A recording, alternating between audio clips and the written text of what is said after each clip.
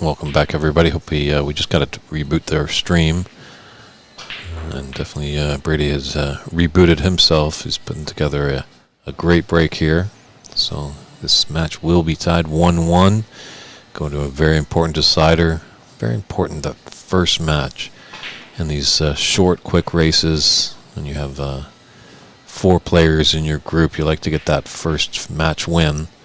So Brady takes that one. This match is tied 1-1, and we'll be coming back with a decider momentarily.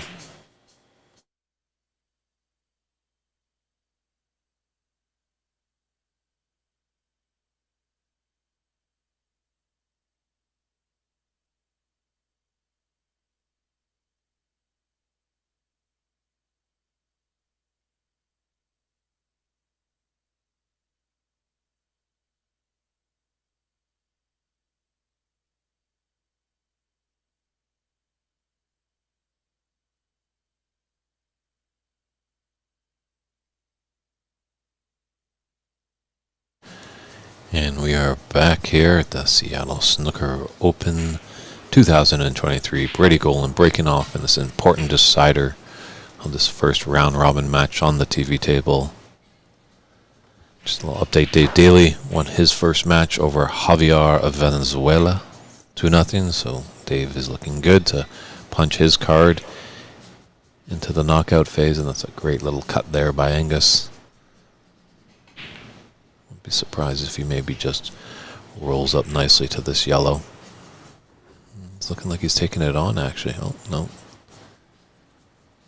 Just the way he was feathering. Sometimes you just want to feather gently on there, get a feeling for how you want to take the shot.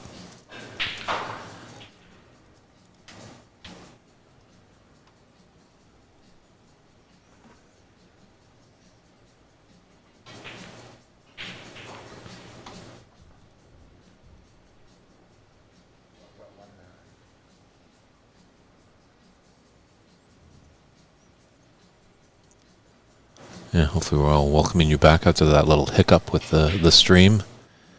Definitely feel free to share it with your friends, your snooker enthusiastic buddies, and glad that you're tuning in. We're going to be here all weekend long here at Ox Billiards in Seattle, Washington, America.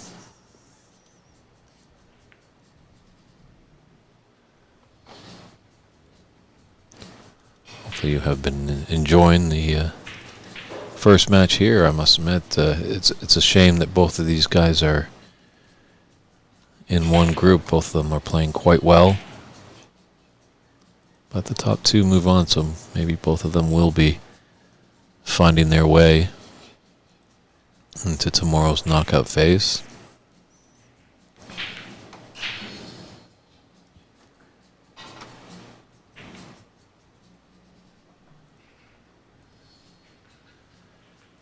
That green's in a good area right now to get behind, as Brady did try that, just came up a little short. Did have the angle to get behind it.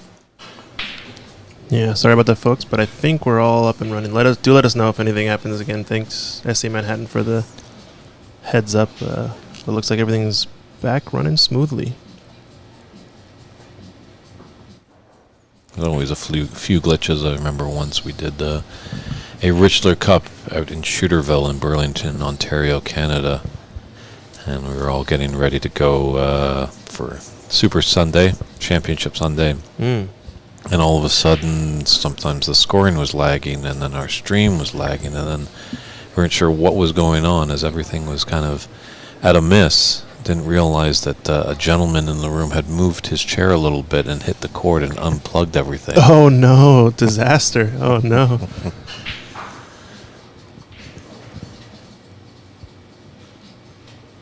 So it is nice with your guys' system here at Ox that everything's kind of compact, and like there's not really that chance. Everything's kind of wired through the ceiling, shall we say. So yeah, we do the power cables right next to us, though. So just don't step on those cords, and we're good. Yeah, it's the kind of the benefit of having a more permanent setup, right? Ooh, this is a good safety. Oh wow! Wow, fantastic shot. Glued up there. Wow.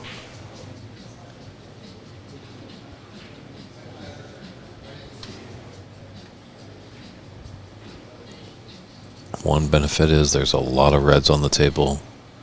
You know, that pack of reds almost looks like Clifford, the big red dog, just one big red right there.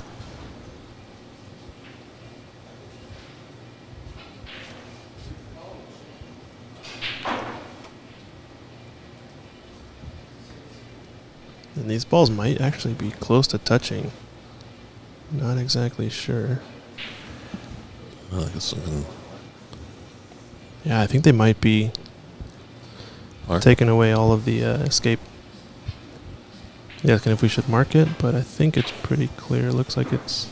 I think Brady's just asking if Yeah, it looks like these someone balls are... should be marking it.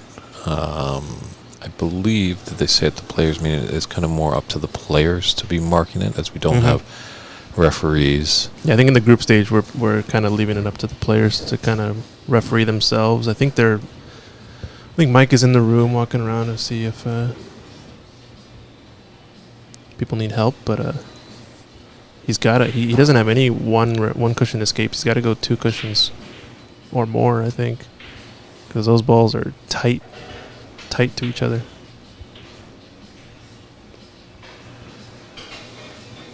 And now you might be thinking, well, what's going on here, Brady? You know, sure you are snookered heavily here, but there's a big area of reds that you can hit. But he's more looking at it that he doesn't want to leave his opponent one on. He is aware that there's a big landing area. Good contact. This is going to be nice. Good escape. Nicely done. Definitely.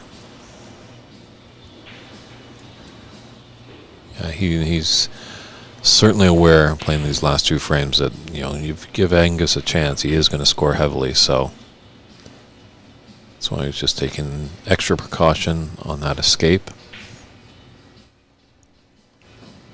I'm kind of tight to that cushion, but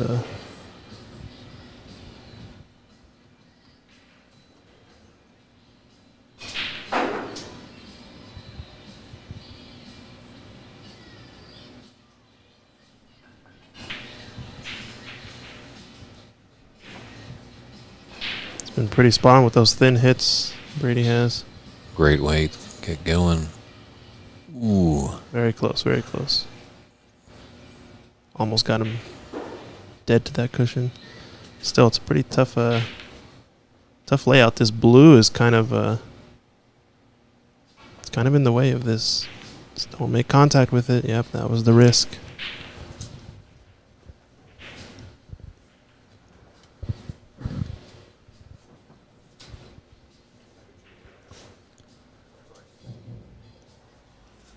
So it's just a gentleman just moving around. They're just, you do encourage the fans, but, do make sure when you come down here, you kind of, it's a close environment, so definitely when you're a fan watching, you want to just be like a statue. It's interesting sometimes as well. I don't know how you find, and maybe this is something for debate in the chat room, is I find sometimes when you're down on a shot and say you're in a public place where people are moving around, honestly, just if you're walking towards the bathroom, just keep your walk go. Don't walk and then stop at the table, wait the shot, and go. I think it's just just feel like you're oblivious to the table. Yeah, make it constant. No, I totally agree with that. It's much more distracting for someone to be walking and then all of a sudden make a big stop right before you're about to take a shot on, and now you feel like they're waiting for you. You feel this weird pressure and stuff. It's almost like I almost always just stand up and be like, all right, just go ahead. It's fine. Just keep walking. I think there's a little bit maybe too much attention on the fact that being in the line of the shot is that affecting of the player. It's really not, as long as it's not close to the table, I feel, If you're far enough away and you just keep constant motion, it's really not very distracting at all, I would say. But maybe it's like an attempt to kind of be overly polite, maybe. That kind of goes like the good intentions is what actually causes the distraction in the end. It's not to say that it's not well intended, but it is definitely more distracting in my opinion. Yeah, definitely. Let us know out there on the chat. How do you feel? I'm pretty sure we have a lot of snooker players out there, or even the 8-ball or 9-ball players. if you have an opinion on that.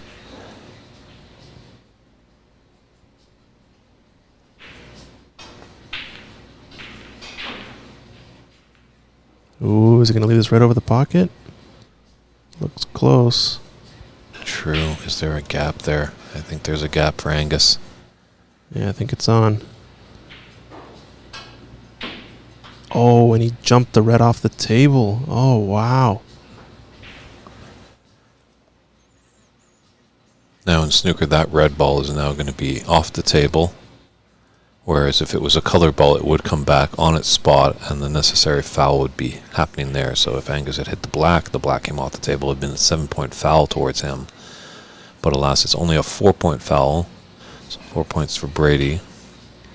And that red is gone.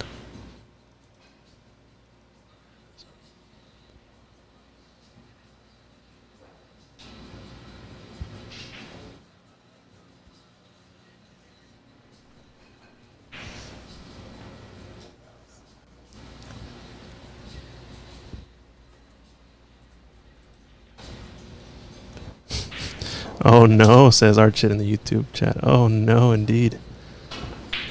So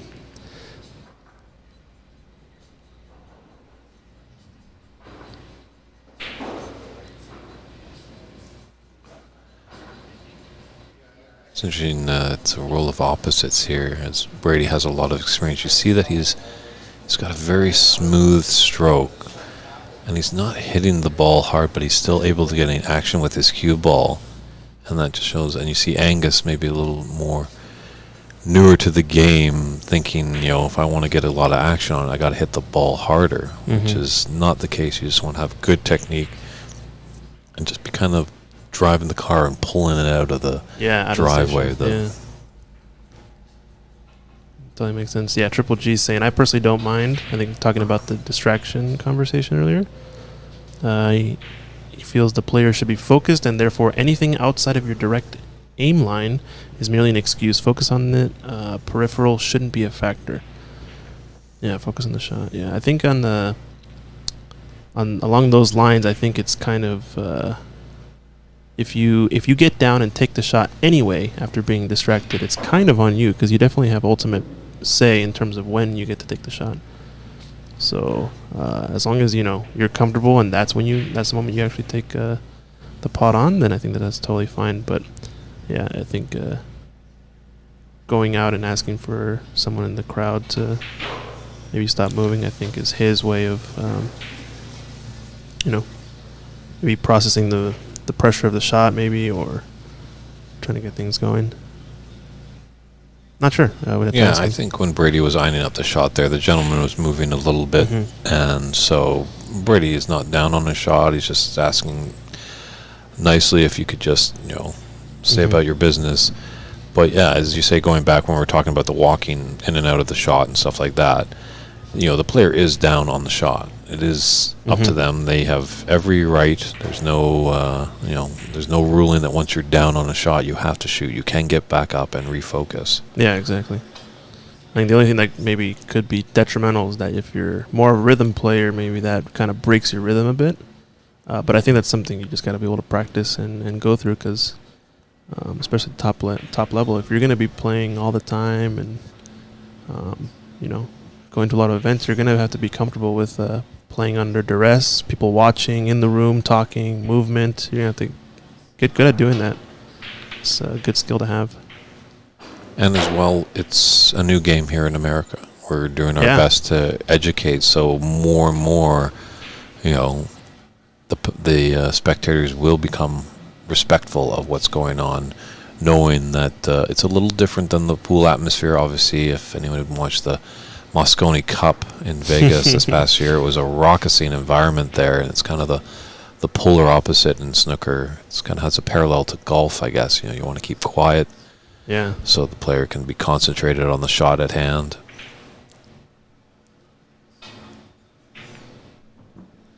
Oh, didn't go in, but is he going to leave something on? He has. Yeah, I think this red pot and the black goes into both pockets, it looks like. So those reds are nicely spread out, so The door is open for Angus. Oh, he just... Oh, he got okay, I think. Fortunate bump on that red. I think he was going a little too quick. True, I agree.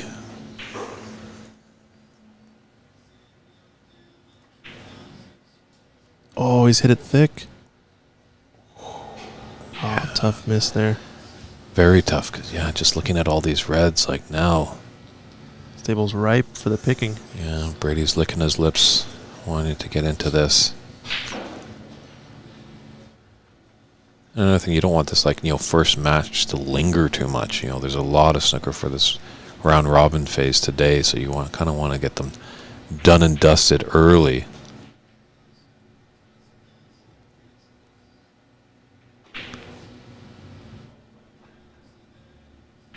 Great little shot there.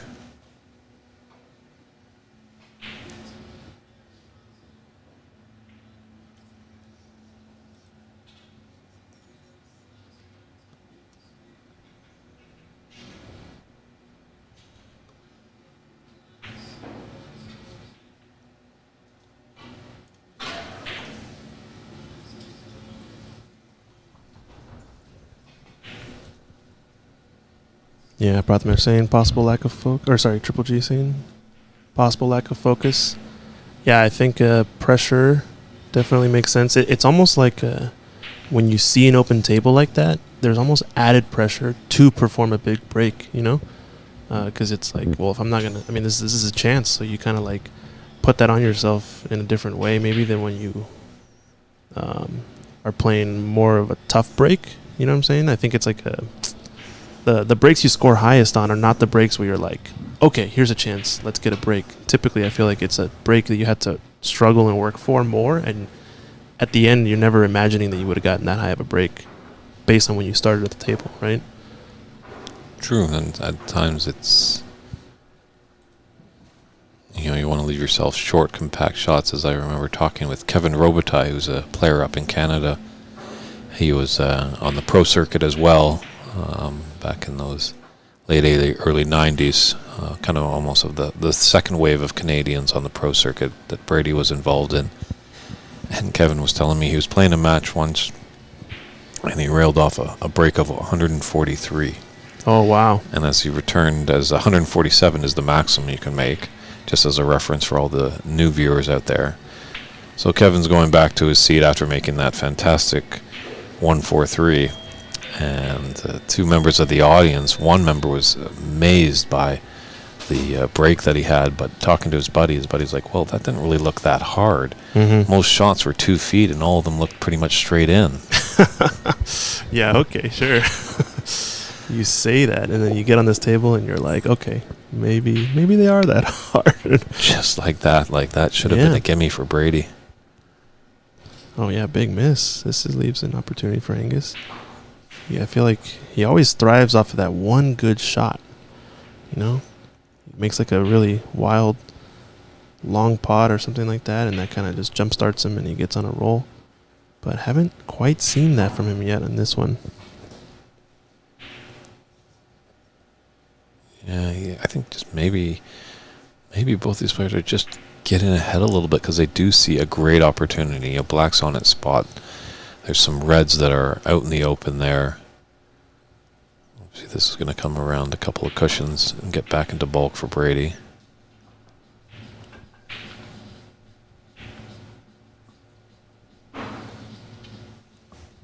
So this could be an opportunity. These are the ones that I'm nervous about. You put Angus at distance, but you kind of have to let him keep shooting at these. But if he makes one of these, this is where he can start a big break, but usually it's disaster if he doesn't get on. I've seen him shoot that shot and rifle the ball into the pocket and then, run like a 30-something break after that. So I think it just kind of depends what rhythm, what mood he's in, how he's playing. And what type of game? Was that in the Seattle Snooker Open you were playing that? Or was that a friendly? That was in the league, actually. Okay. So in the league, a little bit more pressure maybe, but definitely not on center stage against Brady Golan on the live stream TV table. It's a little bit different, I guess, in this circumstance. So, yeah, maybe he's not going for exactly what he might usually do, but He has had the high break. I think he had the high break in WSL Washington Snooker League Season 2, I believe. A high break of 80, and I think it was on the table adjacent to this one. So definitely capable of scoring high. We've seen some glimpses of it in this one. This is a chance actually here. Tough rest shot. But I think he's perfect on the black. Wow. This could be a good chance. Mm-hmm. Yeah, 4 reds out in the open. It's going to be want to be just concerned with those. Oh no. He's going to leave this red open too. Oh, this could be disaster. Graham Dodsworth, do you know this person in the Facebook chat saying thanks for the stream? Watching from Langley, BC. Well, I'm pretty sure I've met Graham before. Yeah, nice. You know, we've got it seems like a big community, but it's kind of a small community in the snooker world. But oh yeah, I'm sure. A lot of players maybe spread out, a lot of area to cover, but it's true, yeah. Like the province of British Columbia is probably bigger than the British Isles. So yeah, exactly.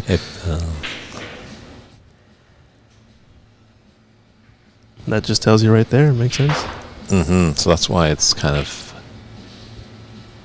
you know, as we have the Canadian Championship will be coming up, I believe, in early June, late May this year. I believe it will be held in Toronto. Toronto. Oh, okay, nice. That's where they had the Pan American last year, right? That is correct. So hopefully, you know, we can get a lot of heads up, so a lot of players from out west can travel there, and maybe, you know, being a Canadian Championship someday it can be out west. Yeah. I know Jonathan's son, the owner of Top 147 Snooker and Billiards Lounge, would like to put in a proposal for that. That'd be awesome.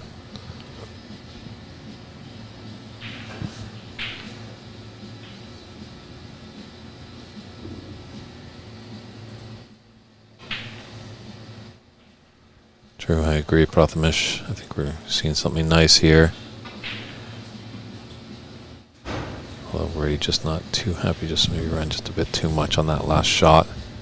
I think he came short on this one. He doesn't like this angle. He's kind of going away from the black. He would have liked to be straight.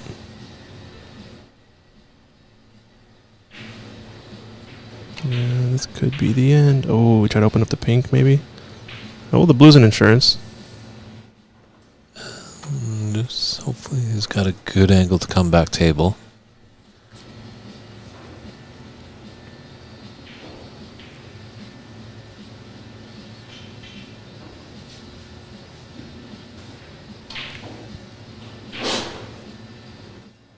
Yeah, both these reds are on into this bottom left pocket.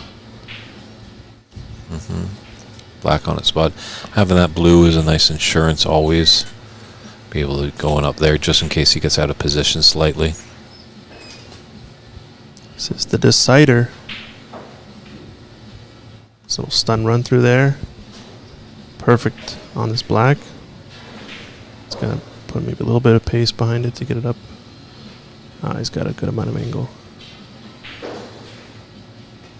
Play for any of these 3 reds. Always playing for the one sole red out by the pink spot. And yeah, this could be. Yeah, good angle on this red to break out the pink. I think just opting for the blue. Got on the right side of the blue. It's a little far. Might have to play the blue in the corner. Oh, he's thinking maybe of a safety.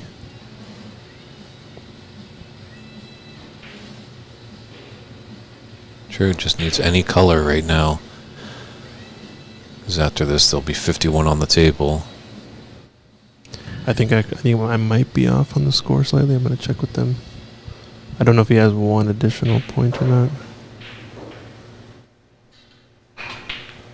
But yeah, I think one more red. Oh, nice blue there. Yeah, like I said, Prathamish can't play safe here. It's his match ball.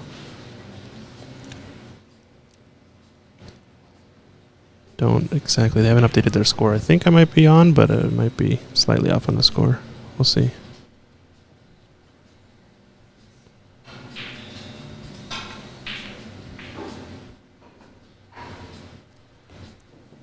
True, but it's not going to be handshakes just yet. Our account, Angus needs 2 snookers, but also needs them with blacks. Voting there, so, ooh. Brought out that red into an easy potable position there for Brady, so. Yeah, so our score is correct.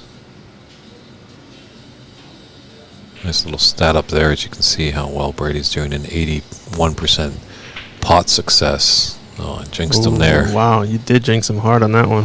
To Angus, who has a 50% pot success rate, so, or 58 it looked like. So yeah, we're definitely in Snooker's acquired land now, right? Correct.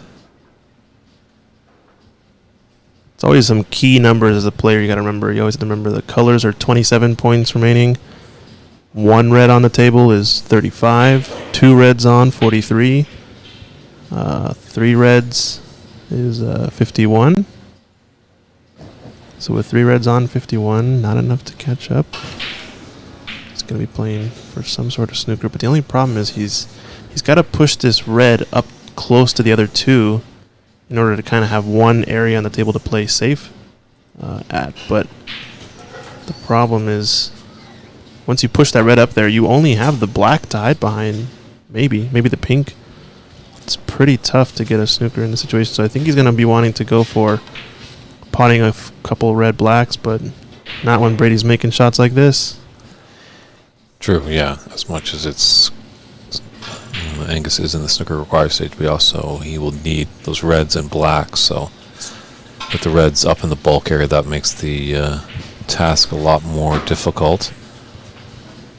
Well, Angus is looking sharp. I wouldn't be surprised if these 2 players are the ones that move on from this group. But we've got our only female competitor, Frances Chow, in this group. Watch out for her. True. I really was impressed by Frances's outing in the BC Open. She was involved in that exciting blue off the spot tiebreaker. Reed Unger, right, was the opponent in that one?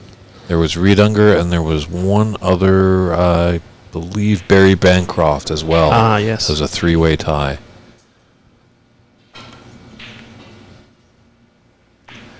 It's a bit of a 2-way there, and I think that might be curtains. I think he's coming out to handshakes. Yep, there we go. There's the handshake. So Brady Golan takes his first match by a 2-1 advantage over Angus Liu. So we will be stepping aside for a few short moments and coming back with another round-robin match. I'm not sure exactly who we're putting on that table yet. Yeah, new commentator, too, is going to be coming by. Okay. A little sneak preview. We'll talk to you soon, everybody.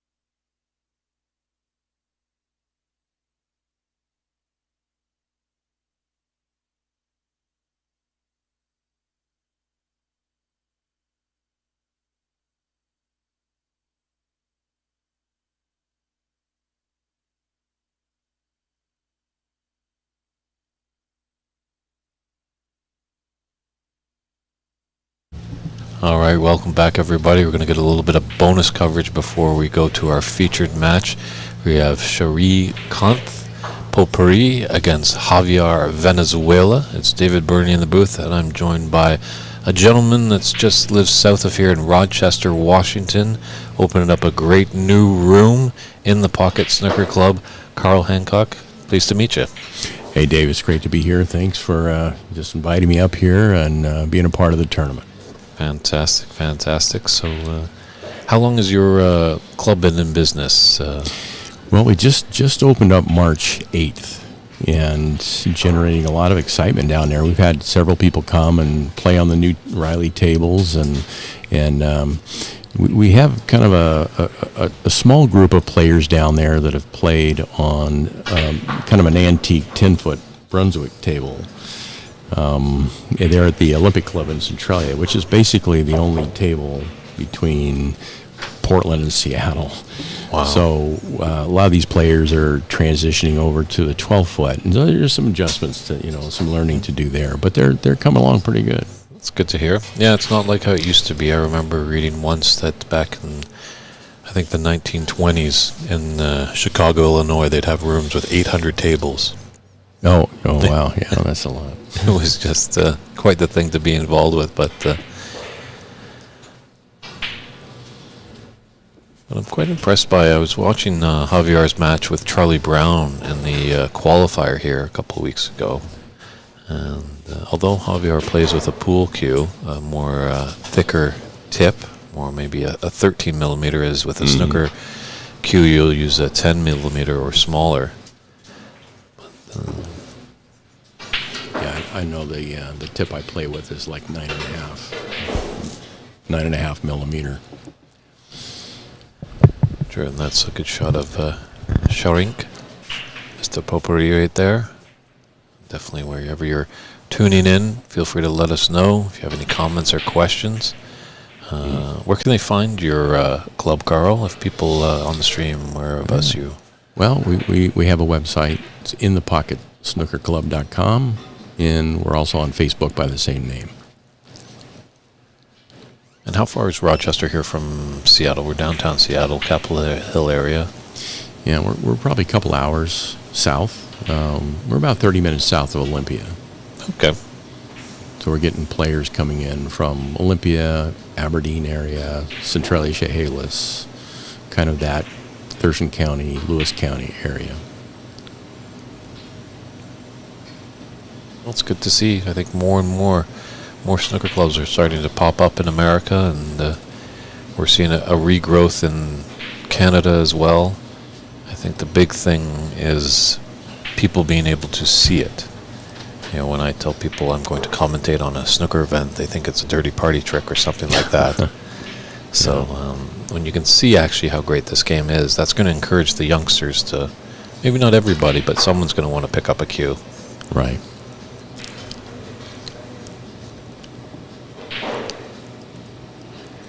Well, we've got the red balls really spread out pretty open on this match here. Might open up some opportunities if they can get off a red onto a color, but this could be a tricky setup right here to get any sizable break on even. Oh, nice shot. Oh, yeah, that's really unfortunate. That was a great shot, but just sometimes that happens in snooker to scratch off a shot like that. Sure, more often than not, we see a wonderful shot just get ruined by the cue ball finding the bottom of the pocket. So, yeah, that's where that control of the cue ball really comes in handy. yeah, you'll see that a lot over this weekend. There's a lot of great players that can just keep that cue ball on a string, as they say. Just putting it exactly where they want it.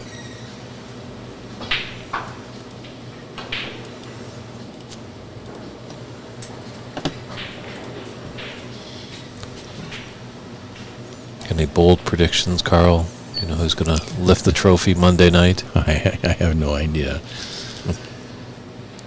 Do you know many of these players? Probably, obviously, there's a fair amount of Washington players in the tournament. Not really. I'm getting to know some of the players as I kind of get more and more into the sport. I'm transitioning from, well, a player, and of course now a club owner. And so, they seem to kind of come out of the woodworks. But this is my first time up here for a tournament, and I'm getting to know some of the players here. So.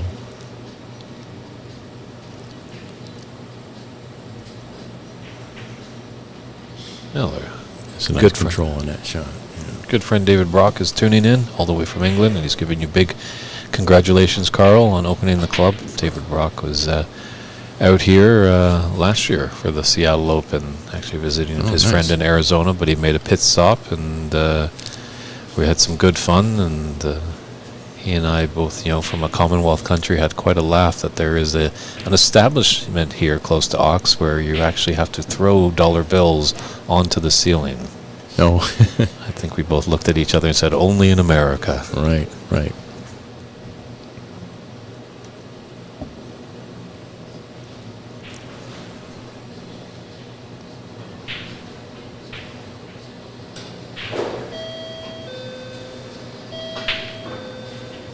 So yeah, unfortunately Javier lost his first match against Dave Daly. So this is an important match for Javier. I had a chance to meet Dave here. Great player. And I understand he's also a level 1 snooker coach. So he is interested, I think, coming down and helping coach some of our players, which would be great to have him. I hope he does. And we have kind of a beginner's snooker orientation class scheduled for Tuesday, the 28th of March. And I'm hoping Dave comes down and actually sort of takes over and runs that little class, couple-hour class. Okay, and people that are interested can sign up for that class at In the Pockets snookerclub.com. Yeah, they can contact us there. I can send them the link. There's also a link on the Facebook page for that. It's on our calendar of events on the website as well.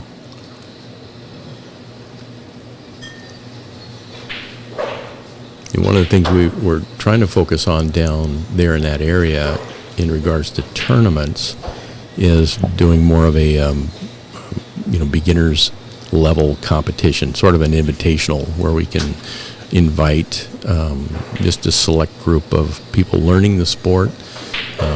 They're not high-level players by any means, but they can do a beginners-only type tournament and gain some experience into the sport without having to sort of compete with the top-level players at this stage.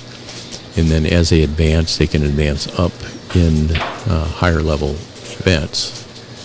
So let's say if somebody wins a beginners type tournament, then they would not sort of be allowed to compete in that level again. They can, compete in upper levels. But this way we can produce new champions sort of every tournament, so to speak.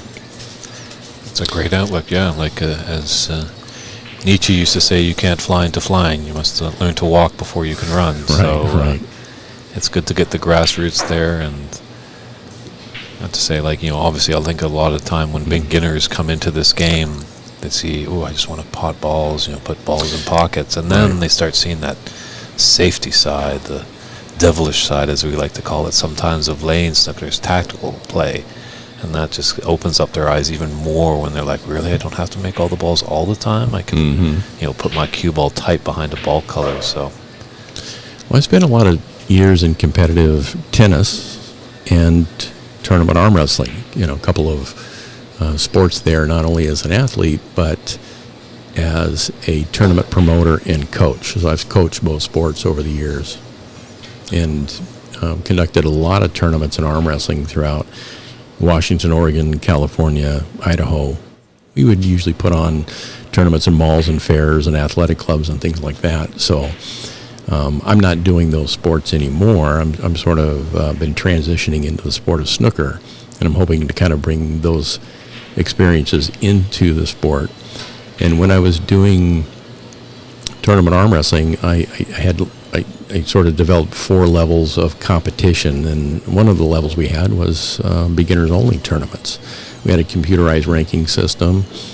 We had, like I say, 4 levels of competition. Most of the time we would do them in fairs, no champions allowed. So that really helped to kind of draw new people into the sport that can compete on that level.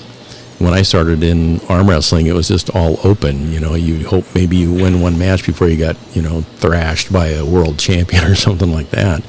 And for a lot of people, that can be very discouraging, and they think they're no good and can't compete at that level.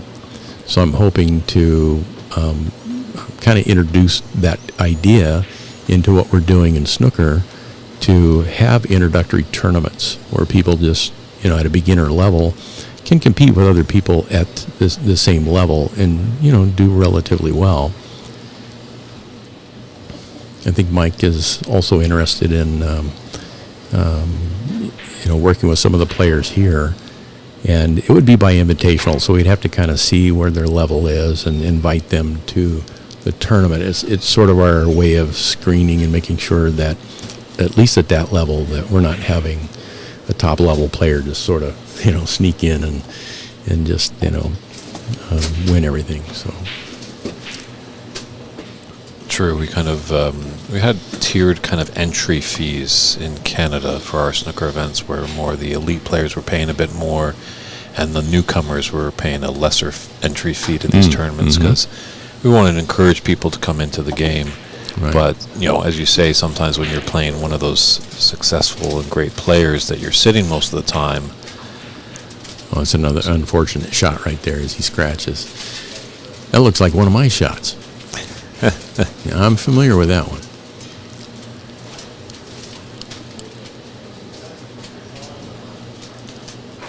David, we're working on getting the groups up online. Hopefully soon enough, within a few hours, we can show you who's all in there. But we're just getting actually ready for our featured match. We're going to be seeing Brady Golan again, taking on Irnab Sengabuta. Apologize if I'm mispronouncing that, Arnib, but this is the first time I met him, and we just saw Brady victorious over Angus Liu. So, frame one. Let's see if Brady can keep the winning ways. Brady is I watched his earlier match, and I really like his strategy on positional play. He's very good at identifying where he needs to do a safety shot rather than being aggressive going for it. He's just a smooth player, very patient with his game.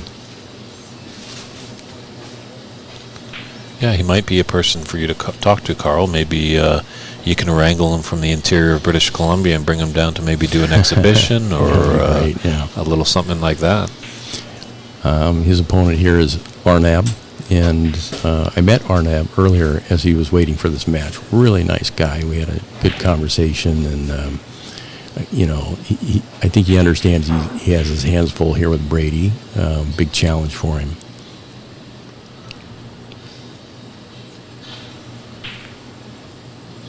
See, that's that.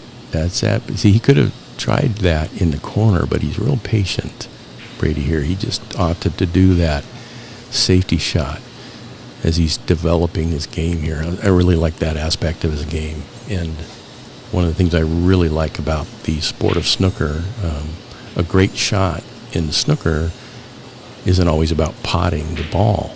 It's just playing good positional shots and waiting until you do have opportunities to get a good break.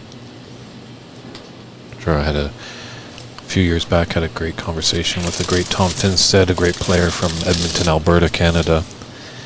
And I was like, Tom, is there any big, what's a good piece of advice I can take away to bring to my game? And he says, you know what, the big thing is patience. Right. You will get your opportunity. Don't try and really force something to happen, because then you're going to force an error. And I think that's a shot Brady would like to have back. Well, this is a tricky shot right there, though, for that corner ball red.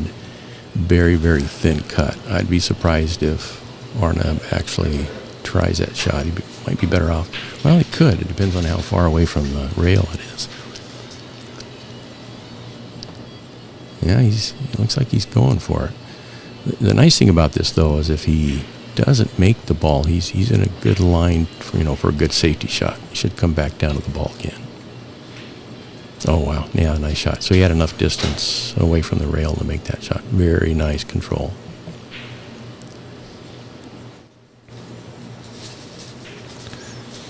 The question is, does he have an angle to take off that green and come down table, or is he just going to roll up or maybe hit off the green and come behind the brown? Yeah, looks like he's going for the brown here. Or a safety. Oh, yeah. I think he has more of a safety shot, probably. Yeah, because he wasn't anticipating coming back down for the reds off that shot. Good selection.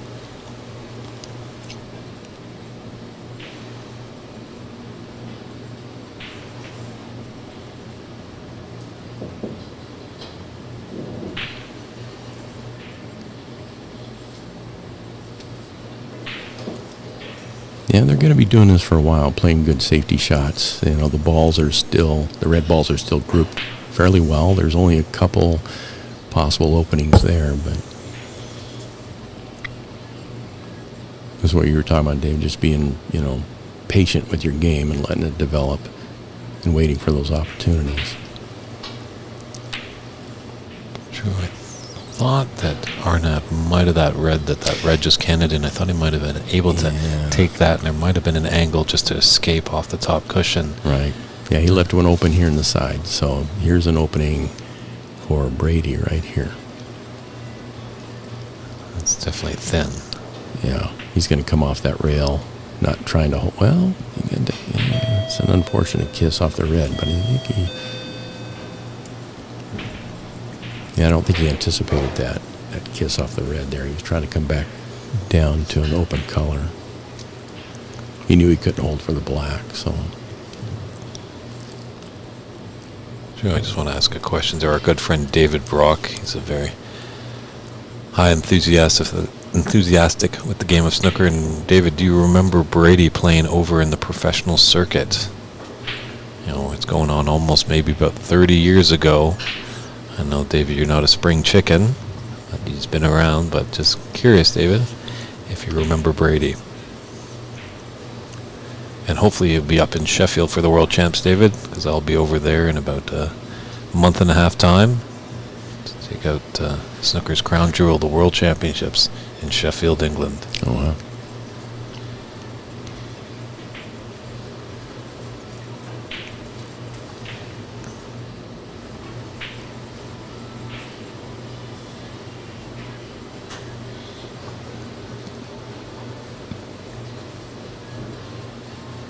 You can tell just right away, Brady's just a well-seasoned player here.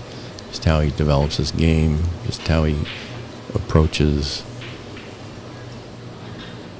developing the game right there. So, beautiful position there. Yeah, I just kind of wanted to make sure that brown, because I didn't see any way that red that's on the right that might have been open, but I don't think it's going, so he just probably wants to get into a good position to just glance off these reds and come back into bulk. Right, that's true, yeah. Just gonna leave it right there. Now, if he is touching a red ball, touching that red ball does act as a stroke, so he can shoot away, as that's a rule for all you newcomers there, as we can see from that beautiful camera angle that is not touching ball. And one little interesting caveat. That might be touching now. Usually you have a referee, but in these round-robin matches, both players will be self-refereeing. But one caveat, obviously, with the touching ball rule, if you're touching a colored ball and you're on the color ball, say that pink was touching and Brady's on the color, he could either nominate the pink and shoot away, or say nominate the green, and as long as he hits that green and that pink doesn't move from that first shot, he would be all safe. So there's a few basic rules in the game, but then you get a lot of those variations.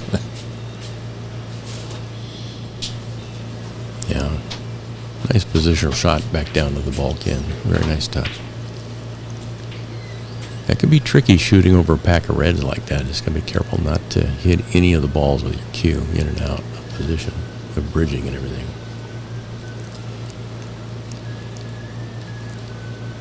True, and I don't know if he's got the angle for the world famous Cliff Thorburn shot, actually. Cliff patented a shot where you come off the side cushion, the top cushion, and glance off the sides of the reds and just run back up into bulk. Don't know if the black is a problem for that. Ooh, this does not look good. No, he is. Yeah, I think he misread that angle a bit. It's unfortunate. And we are playing foul and miss here. Right. So there is 2 putbacks, 3 attempts in total.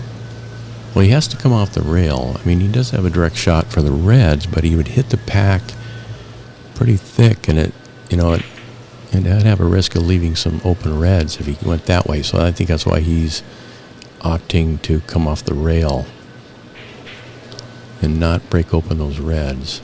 Yeah, that's a better line right there. Look at that. Really nice. Yeah, I'm pretty sure that Arnav is definitely can see what Brady can do at the table, so not wanting to leave an easy red to get Brady started. Exactly, yeah.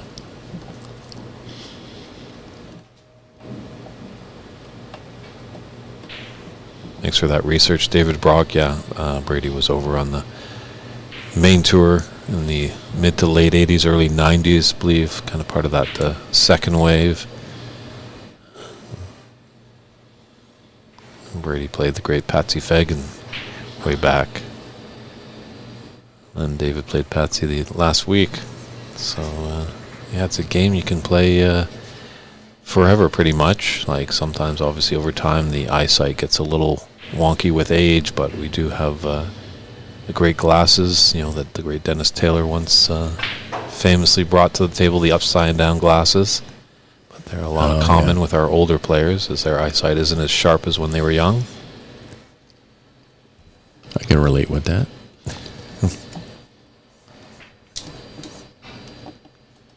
Being the glasses are an old man, Carlo, you don't look a day over 35. Yeah, I'm talking about the glasses now. Just need reading glasses, that's all. You get a nice safety shot. I like the control there where you come off the reds and still plant it right on the bulk rail. Very nice.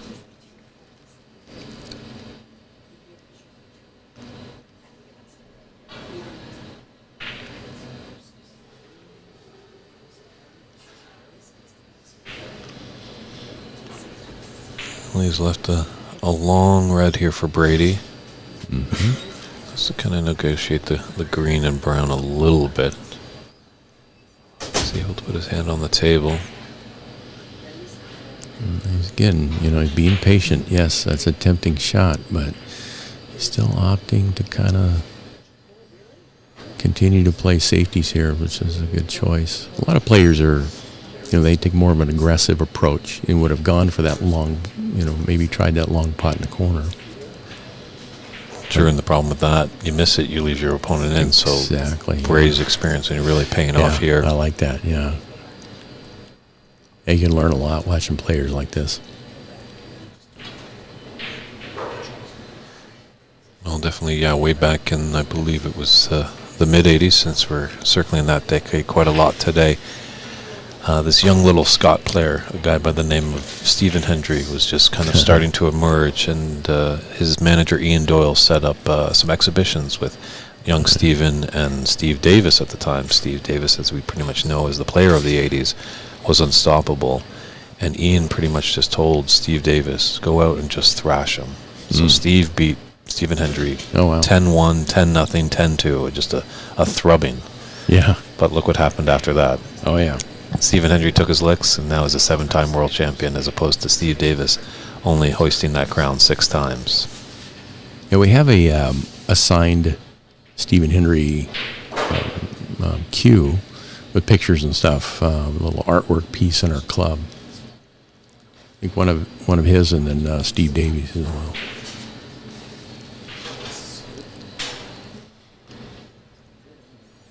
The nice thing is with a lot of these players, and chatting with them when I've been over to England and seen a few players, and they're all wanting, to grow the game. So I think they're finding it very exciting that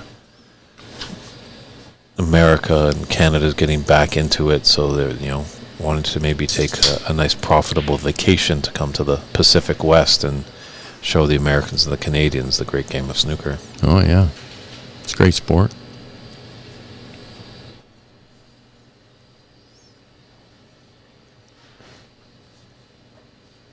Now you see the reds are starting to open up here, but still not quite anything on yet, but soon we'll have more opportunities here. Yeah, like me, being an athlete in other sports that I can't physically sort of play anymore, it's a natural transition into a new sport, the sport of snooker. You still have to develop a lot of hand-eye coordination. There's a lot of skill sets to learn, learning your technique, practice, mental focus, physical abilities, those kinds of things at this level. It's one of the things I really like about snooker is a lot of the skills that you've developed from other sports can sort of transition and help into developing new skill sets in snooker. Yeah, I'd say that the tennis that you brought up, there's good hand-eye coordination in that game, but Right. tennis has a bit of an advantage over snooker, as in tennis, you can be losing and still in love. Very true. Not much in snooker. Yeah, you don't want to love tennis too much.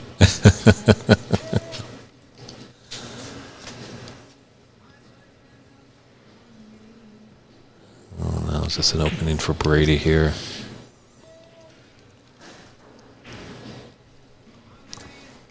Yeah, is he? Like he's on that red and the cut to the side. Still a tricky shot. Not only making it. Yeah, see, that's a tough cut. In your run-of-the-mill club, I think probably that would have dropped as the pockets are a little bit bigger.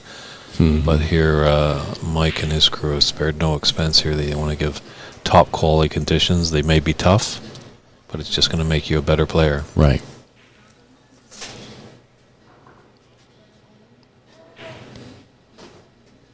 Yeah, one of the things that I've been learning in my game is to not take any shot for granted. It's sometimes a hard lesson to learn. You go, well, that's, it's an easy shot. I'll come off of that. And then you shoot, you miss it. And you go, I miss some steps in my setup. Maybe how I'm lining up the angle, bridging, cueing, any number of things, that you miss can contribute to a missed shot. You just have to take every shot, stay focused on every shot that you make on that table. Yeah, and if any players in the tournament are watching the stream, we're actually running an hour and a half early, so some matches are moving along quite swiftly.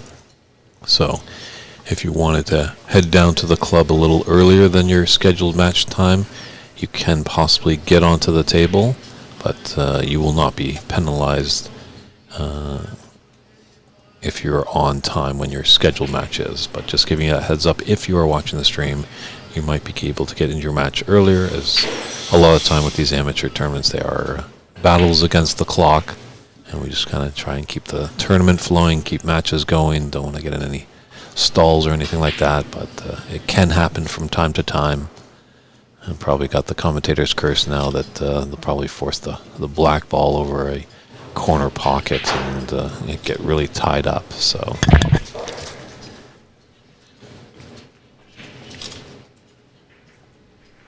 It's almost just who's going to get into the balls here. If, we're going to have a good little safety battle here. And if one of the players is to air, that might leave his opponent in. So Brady just finding the correct path.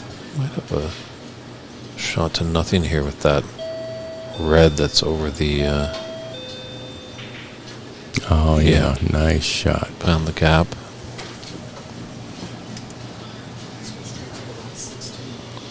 Yeah, the nice thing about that selection is that if he missed it he ended up with a fairly decent safety shot.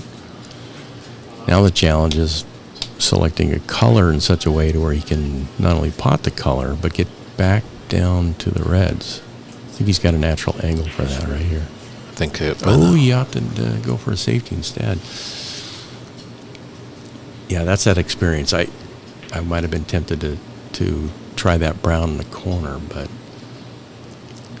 and then I probably would have missed it and left an opening for my opponent. So that's where Brady has that seasoned experience to make that determination and still continue to be patient at this point.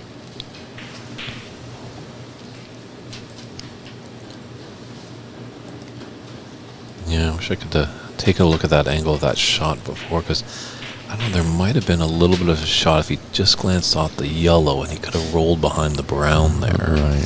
So sometimes, you got to use those other balls to help you out, get behind other balls. So this is where Arnab, he went for that shot, took a risk, ended up missing, and now Brady has some options here on some reds. Let's see what he does here.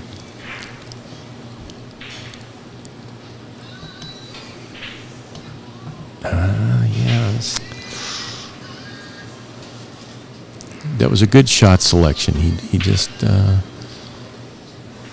missed it. That's what happens in snooker. Even the best miss. Oh, yeah.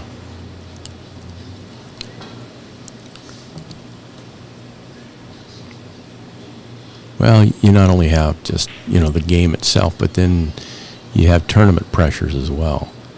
So in any sport, anytime you're going from practice to a game and then to the level of a tournament, there's all of those nerves and things that enter in that you don't really have in practice. So a lot of guys say, I shoot much better in practice. I can make those shots. I know I can make those shots. And then, you get the shot that you've practiced and drilled, 100 times or more or whatever, and you have a high percentage of success potting those shots. But when you get into a tournament format, it's hard to, still stay focused on implementing what you practice into a tournament format. So I always think in any athlete in any sport, you have to really develop a good coach. I mean, we see what's happening on the table, but we don't really know what exactly is going on in a player's mind when he's in a tournament format. Hopefully a lot of players, at this level have developed a good inner coach and can make those adjustments as they go along, and they don't get into a self-defeating mindset that can really be detrimental to their game. Just have to make those minor adjustments as you're going along. Something I've had to learn when I started this sport. It's easy to sort of kind of get down on yourself for missing something rather than just getting data feedback and saying, okay, next shot I need to adjust my angle or my read on developing my angle or my bridging or cueing, any number of things that you need to adjust as you're going along in your game. And the good players are really good at that.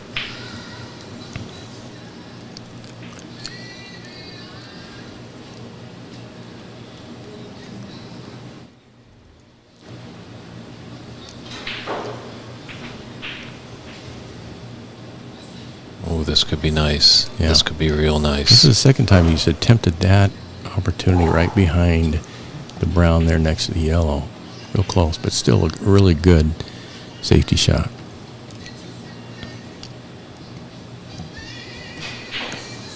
Has left a long red over the top right corner pocket.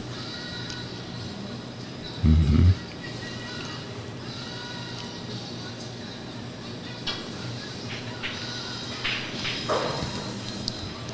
This is coming back down. This Right. might be a bit of trouble here for Arnaud.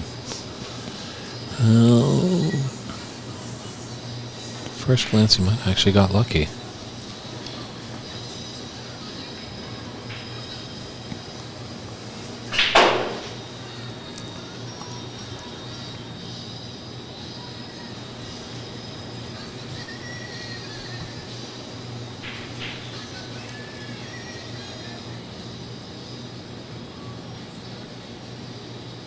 Do remember, everybody, it's free admission all weekend long here at Ox Billiards in Seattle, Washington, USA. Oh, look at this. He fluked a plant there unintentionally, but of course in snooker that's allowed, but a lot of the players, as you see, Brady did there, sort of apologize for that. They like to keep, their potting clean and on purpose, but it gives him an opportunity here on the green, and he's coming down with good pace for this next red. Good shot. Well, you got a couple options there, one on the side too. Yeah. Well, there was a big fluke once in Canadian snooker history. Do you know about this, Carl? What's that? Well, there was a snooker or a fluke in 1983 at the Crucible Theater that Cliff Thorburn had. He fluked a red in and then ran a 147 for the very first maximum break at the Crucible Theater. Oh, wow. So, and it's interesting when we talk about flukes there, you see the common courtesy, obviously, the raising of the hand. That's what you see Right. a lot. There actually was one player that would laugh at his opponent to their face when they had a fluke.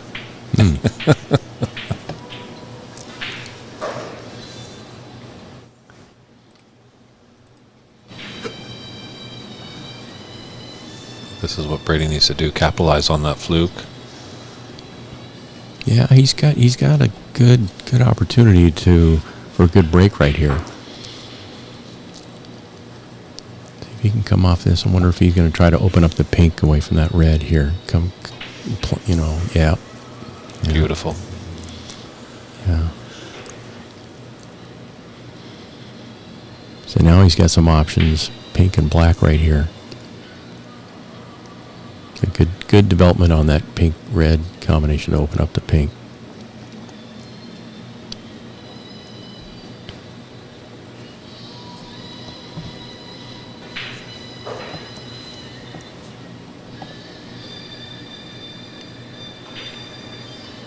Yeah, I think the black actually is going to come onto the pink spot, as when a spot is taken by another ball, the respotted color ball will go on the highest point value that's available, in this case the pink.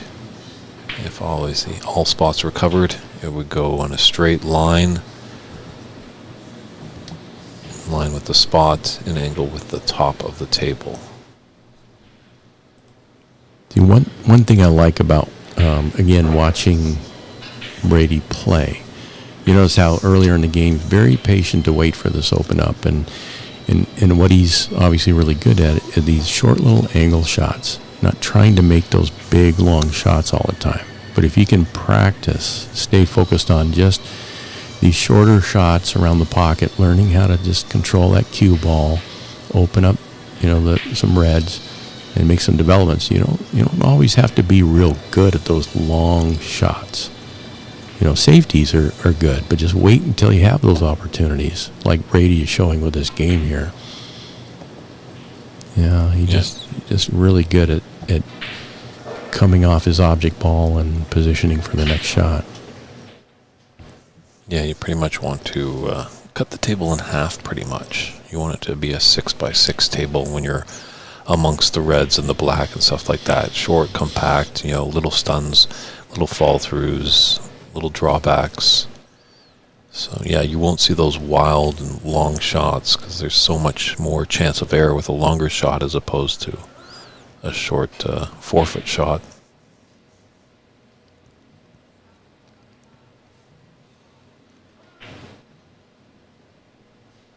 Oh, that's a nice cut.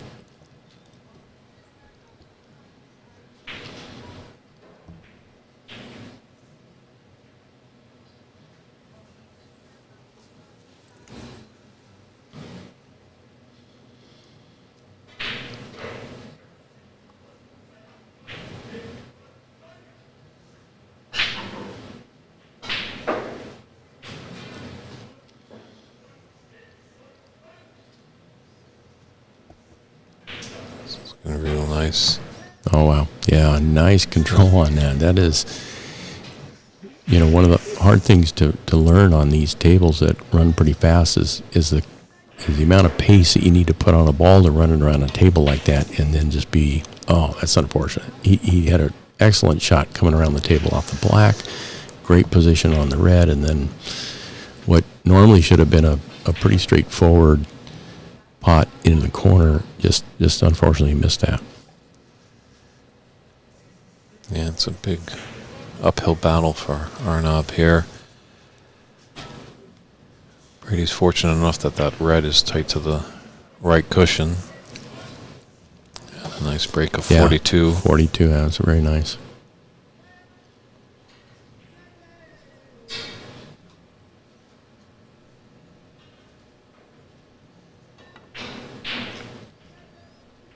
See if Arnab can mount a comeback here. But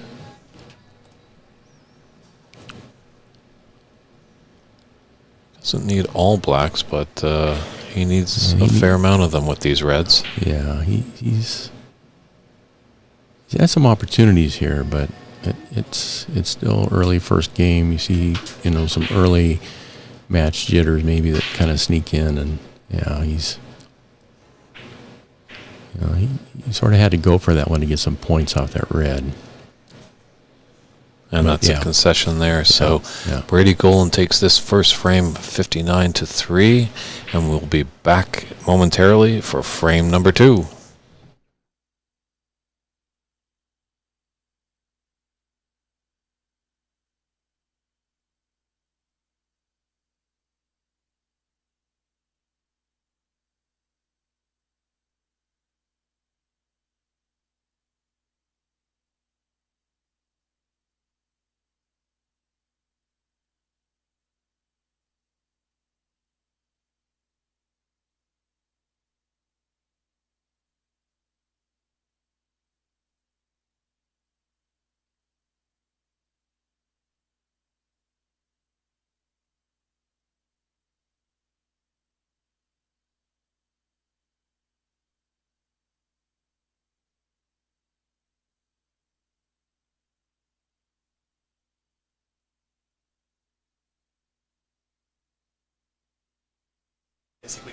All right, we're back here with frame number 2 with Arnab breaking off against Brady Golan.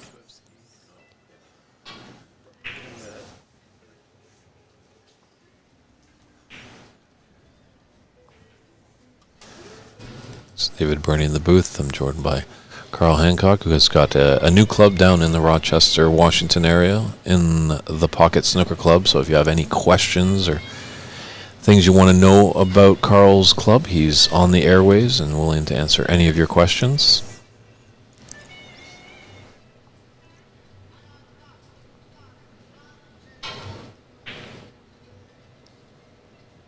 Yeah, I think the Golan machine is starting to rev up in the garage, and it's going to go out for a nice Sunday drive. Yeah, he's got some opportunities here.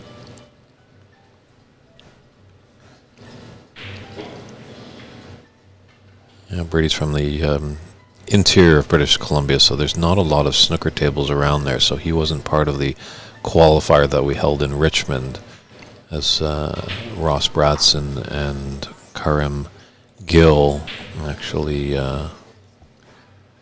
qualified to be in the knockout stage, and we'll kind of see how that plays out, because talking to Ross, he was actually hoping to be in the round robin so he could get some matches under his belt, or he's going to kind of maybe come in a little colder than these round robin players tomorrow.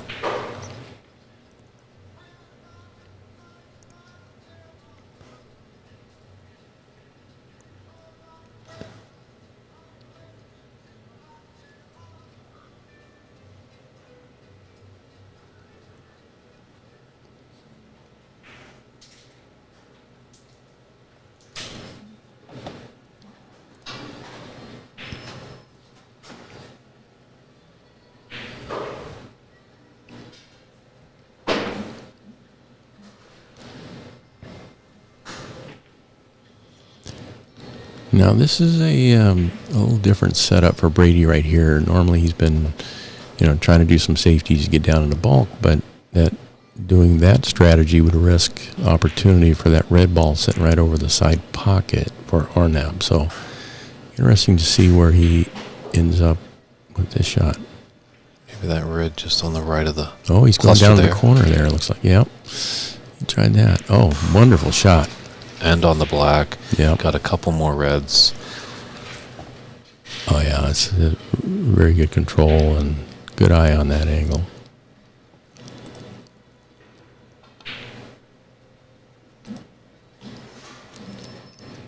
Yeah, he'll get that side red out of the way here, probably. Yeah, that's going to help him with that philosophy that you were talking about of running back to bulk there. Well, and it's really the best option he has right now for a red. Yeah, it's interesting. You can see on the angle on the left side of the screen those two reds there that I thought maybe he might play for that, but Yeah, he's got a good angle to come off the 5 right here.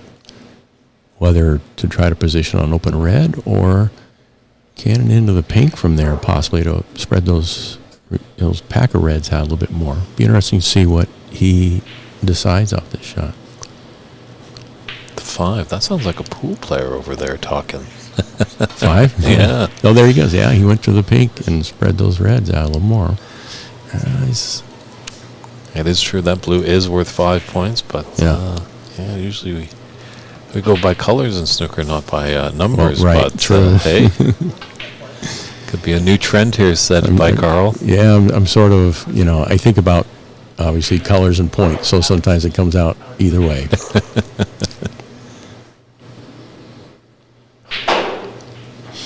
It doesn't look like he's got the angle on that red to the bottom left to the corner, so he's opting for another safety back down to bulk.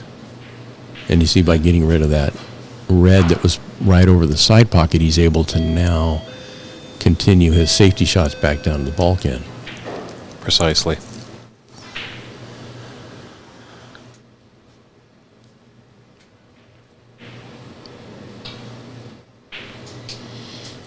Yeah, that's a little too thick on the red, so he came off of that too hard and was stopped by those other reds, but he looks like he got away with it. Yeah, it's touching ball. Looks like that Brady isn't said. So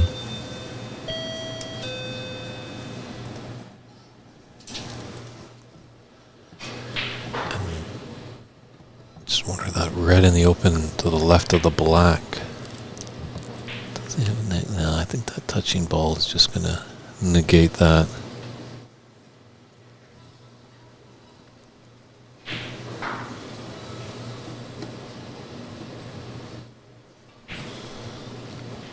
Yeah, he'll find the right angle to get that cue back down the bulk end right here. Yeah, probably just with it touching ball, just missed that red. Come off the top of the Right. side cushion. Pace is locked here. Let's see what he does. Stay away from the brown if you can. It's good, though.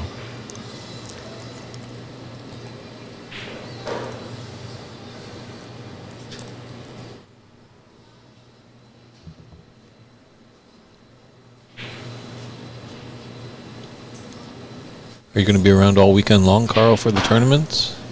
I'm not sure. I might come back tomorrow. Okay, We'll sounds see. great. That'd be fun.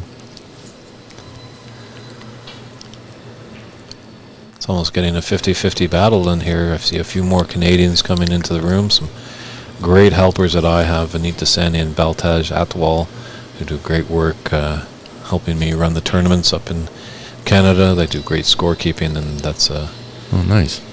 It's not the world's most glamorous job, but it's very important as it keeps the viewers at home update on the score. But you know what? It's the best seat in the house. No one can obstruct your view because you have to be watching the match to report the great score. So Yes.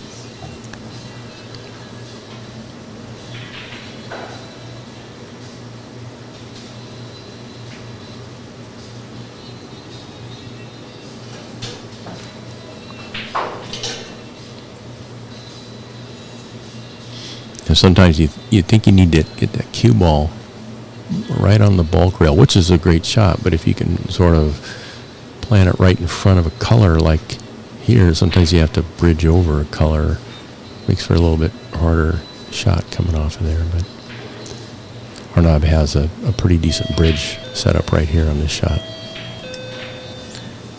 Yeah, it's just another factor that you have to bring into your brain and stuff like that. That's a good safety, even though there's a red on the rail, but that's an extremely hard shot trying to come down the rail. And even if you made it, you're not really on a good color at that point. So Brady's opting to come off this far red here. Oh, he went for it. Well, that was a good attempt. A good one to try to go for there. Our good friend Charlie Brown is tuning in. He'll be in the knockout round tomorrow, but he's watching the stream at the lineup at the border. Well, Charlie, you're lucky that it's a best of 35 because you'll probably be in that line for a while.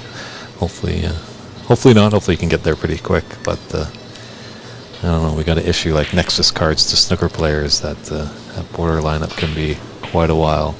But thanks for tuning in, Charlie. I'm looking forward to seeing you in the room. It's definitely busy. Lots of players obviously on the table in their matches and other players in the tournament just, talking technique, talking stories. Great way to meet some new friends because we all share that great love for this great sport of snooker.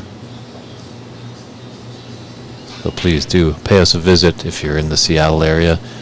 We know the weather's kind of turning. It's turning into spring for us, so that sun's going to be out a little bit longer. But I think a little bit later in this weekend, it's not supposed to be the greatest of weather. So come on inside. We've got cool drinks and warm snacks and great snooker action here at Ox Billiards, right in the Capitol Hill district of Seattle, Washington. Yeah, that was a risky shot trying to hit that red on the rail, and it left an opportunity for Brady right here.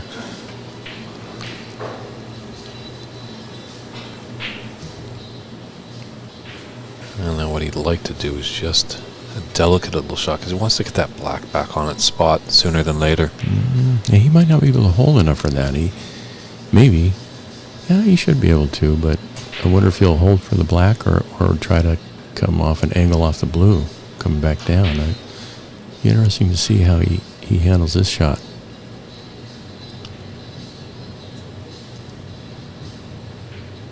Yeah. We just wanted to run a little bit more for that pink.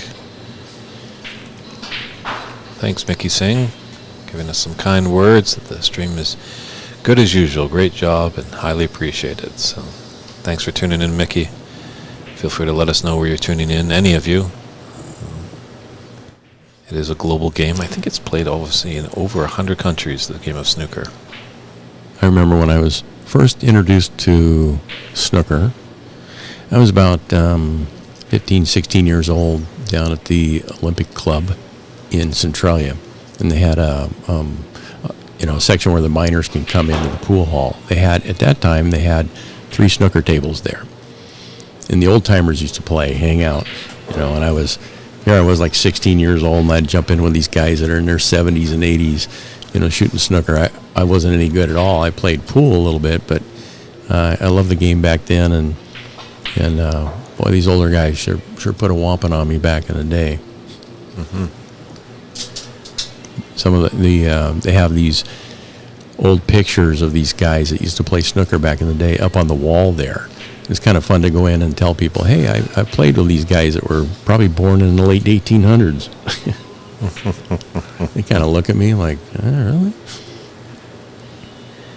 Well, you can always learn something from the veterans. One older gentleman, when I was starting to play, he saw me taking a stroke. He's like, hey, don't stretch. Whatever you do, don't stretch. There's the implements that you can use, the rest, the spider, the swan. Just make sure you don't stretch. Yeah, that's good advice. And Snooker 155, hello from Germany. Good to hear you tuning in once again. Germany, a fantastic lovers of snooker over there. They're starting to get a few more pros onto the scene, but definitely if you ever tune into the German Masters on the pro circuit, that is a tournament that is always well received. Everyone enjoys themselves, even all the behind the scenes worker, commentators and technical directors really like going to Germany, and hopefully maybe Carl someday we can head over there and see what the scene is like. I had a player from, actually he's a coach from Russia, contact me on, I think on one of our Facebook posts, and was talking about the game a little bit. So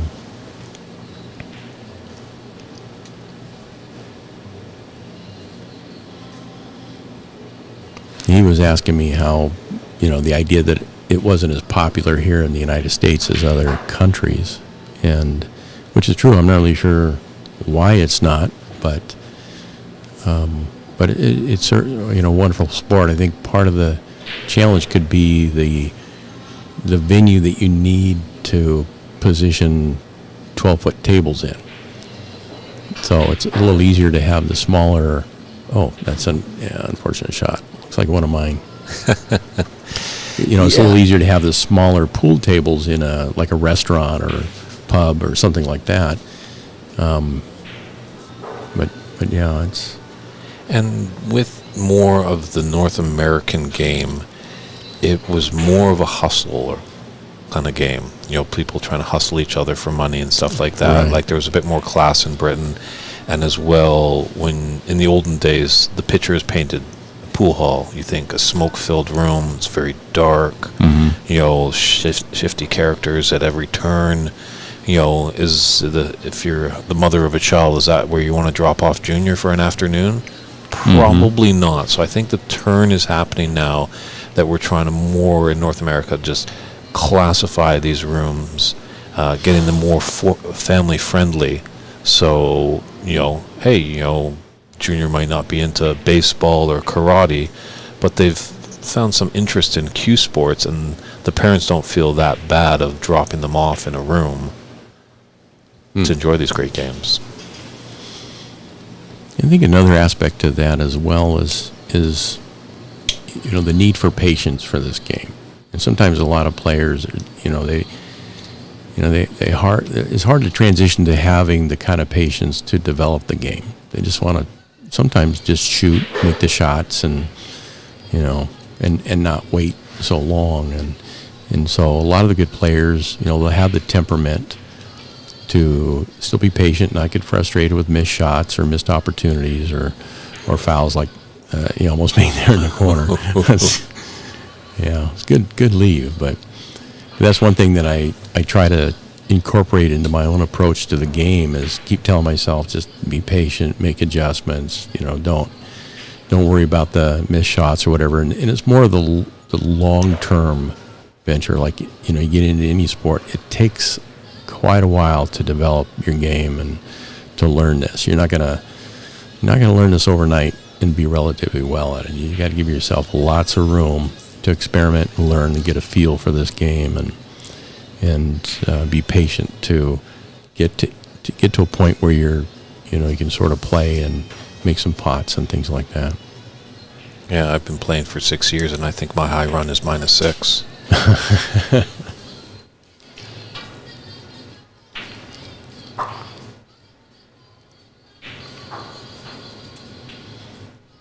Blue might have just come to his rescue. Just tough to see from our vantage point. Brady had a quick glance at it. Doesn't look like it's there. Yeah, he's probably coming down to the one in the corner there. But can he sort of clear the rest of the reds to come out from there onto a color? Yeah, just enough. That's good.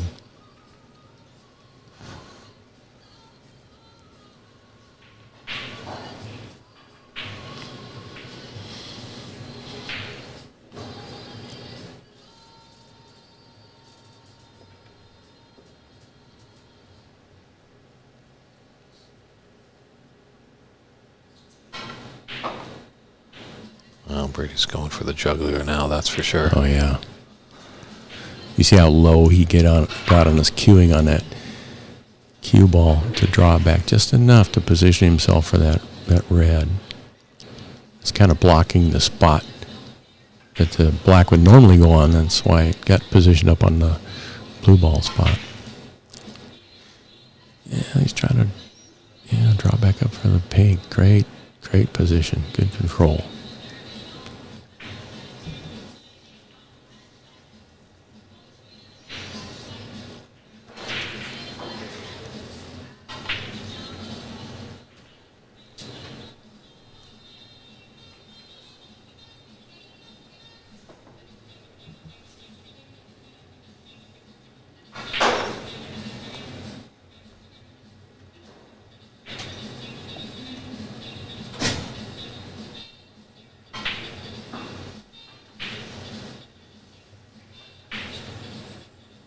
It's got a nice little angle on this black to be on this red into the same side pocket. And get the black back down on its own spot from there. You have to come back for the blue now. See, a lot of really good snooker players are thinking several shots ahead, trying to map out the path, so to speak, of positioning on each ball at a time. So he'll come back off here for, I think he's got a good angle coming off the blue. Now he's got to think about how he's going to get position on the next red.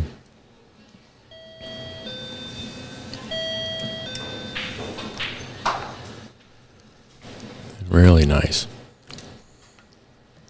Yes, unfortunately, David Brock is asking about Marissa Dew, and she is not in this tournament. I'll have to talk to Mike or Christian. They might know why she's not in. But young Frances Chow is in there. She'll be up on the table a little later today in her round-robin matches.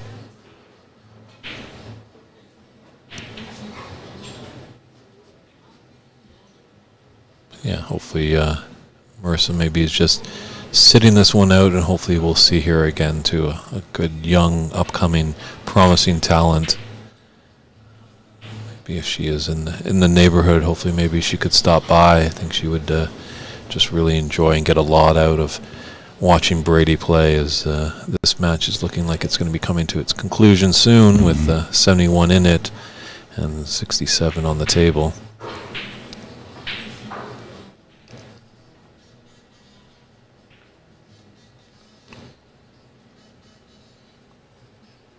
Well, this is really, really good experience for Arnab. Not only playing in a tournament, but his opponent is a great player, and I hope he, uses this experience and watches his opponent, how he plays, how patient he is, just his ball control, and just like a sponge, just absorb this experience, and then transitions experiences into his own practice and drills and things like that. I know in tournament arm wrestling, the things that really motivated me the best is when I got beat. And I'd figure out, okay, well, how did I get beat? What do I need to work on? How do I improve that aspect of my ability as an athlete? And then sometimes that would transition into even inventing new equipment to train in certain ways to improve my own skills. So good athletes do that. They look at losses as opportunities.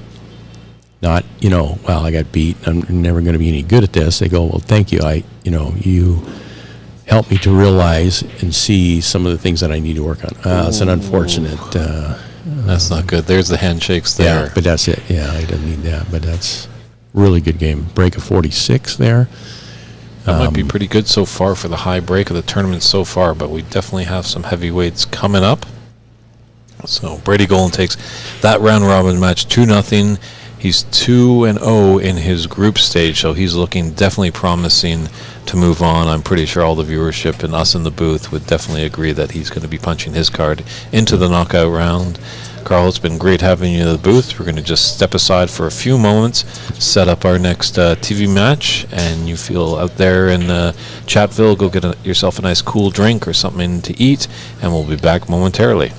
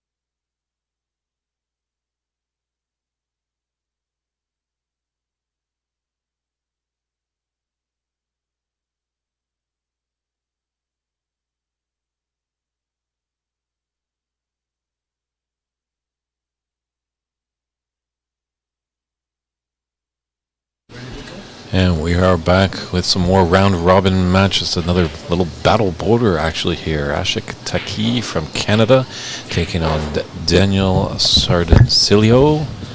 Really was impressed by Daniel last year when I was down here at the tournament. And Ashik is qualified back up in Canada. And he was in quite a nice, fun little match last night with Prathamesh. And welcome back into the booth, Christian Youngers. Hello, How's Christian. it going? How's it going? Looks like we got a... Oh, and the one tough thing, you don't want to hit the blue on your breakoff shots. Yes, it's David Burney. We're here. That's the Seattle Snooker Open 2023 live here at Ox Billiards in Seattle, Washington. Yeah. Yeah. Is that, Yeah. can you do that, and then I can get it, and then I can add it to my post on Facebook? Yep, perfect. We were definitely treated in the last two matches on the stream. The great cumanship of Brady Golan. Obviously, a lot of people probably knew him from the pro circuits. Probably a lot of Americans didn't know who Brady was, but definitely they're now aware. They've seen what he can do. Has 2 wins in his group stage, so he's looking pretty good to move on. We are on Facebook, we're on YouTube, Twitch TV, Ox Billiards. Feel free to search us out. Let us know where you're tuning in from. If you have any comments or questions or wanted to cheer on your favorite player, let's hear the support for Daniel. Let's hear the supports for Akshik. And it's just getting started, this best of 3. So quick little sprints. So that first frame is always a little bit more important. But as the tournament gets longer, we'll get into longer matches. But these are short little sprints, but very important.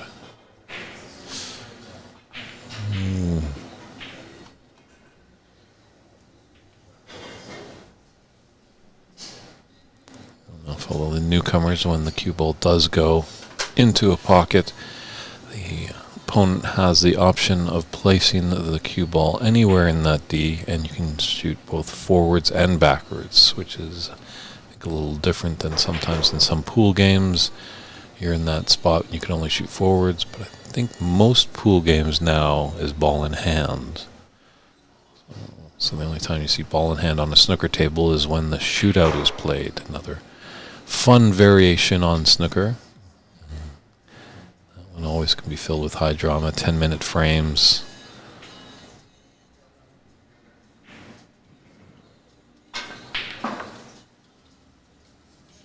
Yeah, Daniel's a predominantly pool player in the community, but he's transitioned nicely over here to the game of snooker.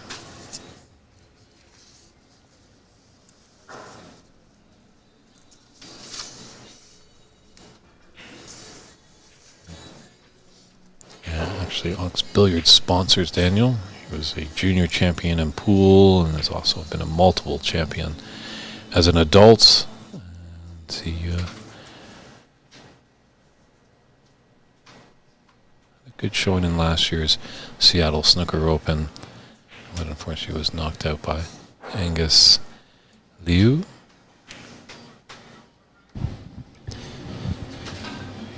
Yep, Daniel. He's one of our sponsored players here at Ox. Awesome player.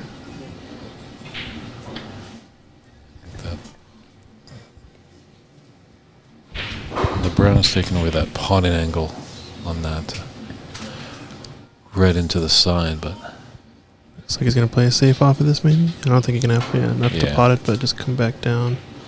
oh, Flake tie it up in the reds. It's going to get behind this green. Oh, wow. This looks very close. our red is open, but yeah, that was millimeters, as we shall say, from perfection.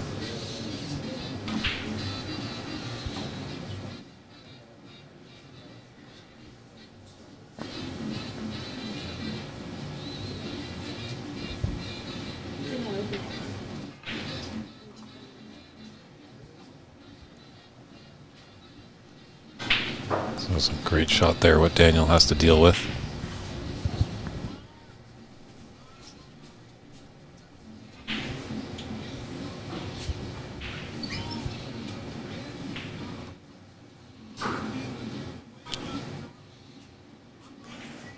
Okay, so he did have a view of these reds on the side, and he's going to get a good roll here. That's that touching ball there. Doesn't. So, Ashik having a look at it. No Don't touching think ball. so. That is That is very close, actually. Gorgeous. tough to see from our angle. Nice picture. Yes, you've got great equipment here that some of our fans are applauding the great, gorgeous footage that we have. I think, yeah, okay, Ashik is letting him know that it is touching ball there. And our good friend from Canada, Vineet Desani, has come down to Oh, no. help out a little bit with roving refereeing. Not touching ball, looks like. Did just make contact with it, essentially. Okay, so no foul. I think I missed a blue from Daniel, I believe, so... Yeah, 10.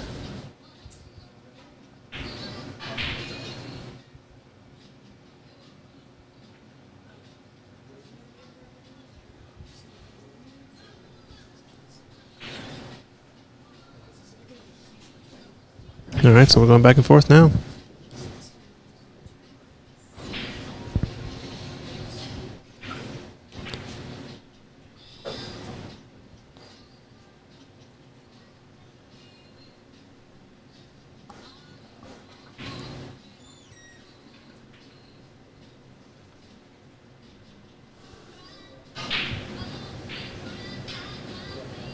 It's a bit tricky with those three reds over there to just clip off the bunch of reds and find the safe path through. Let's see if Daniel can find that path. Ooh, just got a flick off of that leftmost red. I think he's at least going to get some distance, but he's left this red on into the bottom right corner pocket. Sure, yeah, that red that's just to the right of the pink. Just a little awkward bridging being over there when he's on the cushion. Can't put his hand on the table. We got Abhishek in the chat saying good luck, Akshit. Ooh, this is going to be kind of tricky. Oh no, he's left the red maybe into the top left. Yellow pocket, red. Nope, doesn't go. Oh, but Daniel is right-handed. I keep thinking about this from a left-handed perspective.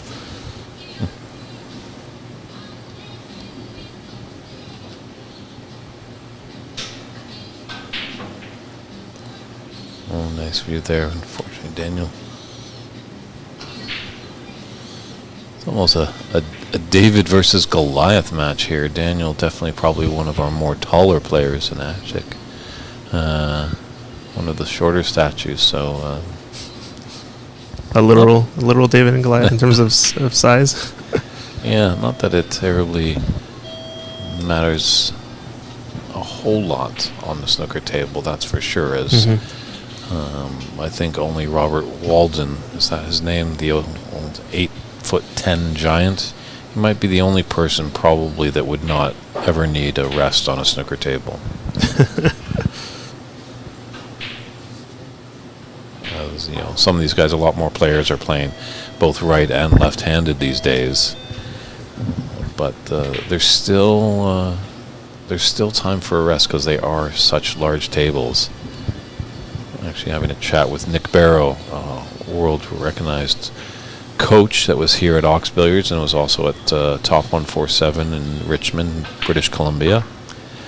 And someone actually, he's got this Q-Action trainer device, Nick does, and someone was taking it on and practicing his left-handed stroke. And it was a way to really correct it. And I know you, Christian, you're a left-hander. I don't know if you ever tried to maybe use that instrument to make yourself right. And I mentioned that to Nick, and he's like, you know what? At any point in the time, I'm going to be needing to use the rest, so I do need to practice with the rest. Oh, definitely. Yeah, you have to practice with the rest regardless, right? So seeming to be an ambidextrous player, he just doesn't see the huge reward of it. Sure. Yeah, I think it's different schools of thought. It's kind of like if you have to really put a lot of time and effort into training this other stroke, it might not be necessarily worth it. You could be spending all that time training your main stroke, I guess, and some other stuff. But yeah, I think it just depends. If you already have kind of a little bit of a natural ability at doing the offhanded stroke, then you're not really investing that much time into it, so it could actually be worth it to try it out. But we got Kelso Woodwick in the chat. What's up, Kelso? How's it going? He says, "Let's go, Daniel." Shout out to Kelso. He's a local Washingtonian pool player, kind of down south in Federal Way area, I believe. We had a tournament we played last weekend in, and we did fairly well. We won some good matches. We could have won a lot farther, but Kelso was our spirit animal, so to say. Great pink there by Daniel. I think he's starting to get comfortable. I was talking to him before the break, and I told him about this cue that I have. This is a Go Customs all carbon fiber snooker cue, 9.5 millimeter tip. And he just started trying it out right now. He's like, "Hey, it actually hits pretty good. Can I use it?" And I was like, "Are you sure? You want to switch cues the day of the tournament?" He's like, "Yeah." And I said, "Okay." And so far, so good. He's hitting them pretty smooth. And then they're in a division with Alex Newstead, these two gentlemen, and Alex has won his first two matches, so he beat Akshik 2-0, and also Ethan Zadwa 2-0. So Alex looks like he's probably punched his way into the next round with 2 wins.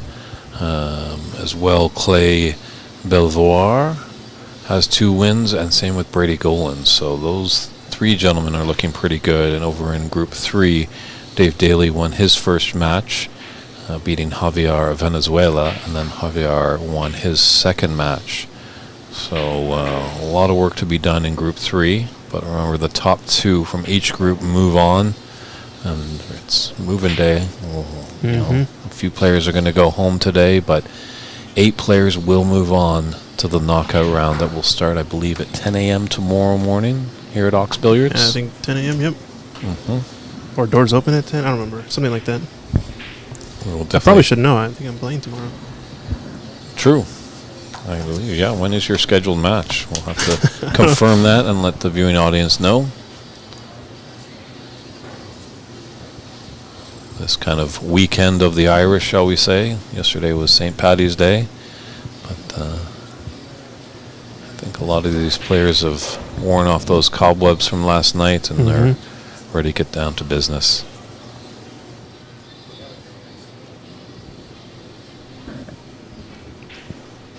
Kind of a tough spot, but he looks like he's aiming for this lone red. He might have a potting angle for it.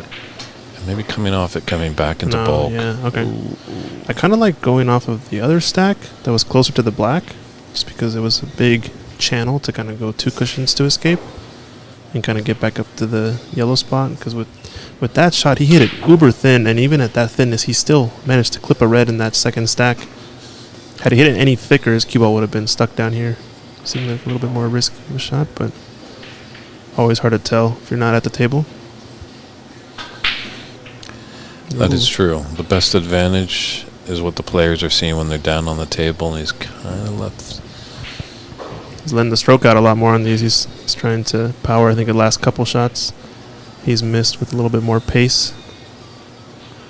Yeah, and there's reds open here. The tough part is that black is really tied up, and a lot of the other color balls are up there in the bulk ends, so it's going to be tricky for Ashik to get started and get back into this frame. But one good red. Oh, unlucky. Just rattles it. Tight pockets here at Ox. It just goes back to the tournament pressure. Like Ashik last night, practicing with Pratomesh, it was good back and forth, a real good sparring match. Both players were making nice breaks, but once the formal dress gets on and the TV cameras turn on, the nerves are a little bit more than just a regular friendly against a friend.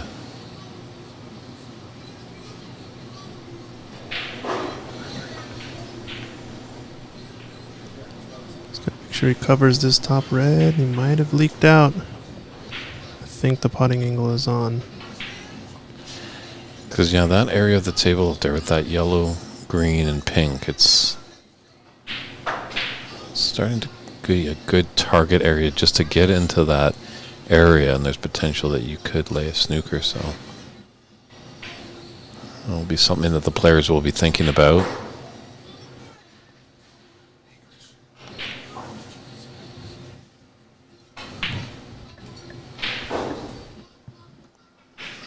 Not gonna have the treble there.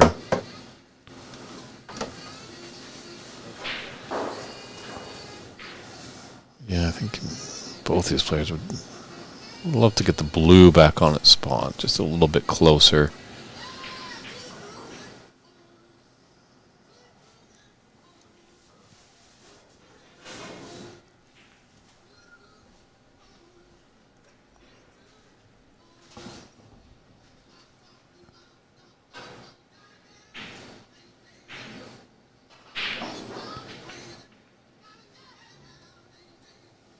Ooh, does this red go by the pink?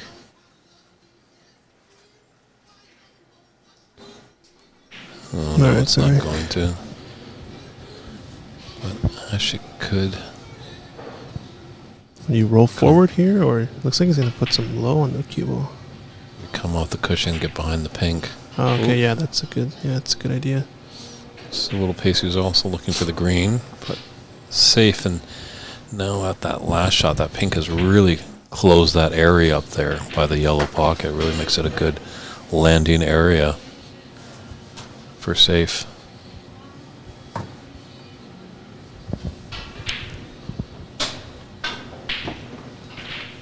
Daniel's swinging at some of these reds. I think that's the pool player in him trying to go for some of these shots. He is playing him with an element of safe, at least on that one. I think he's maybe getting used to the cue. Yeah, as you were saying, Christian, it is quite interesting that he just, grabbed that carbon fiber cue from you, had a few shots, and said, please let me play with it. Like, Yeah. it's such a random thing to do most of the time, I know you challenged me last night to have a little friendly, but I'm like, I feel like I'm cheating because my cue is back up in Canada. Yeah. Like, it might find out that I had my hands on another cue, and then, All of a sudden you just start making everything, huh? I don't know. Maybe with the house cue here, I might make everything, but then I'll go back home and my cue will know what I was up to while I was in America and just shut me out. Shut you down, yeah. And play like a wet spaghetti noodle. Well, we'll see. I think part of the thing is, too, with Daniel, he's much more in the pool scene, so he's very used to playing on the pool table with his, certain cue and certain dimensions, so there's a little bit of like an element of everything kind of being new anyway, so, it doesn't really necessarily hurt him as much. I could see from a perspective where if he was constantly playing with this specific cue, practicing week in and week out, and then the day of, he's getting very used to it, and the day of he switches, I can see how that can be a lot more disruptive. But when everything's new, I think it's a matter of just comfort, right? So if he feels more comfortable with it, it's going to help him out mentally more than anything. Yeah, it'll be interesting to see how far Daniel's potting takes him, because it looks like he's definitely the more aggressive of the player. Ooh, that's a little tough one for Ashik. It's the second rattle we've seen. It's tough. But if Daniel could start to see that safety side and maybe taking on that red that he knows, like, if it's to miss, that he will be safe, rather than just taking that open red. I think that will just make him a much more rounder player. But as you said, you've told me that he's quite new to the game, so I think that will just come in time, and then he's definitely going to be a player to watch out for. But he's doing quite well right now. Have a 25-1 lead in this first frame of a best-of-3 round-robin match.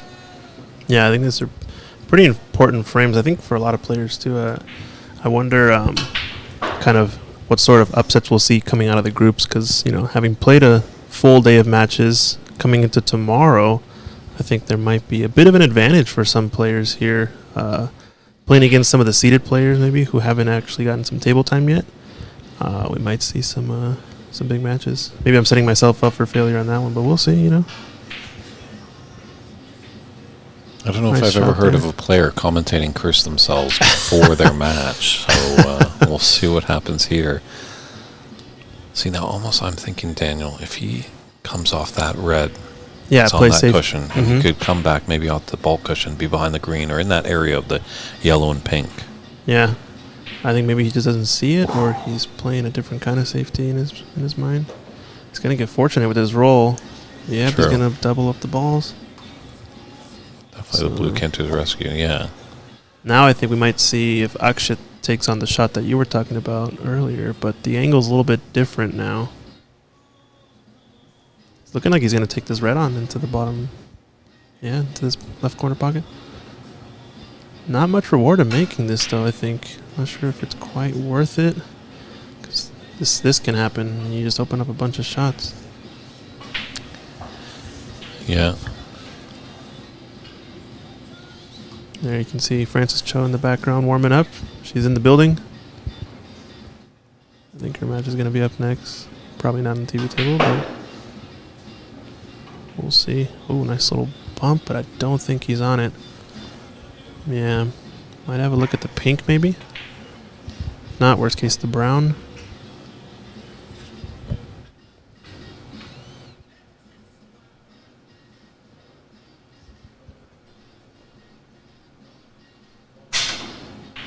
Oh, miscue there. Wow. Yeah. He was going for it where.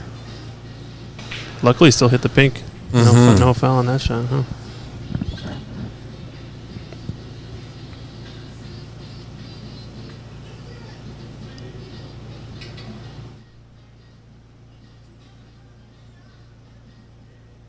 Still not a lot of places to play safe on this table either, so we're gonna probably see more shots. Ooh, this is not ideal. He's left this into the middle. Mm-hmm.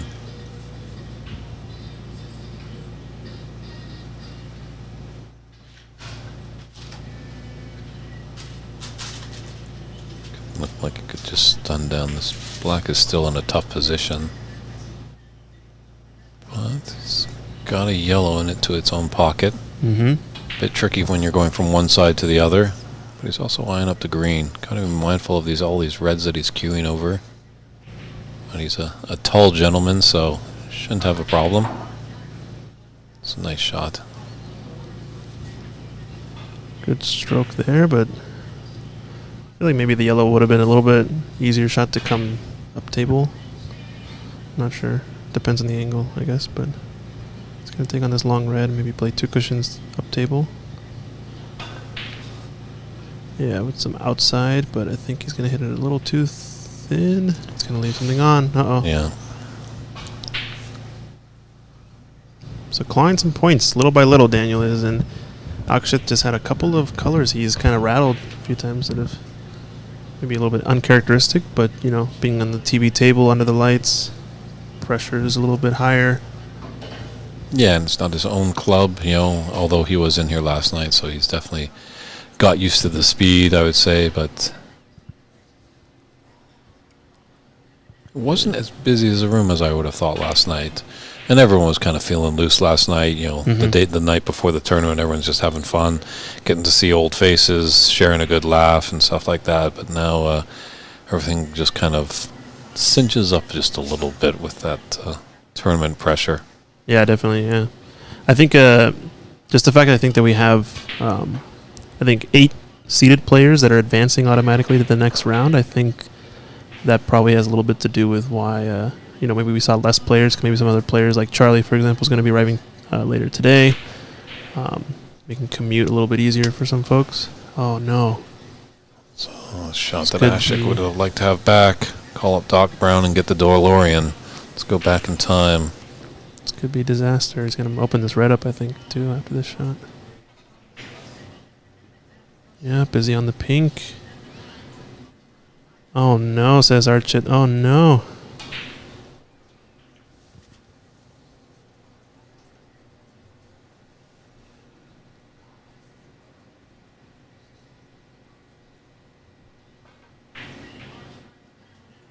The shot that was difficult right along the cushion there, so that's going to help out both these players bringing the pink back to its spot.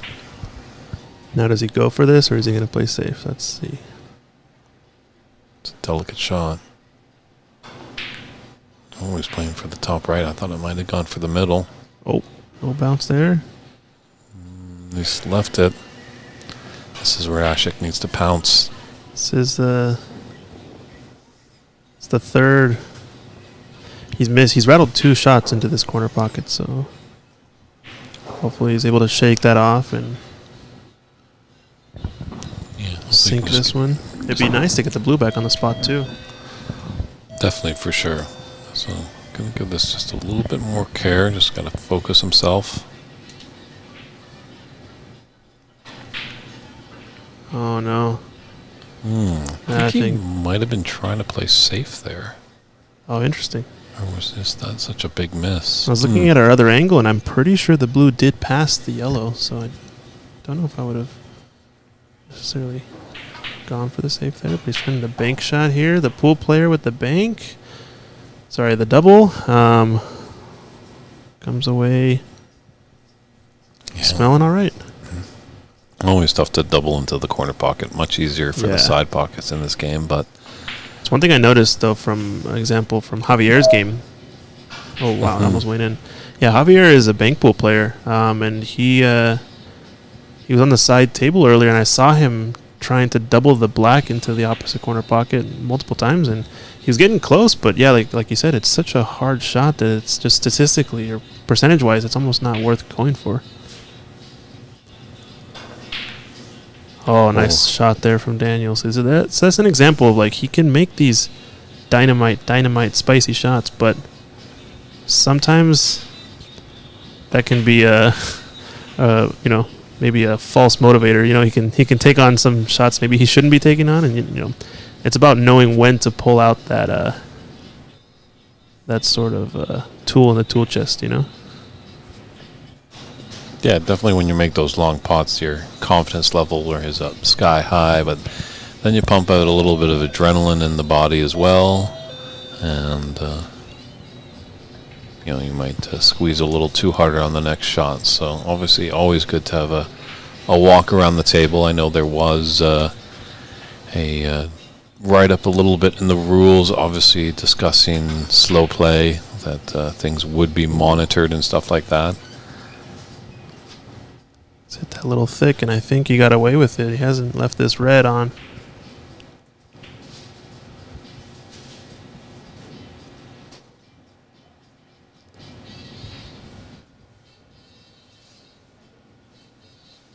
Yeah, this one has an element of safe. Cut it in. He's going to the angle will be going up into bulk.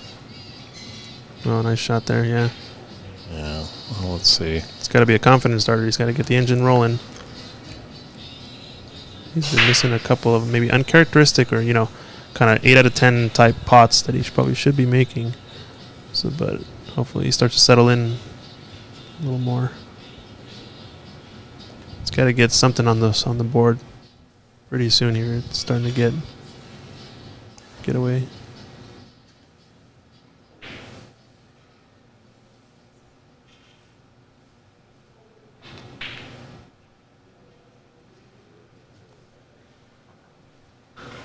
That's almost in the middle. I think he probably was going for that, but almost if he tried not to, there's a good area behind the green. So Ashik just not getting it with the color balls, unfortunately.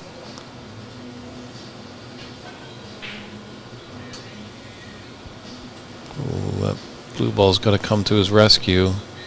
Not quite. Hasn't, but it's still a tricky pot there, that's for sure. What if we'll just try a cross double and get back up table?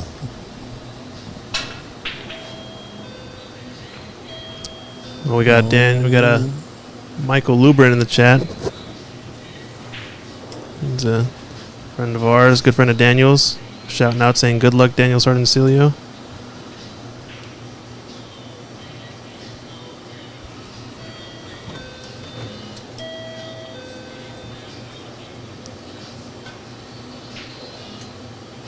Ooh, nice cut. Yeah, that's a good pot there. Now he's got an angle in the brown to stun down for those reds. Take this red or this brown into the yellow pocket. Ooh, yeah, he had a natural angle to bust him open. Watch out, red. Okay.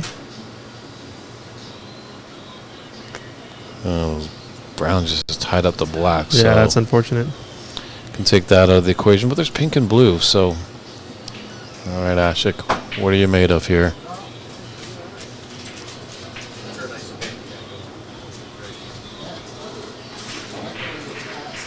I think he's got a bit of an angle on this pink.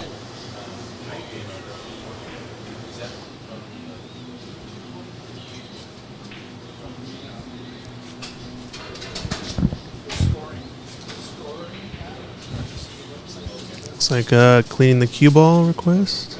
I guess so, yeah. He didn't actually need to mark it. Didn't need to mark it there with the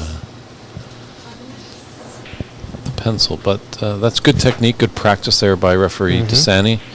We're using that a lot more. I think it's kind of speeding up the game a bit with the foul and miss situations where the referee or the player acting as the referee will mark it with that cue ball and the little white tailor's pencil.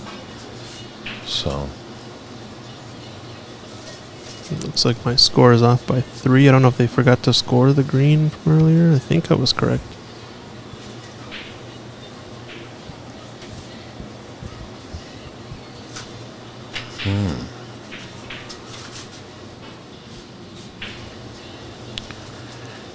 Interesting. yeah, I'm not sure why he This might might have be- just kind of played up by that red. Like, this is a shot definitely for Daniel. He can just come off the left side of this red that's near the top end and just kind of sneak on by and get in behind the brown.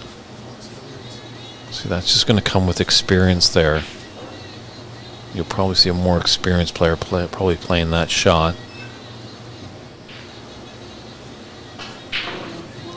It's going to roll a little bit. It's going to only leave the top red. It's a left-handed shot, though. I like this shot. But for a right-handed, then he probably uses the rest. Or he is left-handed, it looks like. He goes both ways. Oh, he goes both ways. Yes. Oh, wow. Traditionally a right-hander, but it looks like he's, Oh, yeah. all was right, close. shall we say, with the left. But it's interesting where that yellow is right now. Like, that's looking like a fun spot for some snookers. We'll just see if any of those players elect to try that. And Daniel just mindful of the red that he's queuing over, because any little piece of fabric, that's a great red right there. Any Wow. piece of fabric would be a foul. Going back to the 2016 Richler Cup in Montreal, we were watching a match and our good friend Charlie Brown was at the table, and all of a sudden he popped up and returned to his chair, and none of us knew exactly what was going on. But then he said, "Oh, my shirt cuff touched a non-object ball or a ball on the table," so he called a foul on himself. Oh, overcut that barely. He was putting some side on it, too, I think. Come down the table. More of a slight right-hand side, maybe? Look close, maybe just top.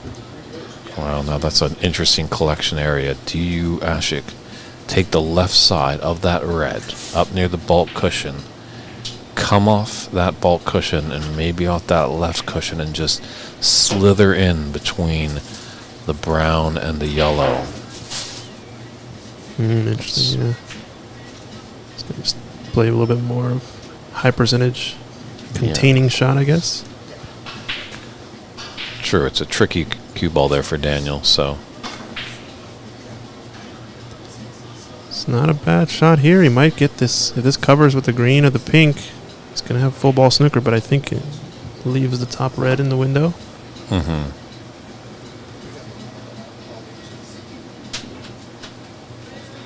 yeah, there's 37 in and there's 43 on the table.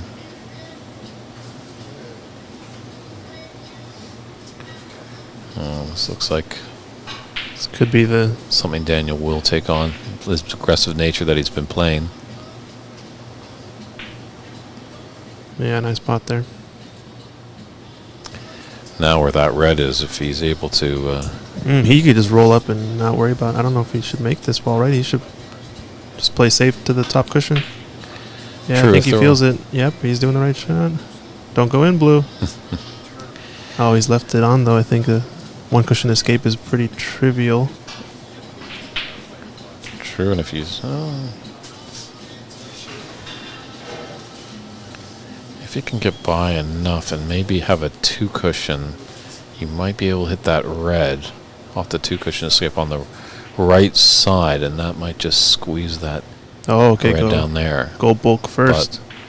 I see. Yeah, yeah. He hit it a little bit pacey for that type of shot, though, right? He kind of Yeah. wanted to just roll up to it and get behind the yellow, right? Just a tap on the right side of the red would Yeah. push that to the side cushion, and then the brown and the yellow probably would have blocked the shot there. But wow. More putting from Daniel. That's the thing that's been, bringing his game up, is this phenomenal ball pocketing. True. So we are on the snooker's required stage here. So that's 54, 58 to 9, with 27 on the table. Is this a concession where, is it more than 3 snookers required and there's a concession? Well, I think the concession is there. Yeah, looks like balls are coming out. So Daniel Sardoncilio takes that first frame over Ashik Taki and will be coming back with frame 2 action. There's a great shot of the wonderful room here at Ox Billiards. It's the 2023 Seattle Snooker Open Championship. We'll be right back with frame 2 between these two heavyweights.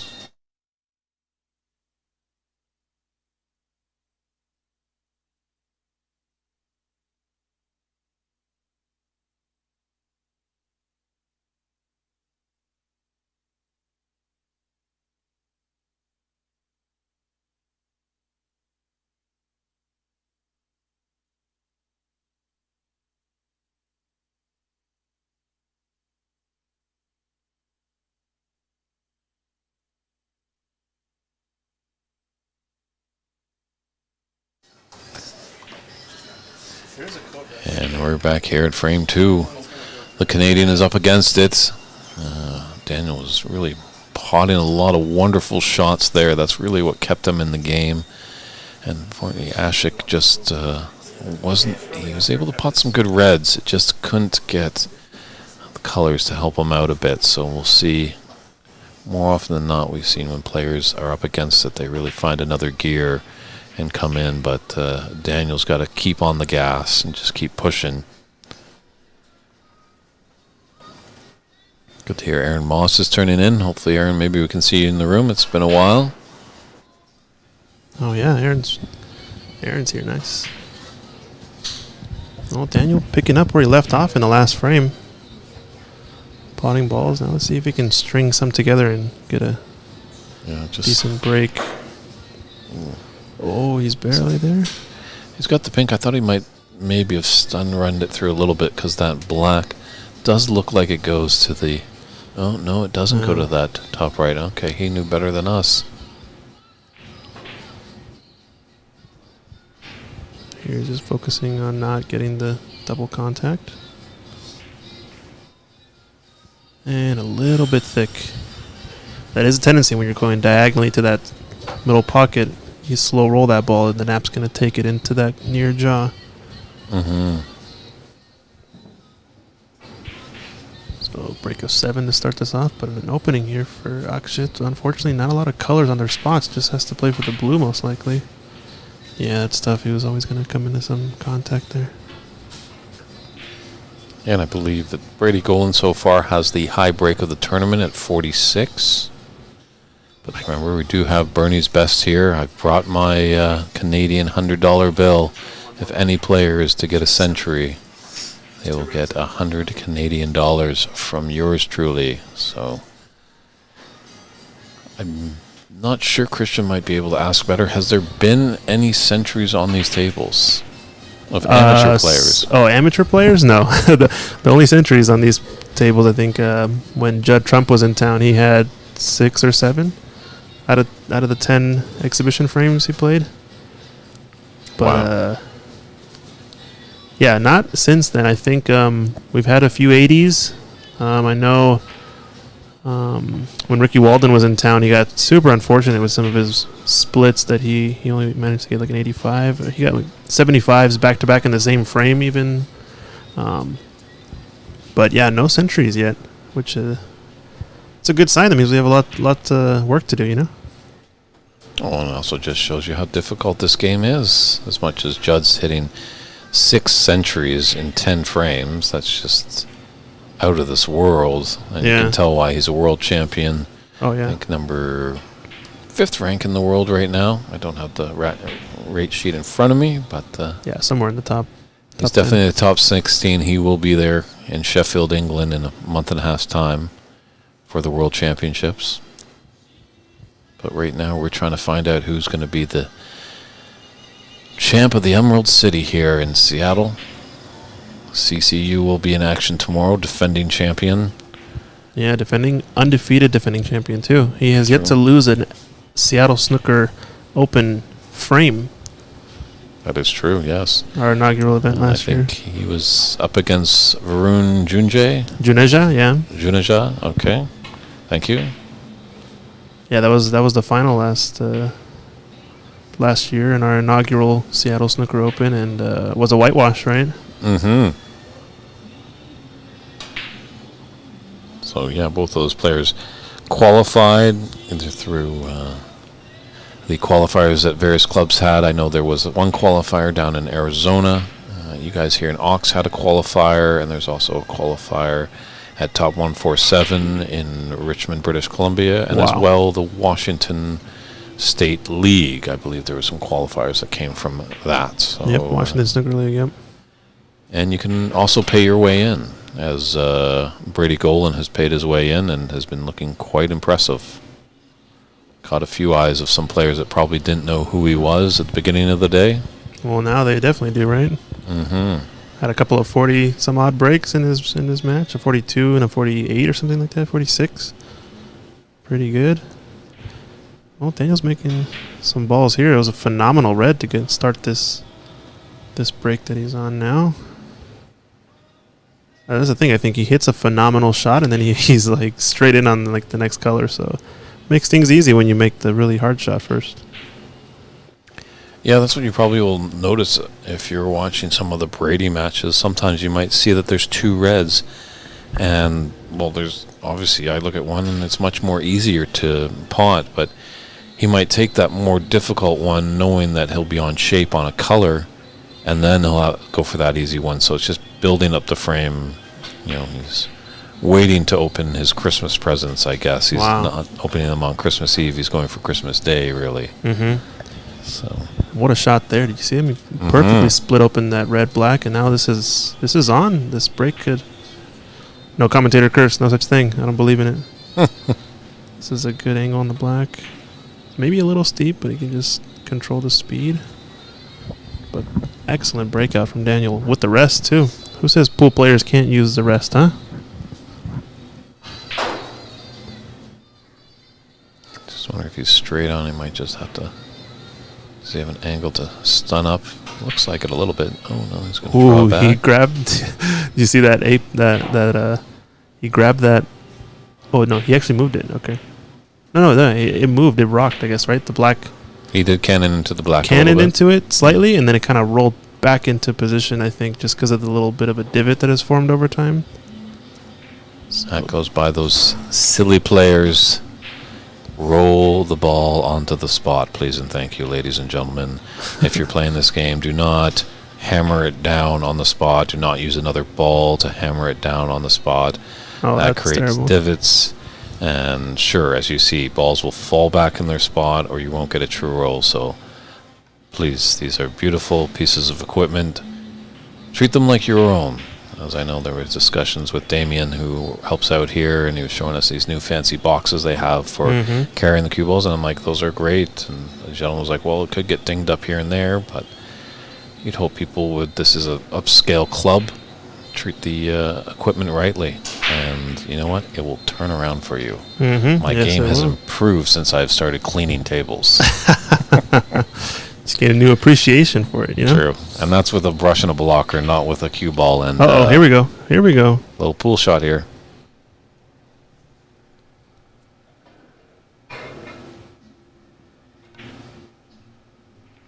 And he sinks makes it. happen. Wow. Oh, wow. But he just gets unfortunate with this breakout. true. I think Incredible. there's a lot of snooker players that might have been frowning at that shot because usually it's like, use the rest, Yep. no need to hook around and all that stuff. But Wow. So nicely done. 45 break from Daniel Sardencilio.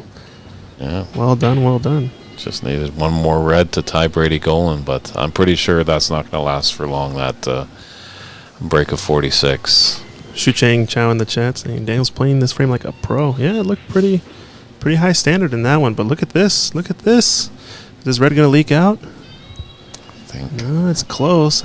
Can't quite tell based on the angles we have. He's looking at it. It might even pot. I think that's what he's checking because he wants to go for it. This might pot. Well, Wow. I think it potted. I think it went. Fantastic shot there.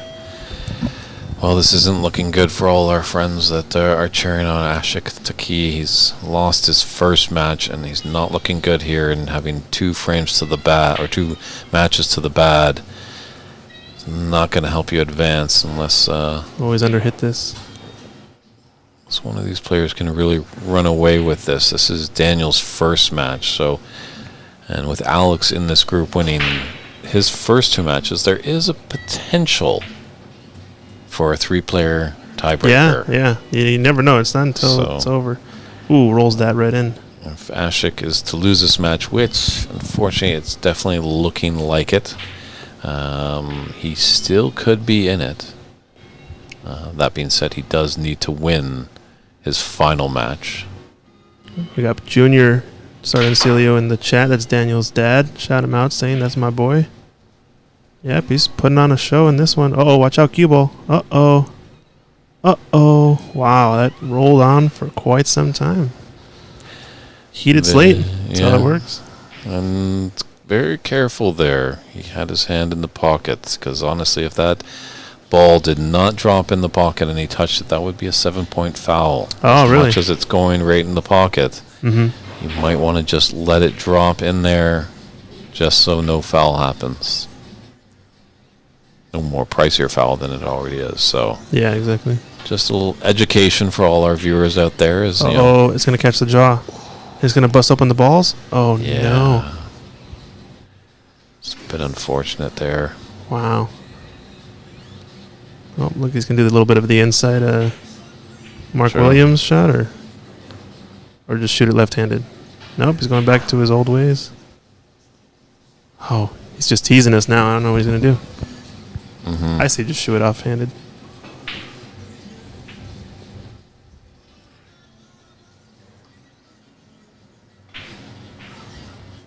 Very nice. Well, Circuit 2-7 active. Yes, it would be nice to see this game popular in Florida. The only thing you can do is start building a mountain. Hopefully, maybe you have some friends out there that enjoy the game. I know it doesn't happen overnight. Oh, cue ball. Uh-oh, cue ball. Daniel's letting him back in this frame, little bits by bits. But you probably know better, Christian. I don't know how was the snooker scene here before Ox and Bays came to the full round.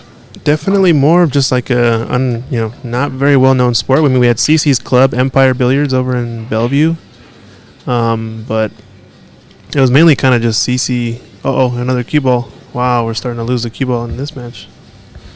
But a lot of good players play out of Empire, but kind of just as a one club show, it's a little bit tough to kind of get a following and get sort of these tournaments and leagues and everything started. But I think he was going for the bank shot there, the double. Just an element of safe for sure. But yeah, not very popular, I think, in general. I don't know. I feel like most cities as well, you don't necessarily, I mean, you see snooker tables sometimes at clubs, but it's kind of the table that's in the corner that nobody really plays on very often. Maybe it's not super well kept. I think it's just the either the appreciation or maybe like the knowledge of the game is not quite there when it comes to pool. I'd probably have to agree with that. Definitely in America, there's not a lot of rich history. For the first time ever next season, Ahmad Ali will be the first U.S. player to be on the pro circuit. So that's good news for you guys in America, because that's all it really takes is once sometimes youngsters see that a fellow countryman or countrywoman is doing well in a sport, they'll be like, hey, they want to emulate them. Because actually, the Scottish snooker scene wasn't that great until Stephen Hendry came along. I see. Okay. He really did No, yeah, definitely help things a lot. It's kind of like a chicken and egg situation, right? You need sort of the youth to be inspired by a player to kind of want to come and bring the sport to the game, and it's a lot easier to do when they're from your own country. But then, how do you get that player without having the youth inspired by an already existing player, right? It's kind of tough. He's bridging over this brown. Okay, the brown's out of the way. Yeah, there's a little bit of a divot by that black spot. You can see it rolling just a bit. Now, where are we? There's 35 on the table after this color.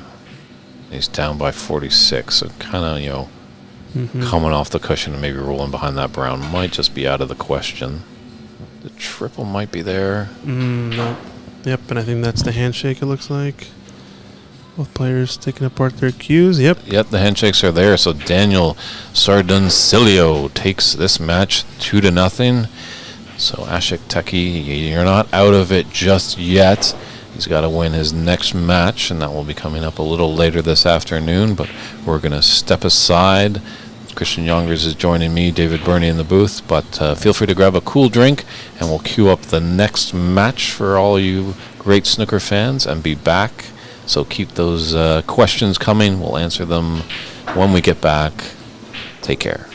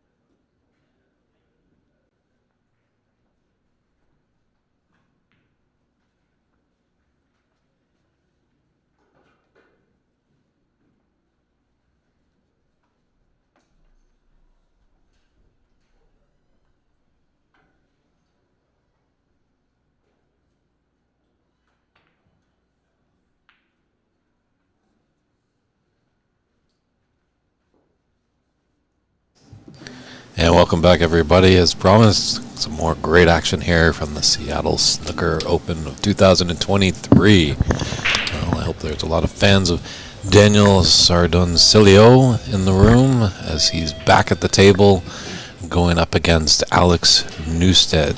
So, if Daniel's able to take this one, that's going to give him 2 match wins. And Alex will have a record of 2-1, so that won't be looking promising for Ashik Taki. So lots on this match. See how it goes. As we know, Daniel can definitely pot, and this is our first look at Alex, who has won his first 2 matches. So we'll see. This could maybe the 2 of them could be moving on to the group stage, but we're just getting started. David Burney's in the booth with Christian Youngers. Yes, indeed. Yeah, just getting some match updates. Looks like, like you said, Alex has won both his first 2 matches. So if he wins this, he's outright going to win the group. If he loses this, he's 2-1. So might be a chance that he still advances. Most likely he'll still advance, unless there's some sort of tie situation for second place or third. But Daniel won his first match, as we just saw. So should be an interesting group. I think on a side table we were watching Dave Daly play against Jay Ma on the second TV table, and they were in a close one, 34-30, and that's still undecided. Looks like no frames have been won or lost yet, so 0-0 in a close frame. And then we just got an update that the table behind our TV table has Francis on it, and that, I think, first frame has gone to Francis, 1-0. It does look like Chris Lamb and Gary Wallace are going to decider as well. I can just see from our vantage point. Yeah, you can see Francis at the table there in the back table. So she's up 1-0 in that frame. This one's still close, 34-30. And looks like we're on a break here from Alex. Yeah, he's got into the balls nicely and making good work of it. So don't know much of Alex, but liking what I'm seeing. Yeah, really thin cut on that black when he had the red low on the top cushion. And see how he plays with the rest. Nice pot there. I've been practicing with Alex leading up to the event this week and previously, and he's definitely gotten a lot stronger. He's kind of, at one point, I guess, learned how to play snooker when he was younger, but came to America and mainly just played pool for the longest time, and not until we opened up recently. He recently became a member earlier this year, and he's put in a few months of pretty good effort, and it's showing off so far. He's been playing pretty strong in this event. Yeah, I guess that red just to the right of the pink doesn't go by into the left middle, so just taking his medicine, running back into bulk. A good friend in Germany, Snooker 155, is wondering how old Daniel is. I think you'd be better at that, Christian. Yeah, Daniel's 21 years old.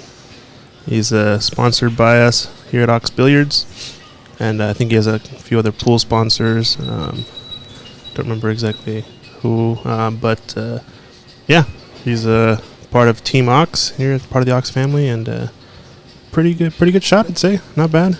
I think he's if you know a Fargo rate in terms of pool, he is a Fargo rated player of about high 600, 690 something, around those terms. I think it puts him somewhere in the top 4, top 5 players in Washington, I think, something like that in terms of rating. So plays pretty strong. And Alex, from what I understand, has a little bit of APA background. He plays mainly amateur pool tournaments and events. But like I said, I've been putting a lot of work on these snooker tables, so watch out for him.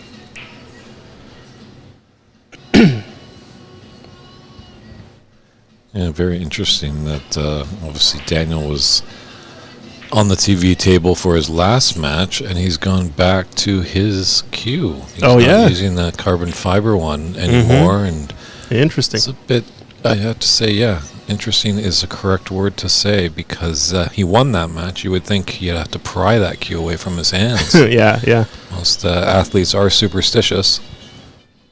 I think he was on the table in between matches practicing there, and maybe just shooting some shots and seeing how it reacted, and maybe just didn't like the feel, and now switched back to his regular cue.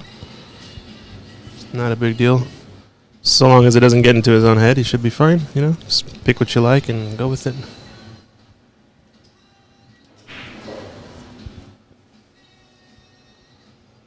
Now, can he take this red into the top left corner and just glance off those reds to be into the black? But no, not fancying it. Not today. Watch out, Brown. Gets a bump. It's not bad. Pretty strong play so far from Alex. Got a 16 break, knows when to kind of take his medicine and play the safety game. Yeah, you might see, I think Alex might take a few more shots in this one with a group stage record of 2-0. He's definitely going to be coming back tomorrow. But definitely 3-0 gets him a higher seed, so as it works out, the top 4 winners of each group will face the lower seeds in tomorrow knockout phase, and then the second place finishers will be selected at random to take on the higher level seeded players. Great pot there. Stretched out over the green. Manages to get here. He's probably playing safe. Yeah, run to the brown to get behind the green. Beautiful. Nicely done. Our good friend from the Vancouver area, Vinit Destani, pretty much came into the room, and Mike was like, "You ready to ref?" And he jumped right into duty. So really appreciate that, Vinit, coming in. Came down with Baltaj Atwal, another great help behind the scenes that I have up in Canada.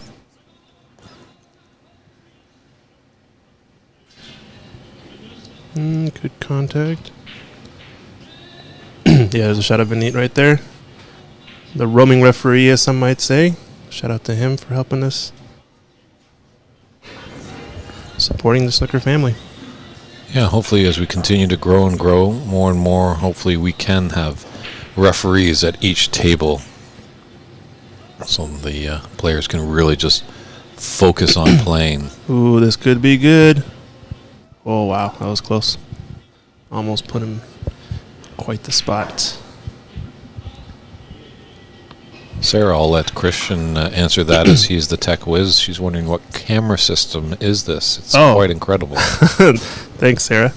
Appreciate it. No, it's just it's a few pan tilt zoom cameras we have set up here that we put a bunch of presets on, and they're all managed over the local network. So do reach out if you're interested in learning more. We can share what we've learned and set up. Yeah. Shout out to Mike and Ox family here helping out set up all the live streaming stuff. It's pretty good, pretty fun. I still get surprised by how clear these cameras come out sometimes. It's pretty incredible.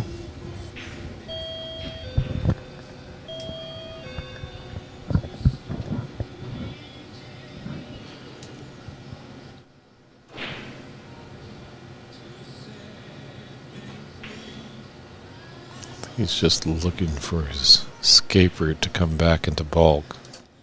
This red might be on. I think he's gonna play. Yeah, he's gonna play with a high ball. No, he's playing for the make. Okay, yeah, you're right. He was trying to see the escape for that red because the other red would have been maybe a straighter pot, but not very easy to get up table. And now we're gonna see another safety.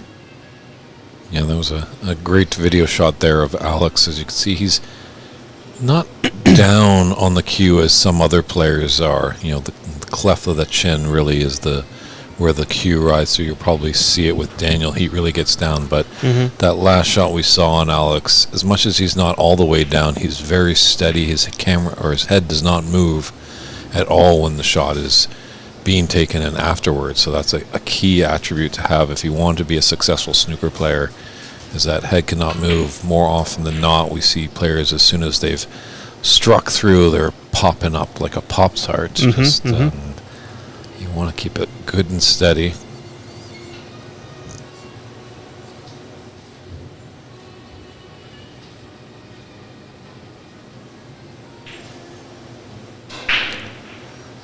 It's almost with keeping your head down, you're kind of willing it more to go in. So that missed shot, as that opened up a chance for Alexander, actually. No, it's not taking on these reds. Looks like he's going for the one in the right middle, or he's going to play another safety. Rub off this red, maybe play behind the blue. Yep, right middle. Ooh. Might have covered it, though. Yep, I don't think it pots. It's very close. Might put a little swerve on this. Yeah, I think so. Just because the risk of leaving that red on if you don't have anything to shoot at is pretty high to leave your opponent. Oh, unfortunate. Going in and off. Didn't get enough into the ball, maybe, or deflected more than he thought. It switched to the other cue, so maybe this ball's shooting or squirting off of his cue a little bit more.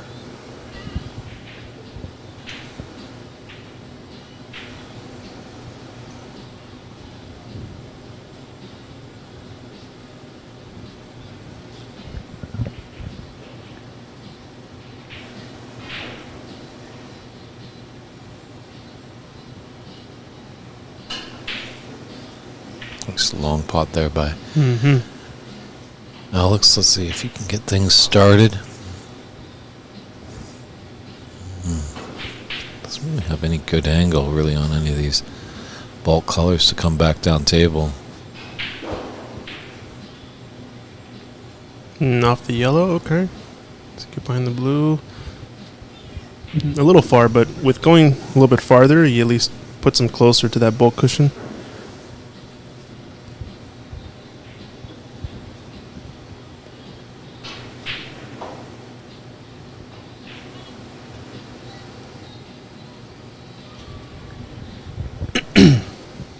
See in the background there, Angus queuing up to a ball, playing against Francis.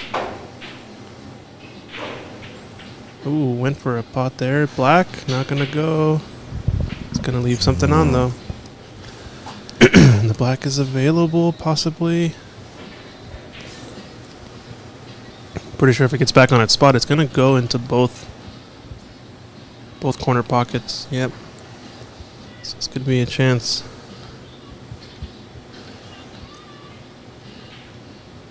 Yeah, it's a good landing area out there in the open after this red to be on the black. Ooh. Oh, wow. Wow, wow, wow.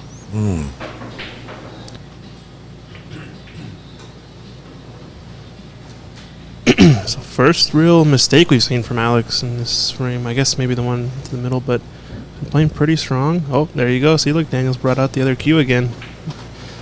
So I think maybe he tried to try out the old cue, see how it plays, and decided, you know what, let's go back to the one we were on. Ooh. Might switch up the cue again.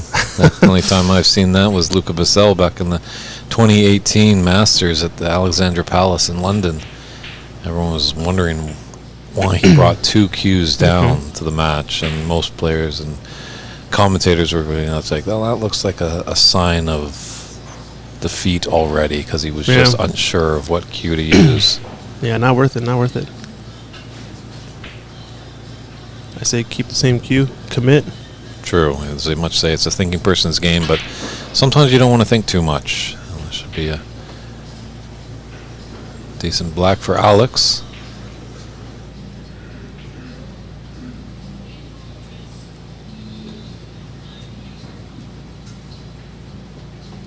Rolls it in. So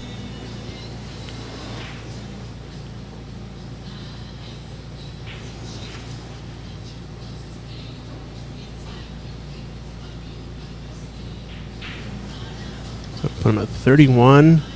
Still plenty of reds in this one. But so far, good scoring from Alex. He's going for this red in the right middle. He's hit it at pace. I think at that angle we might have had to roll it a little softer, but true. And now this green is in a lovely little spot here. Just wondering if he's able to flick off that red and get behind the green. nope, he's going for the red. Nice shot. He's going to push the pink out, I think. Yep. Good opportunity to get back into the frame. The first frame of a best of 3. Yeah, the really 3 reds look like they're definitely in the open. It's going to be the toughest shot to get back on this. Probably this red into the bottom right. Yep, looks like he's got a chance.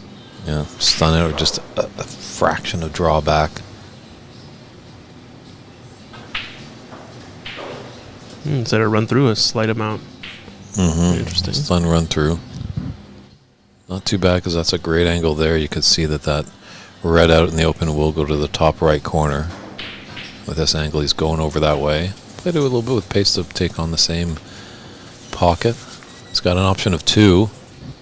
Do you go into this bottom one yet? No, I think you got to take the top one. The red out in the open first, because worst case, the way the reds are grouped right now, it's not a bad place for safety in the worst case, but don't believe he's going to be playing safe here. He's pretty nice on this pink. Yeah, it could go through and have a good angle on that red. It's coming across table. Maybe just a bit too much. Does his bottom most red go? Tight to the cushion. Looks like it will sneak through, but I just don't know where his color's going to come after that. No, he's going to take the one right beneath the black.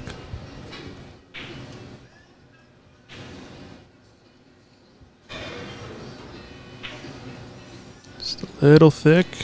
I think probably was kind of a shot to nothing. I think he knew that he wasn't going to leave anything on. I don't think this red goes to the left corner. Yeah, it does go through those 2 reds. Is it a goal post right there? Definitely there's opportunities with the blue and the green back there in bulk. He's got to have a look at those. Definitely that blue to get behind is not impossible. Oh, he's going the other way. Oh, he just caught the jaw. Kind of came a sharp line towards the blue. And I think he's actually going to be perfect. Oh, no, there might be a window. Maybe, but I think he's got the snooker. Daniel's getting down like that's on, so he's just looking at where to make contact. I think there's a window between brown and pink and black. Yeah, between pink and black. Yeah, for that red of the 4, just the right side, or is there? He's really having a good think about it. I think it might just be the angle. He might not have the full rightmost edge of this rightmost red, so he might need to play the red right in front of it, play a little bit more thick, and then get the cue ball to come around the table. The problem is he's going to spread out these balls a lot more. There's a shot of Francis in the background shooting on the pink, it looks like. It's true, snooker 155, there is always a gap. There's always a gap.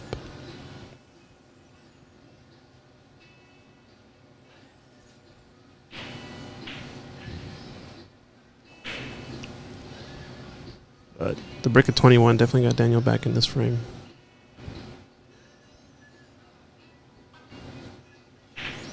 Yeah, you have to hit that red right in front of the rightmost one because must not have had that angle. Yeah, the pink has come to his rescue for that red that's on the right side of the table for Alex. But yeah, as the great Yogi Berra said, it ain't over till it's over. No, sir. And that's definitely the case in the game of snooker. Is you can make a lot of points with balls. You can also make a lot of points with making your opponent miss balls. So wouldn't be surprised if this came down to the colors. No, definitely. Definitely two of the stronger players in the group that we've seen so far. They're kind of meeting each other where they stand. Alex a little bit maybe more knowledgeable of what type of shots to play here and there. I think Daniel's a little bit more aggressive in his shot selection. But we have seen that, come to fruition on some of these shots. He's definitely been potting some dynamite long reds in the previous match. So we'll see which play style will prevail. Yeah, he might come off this brown, off the bulk cushion and get near behind that blue. No. He's played it to come forward. I think fortunately he has gotten him a little bit tabletop unless Daniel goes for this rightmost red. Is this a shot to nothing? I think the leftmost red is in the way of the 2 cushion escape to try to pot this red into the bottom right. Or the top right corner, I guess. There might be an angle actually going into the top left off this red that's to the right of the black, because then he can come off a couple cushions and looking to come behind this way. brown and Yeah, yellow. yeah. That was your shot, yeah. Oh, he's going to tabletop. This looks like tough angle. Yeah, and he's going to be queuing down on the ball, so these take extreme care, because when you're queuing down, there's always a chance that you could inadvertently put siding on the ball just when you're stroking down on it. So Alex has got to be careful.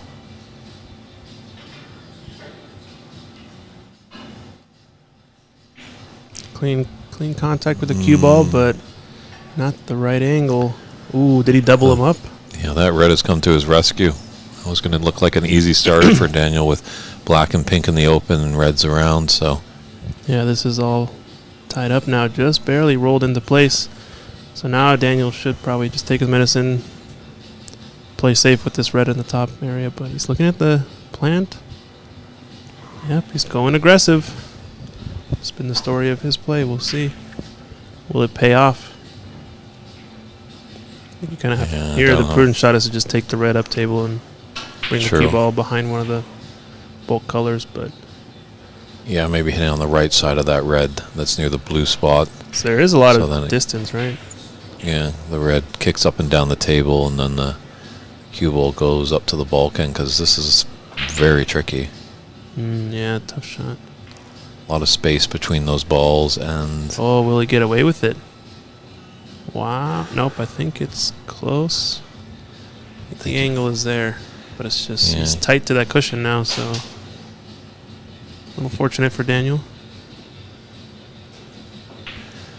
the angle's there to get to that red, to pot it into the right middle.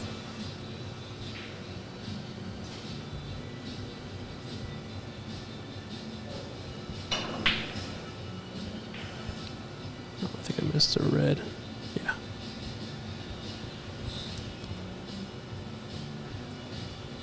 Now he's left this on for Daniel, but this is a thinner cut into that same middle pocket. He should be able to escape any contact with these with this cluster of balls around the pink and black spots. If he does pot it true. Nice contact there. It's going to slow up for the blue. He's going to roll too far. It's a little bit too far. It might be alright, because He's got the brown. I think the brown has unobstructed queuing and the yellow has a little bit of a... yeah, and the natural angle on the yellow is going to take him down table, where Yeah. he's going to have to negotiate some of these Oh, it looks cushions. like he's calling green ball. He might be playing safe behind the blue. Yeah, he's liked it green.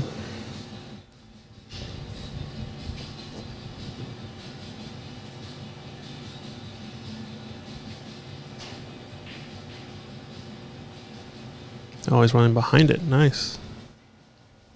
Think that's going to cut off all.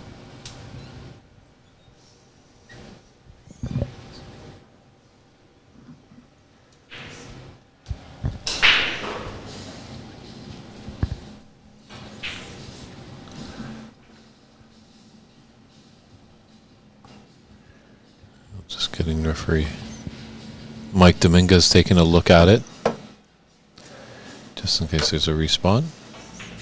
Could be using that paired on cue ball marker and the white Taylor's chalk that we have instructed the players to use.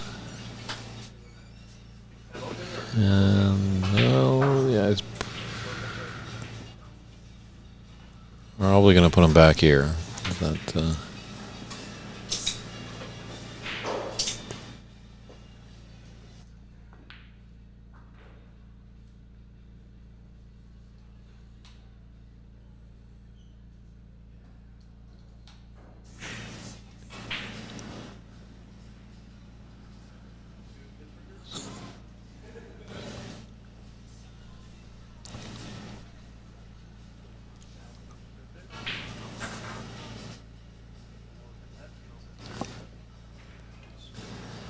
So second attempt here.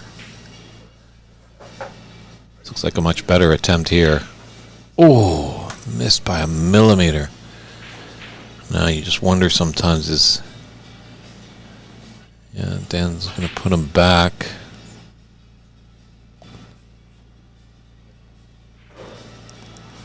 The tough part is Alex might just make that minor adjustment. Whereas there was a red that was on.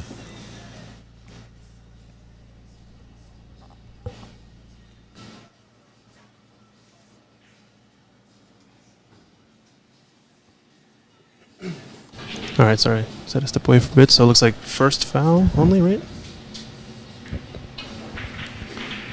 This is the third attempt, third and final attempt. And he makes contact. Nicely done. So. Oh, it popped up a bit on him though. Oh, yeah, Just he's left left it it right on. on. So he had foul and a miss, replace foul and a miss. Yes, that was his third attempt. So Okay.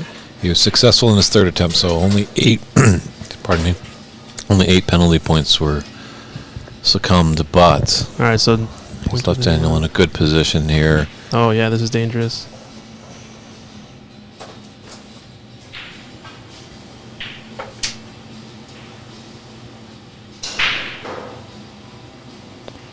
Just a little maybe disturbed by something in the room.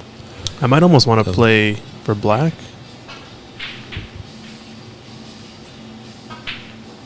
No, he's going to make contact with the pink. That's what he was looking at. Yeah, okay. Ooh. He needed to come more on the cue ball. Sure what happened there. That If he was that close to making contact with the pink, I think the shot might have been to screw back with a soft True. draw shot. Yeah, on that red drawback and be on the pink, but now he's just kind of made a mess of things here. He's kind of looking at the blind cut, but the problem with that is you're going to lose control of the cue ball. This could be on into the middle, the cue ball. Might make contact right where that chalk is sitting on the rail. Now he's going to take the blue on. I think this is the right shot. If you want to go aggressive, you can still make this blue and come to the table, or just play it fully safe. Yep. It's a tie score now, 32-32. We got a frame here. Yeah, I think if you can take a thin clip off that red on the right side by the black, you can come off the top cushion and then the side cushion and shoot him up towards that yellow ball.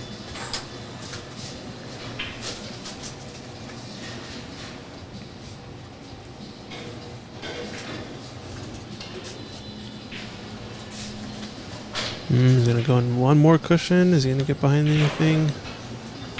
And just a little fat, Yep. but still it's safe nonetheless. Let's put distance between object and cue ball. Yeah, I forgot to mention in the Facebook chat saying looks like the soft draw shot was the shot, but couldn't say for sure. Yeah, I think so. It was kind of hard to tell based on the angle.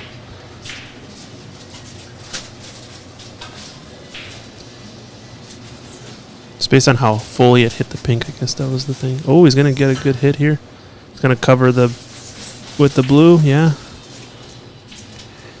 All right, so he's going to maybe have to go for this red now at the bottom part of the table, or top cushion. Take it on the right side and get towards the black, but push this down where the other red is.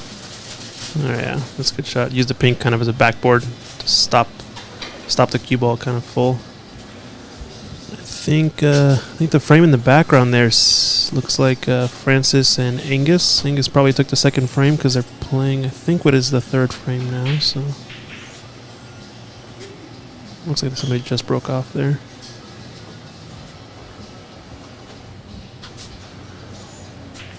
It's playing up behind the yellow. Is it going to be good? It's pretty good. It looks pretty close.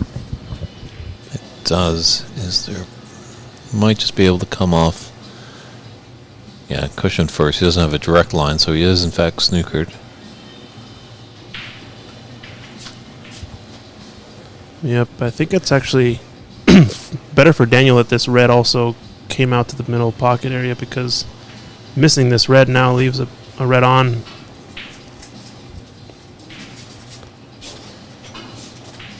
Yep, good contact. Doesn't go. Look at this. Oh, is it going to get behind the... okay, the pink. The pink, yeah. Perfect. I think he's good. Blue covers the top red. Wow. Great shot there by Alex. So 32-32 in this first frame. Yeah, what a kick shot there.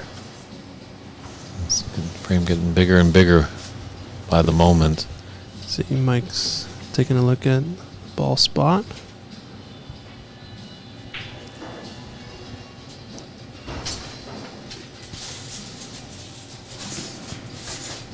Yeah, it's unfortunate, Shri Prathamesh. We do not have the scores of our matches online. There's some technical complications that hopefully we can iron out and get things all tweaked out rightly for 2024, or maybe even tomorrow. I'm not too maybe sure. Tomorrow. Yeah. Yeah, we can get hopefully the knockout round stages posted up there. We shall see. We shall see. Yeah, I think I think just putting it on challenge might be what we're gonna do. We'll see. Going for the 2 cushion. Let's hit it a little bit. Now, as for the respot or not, this might be going back. Yeah, just based on how far away he was at that initial. Daniel gets close to hitting this ball. Most likely, it's gonna be leaving that red on into one of the corner pockets, and this red up into the yellow pocket does go. So if he leaves that, it could another be an opportunity. But I don't know if Daniel's gonna hit it hard enough for that to be the case.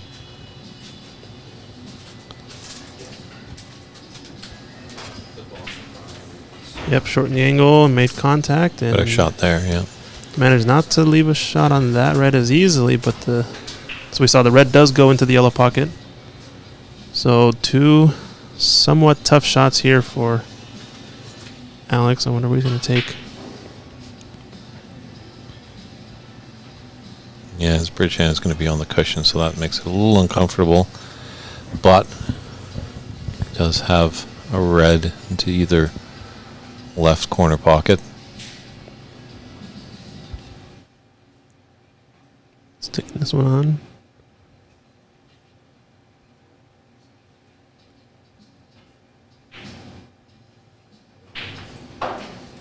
Heart of the pocket there.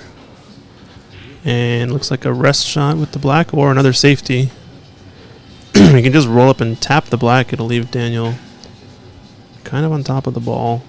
And the blue would be creating the snooker. Just taking a look at the score to see what he wants to do. It's only a 5-point difference, so I don't know that you can really Yeah, if you solidify the win with the snooker. Right? mind yourself of the black and the pink, why don't you just take that blue ball on and stun it there, and then you have the black. But just playing the smart shot there. Mm-hmm. Yeah. No theatrics and just playing the snooker. So Even though it's a 5-point game, I mean, you're just banking on Daniel to maybe leave you the red after missing or getting contact on this shot. definitely, yeah. Like if he makes contact, hopefully for Daniel's sake that he puts it safe, but that's not always the case. So it's just he's making his opponent just think a little bit more. And there we have Mike Dominguez. We've instigated this kind of little fun trick for the foul and miss. He'll mark that cue ball with a paired-on cue ball marker and use that white tailor's pencil just to mark in the little notch, and it gets put back for exact placement. So hopefully we can see that more often, because it definitely speeds things up a little bit more with the foul and miss situation.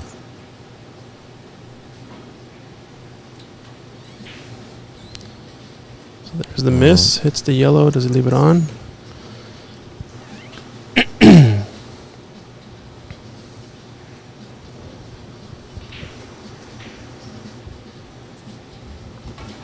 So maybe you might have used that cue ball marker, or the ball marker trick on some other balls possibly, but sometimes you just never know. And obviously Mike will respot the balls to the best of his ability, but then double check with both players, and if both players agree, then it's play on. And there's no real advantage that either player is trying to do. They want to get it right. They want to, if they're going to be beat, they want to be beat without any kind of cheating or anything like that. So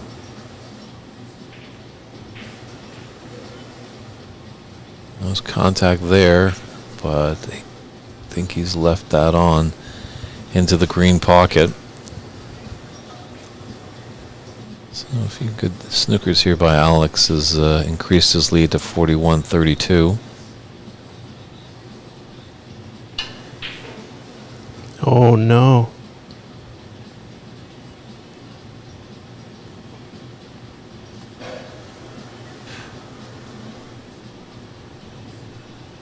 Well, fortunate not to leave a shot on here. No, but It's going to be a long rest situation. yes, those redwoods might come out and just playing on the right side with some stun, and it could maybe just possibly fall over in between the pink and the black, and the red goes up table. Mike Jensen in the chat saying, "Respot, what is that?" It's a local player from Oregon, pool player. Played snooker a long time ago with no respotting. That is true. The rules have changed over the years, right? I remember, I have heard that the rule about the one that's been most in contention, I guess, is the when you can actually shoot for snookers. Or sorry, when can you replace? You can still replace when it's tied or not when it's tied to the respot. I guess what I'm trying to say is normally when there's snookers required, you're not allowed to replace the balls. Correct. But if snookers are required to tie, are you allowed to replace the balls? As a result of the tie, obviously, because you can still win the frame from a black ball respot when there's a tie.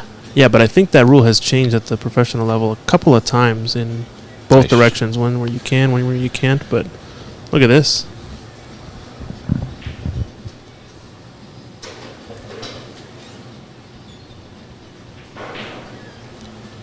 This looks like a pretty good one.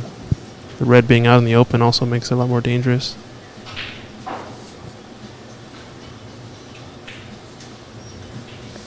Yeah, it's tough to judge with that one cushion. Always like to have a two cushion, but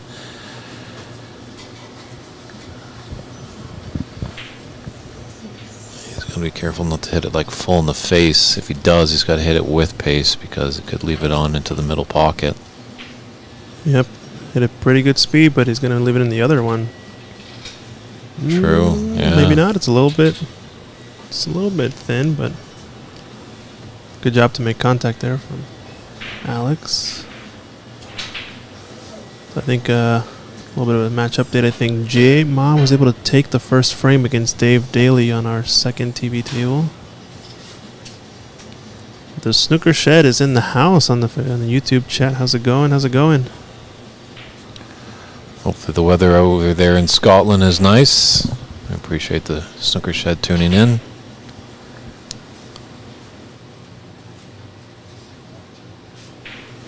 Yeah, so, Prathamesh saying you couldn't respawn until a few years ago. So, yeah, I think it is ever changing, the snooker rules, but for the better usually.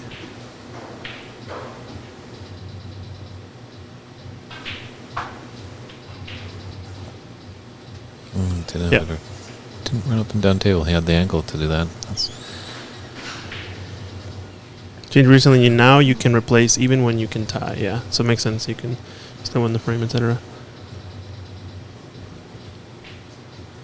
I think he's probably going to try and get behind this green here. How's the speed? Hit it pretty good. Very nice.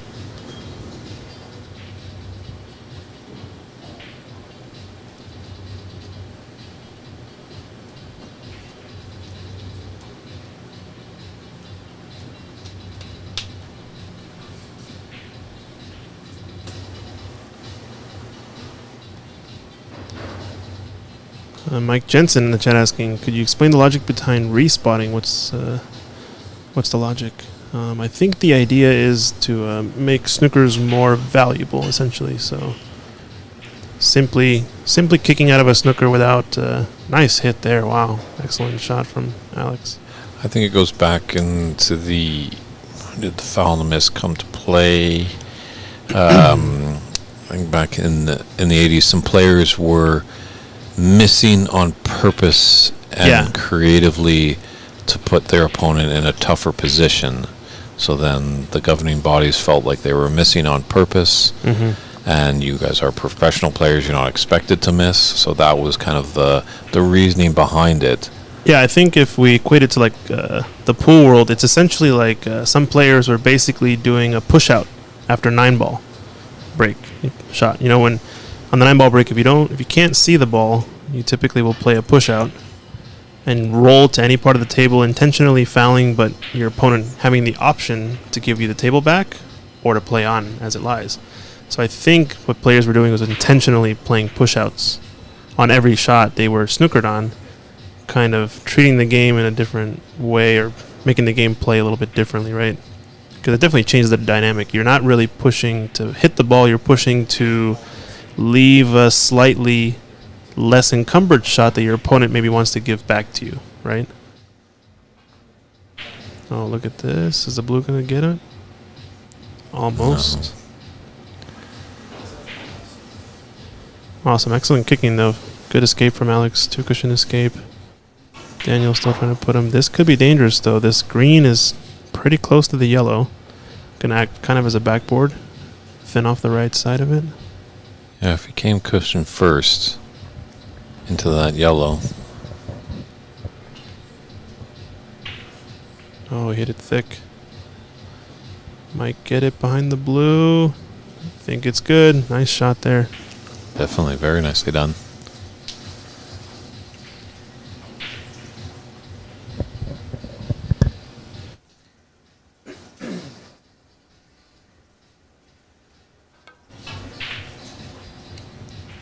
Good contact.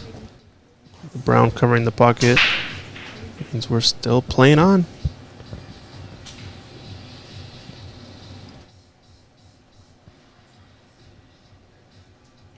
What are your opinions on the rules, Dave? Any rule you have any personal gripes with? Not terribly. And I think it's effective that we have in the amateur game. Oh, nice try. The blue's going to help him, I think, though. I think this yellow's on.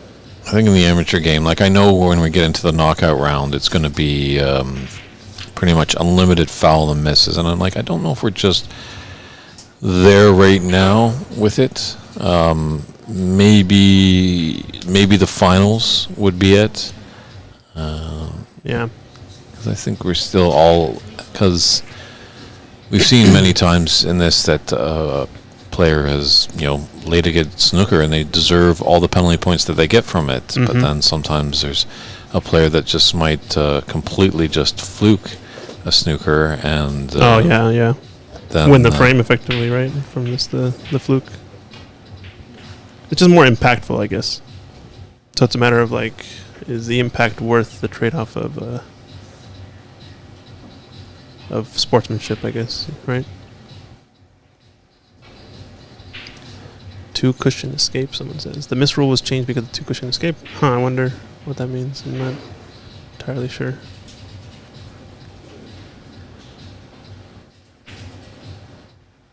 Yeah, Mike Jensen is saying, how do you guarantee the respot is as it was? Is it just a best guess and only used with a referee? In general, the respot is kind of best effort from both players if there's no referee available. And then after that, if there is a referee available, the referee will check with either player, but it's ultimately the referee's say. Being a third party, it helps clarify any sort of arguments, I guess, between the players typically. NTO in Twitch is asking, does Bernie mean a fluker? Yeah, I think Bernie means a fluker. That's what you meant to say, right, Dave? No, it's a family show. I don't swear. when you get a fluker and maybe unlimited respots just wins you the match. I mean, it could be a big turning crawling point. Over that name. Hey, it's catching on. We're gonna get it. Don't worry. I'm telling you. Next step, the world stage. WST commentary. We're gonna have it coming out of Phil Yates. I think Phil Yates will be the guy to do it first. He's our man. If he can't do it, no one can.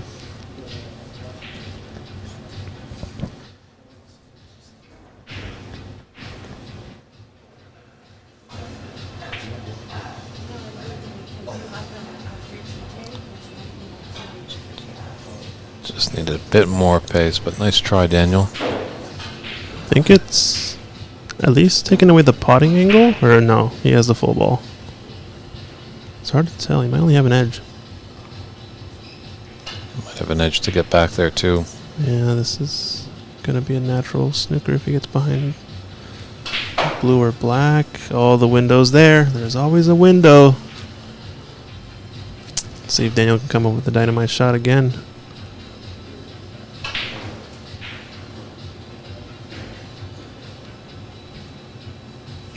Where the green lies, it's pretty... If you can get the cue ball to kind of just to the left of center table, it's pretty decent space to get a safety behind the pink, maybe straighter on the green into the pocket, then screw back behind the pink and send the cushion, or send the green one cushion.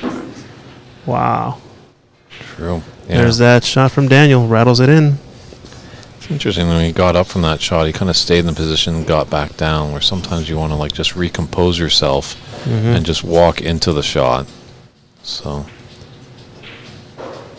What a pot. Yeah, Snooker 155 says pot in all caps.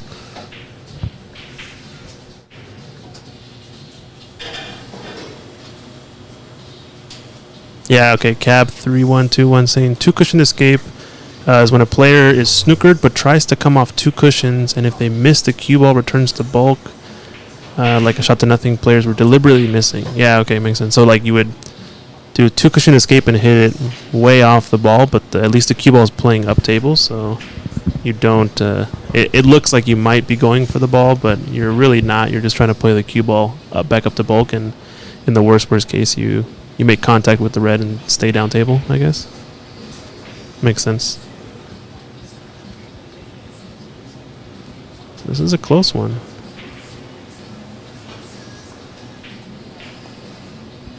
It was important to get that first frame on the board, so we're not out of the woods just yet.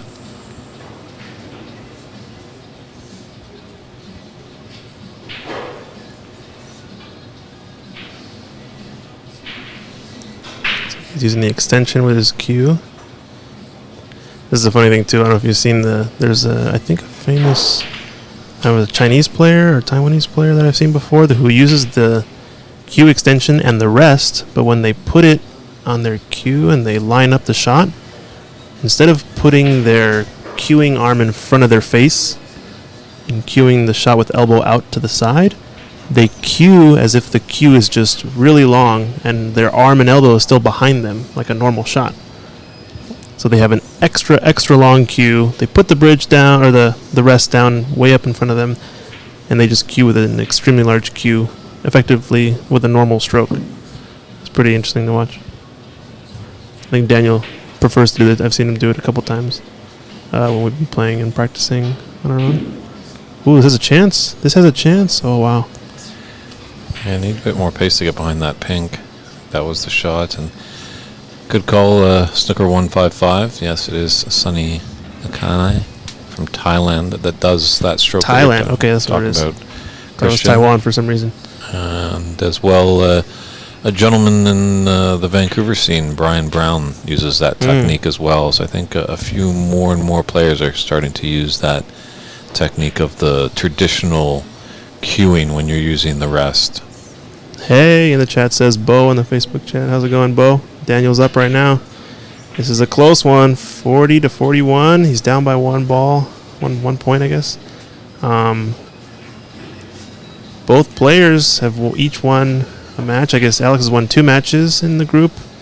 So if Alex can win this, he's going to outright win first place, going undefeated. But if Daniel has anything to say about that, he's going to bring him back. Asper's on. Yeah, we're working on the bracket. We gotta get up a digital version, but effectively right now, tournament format is there's 8 seeds that advance automatically based on qualifiers, and those are qualifiers from qualifying tournaments that we hosted here at Ox. Won a top 147, and then we have the top 4 seeds qualified through the Washington Snooker League (WSL). So those 8 seeds are going to be playing starting tomorrow, which is the knockout round of 16. And we've got today the group stage to qualify the remaining 8 seeds in the bracket. But yeah, we're going to try to get at least something up online so we can share it in the chat. But this is a group stage match.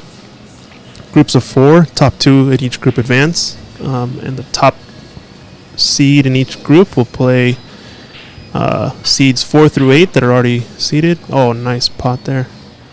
And then all the second places in the groups will play seeds 1 through 4. And look at this. Wow, what an excellent shot there. So we had a foul from Daniel.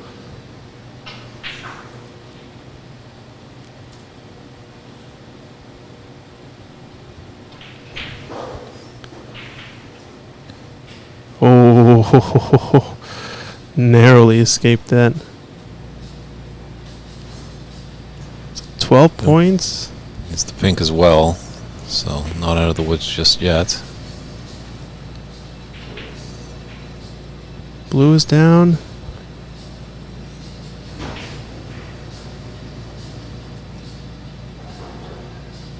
Well, no, that looks like his frame ball, right? Yeah. So snooker's required now. Pink would be to close out the frame.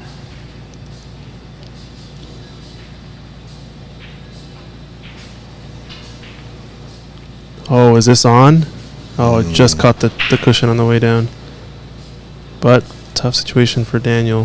He might choose to play on. I think it's a valid attempt to play on still. You only need 1 snooker.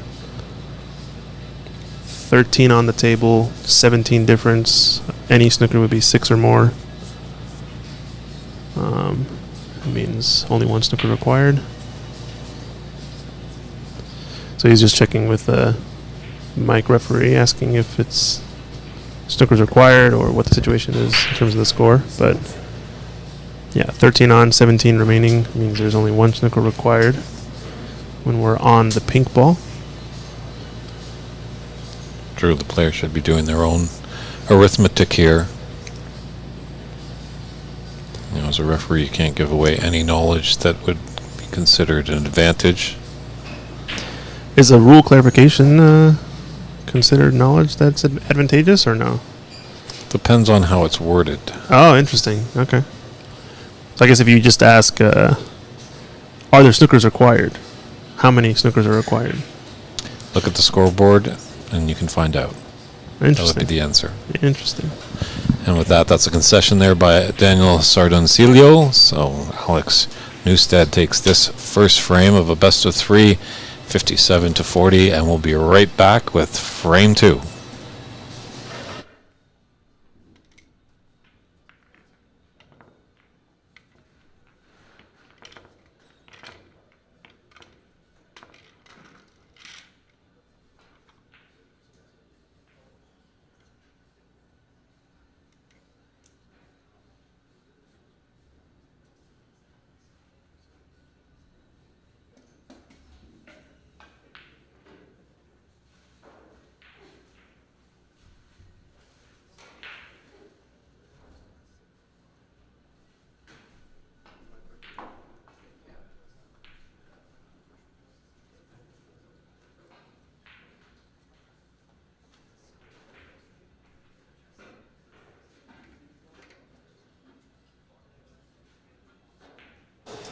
And we're back here in frame 2 with Daniel Sardoncillo to break off. Needs this frame to keep his hopes alive.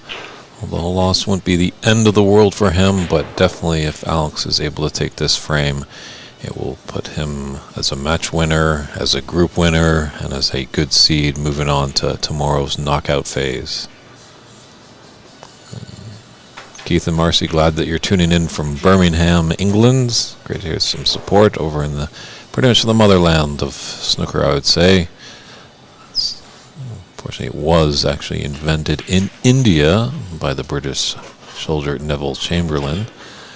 But it's definitely a very UK-centric game, but we're doing our best to expose it to the Americans and the Canadians over here on this side of the pond.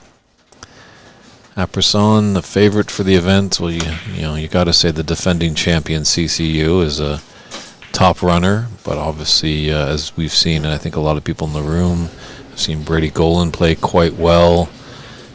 Charlie Brown's definitely a favorite to move on, and Daniel is able to pot how he's been potting, and sometimes just take that extra second just to maybe see about a safe shot, he could upset some people. So a few active ones, but no real runaway rate just yet.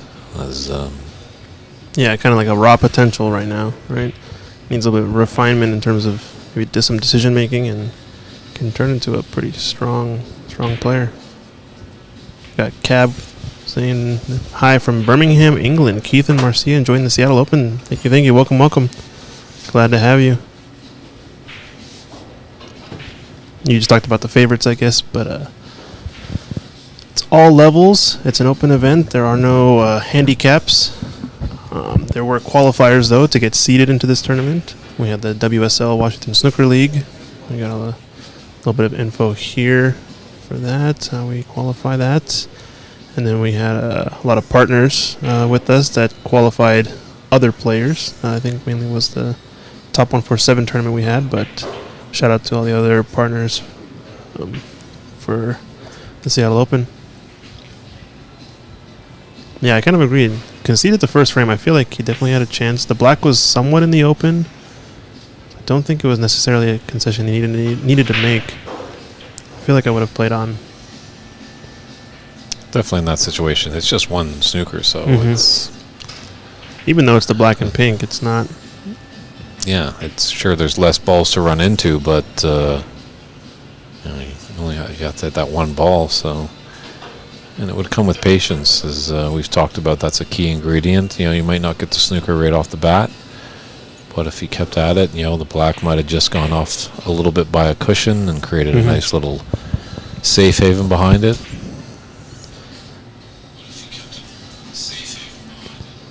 All right, so taking his medicine there, playing to roll up on the red.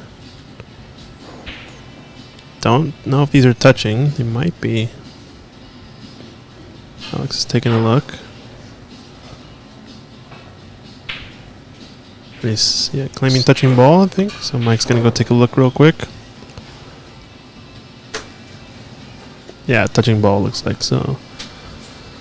As we know, the rule, for all those who don't know, the rule with touching ball is you are allowed to hit away from the ball that is on if you're touching it, because you're already making contact. So that contact, the initial part of the shot, counts as contact for the shot. So he is able to hit away, and it's actually a foul if you move that ball that you're touching, because that means you've done effectively a push into that ball in some way, in some respects, right? True, and I'm surprised he didn't come off the right cushion and the top cushion and get behind that black, but... Oh, okay, I see what you mean, yeah. Play it nice and slow. A little bit harder to control, I guess, the pace. This was a little bit maybe just get the line right on that shot that he attempted, and it would have been easier to control the pace. Watch out, jaw. It's going to attempt the jaw, but is there anything that pots? Yeah. That one red that's kind of just above the black spot definitely goes. I think even on the angle of that one to the right that you're talking about, Christian, he'll be able to take it, but he'll bring his cue ball back to bulk. Yeah, he did exactly what you said. Bring it up naturally.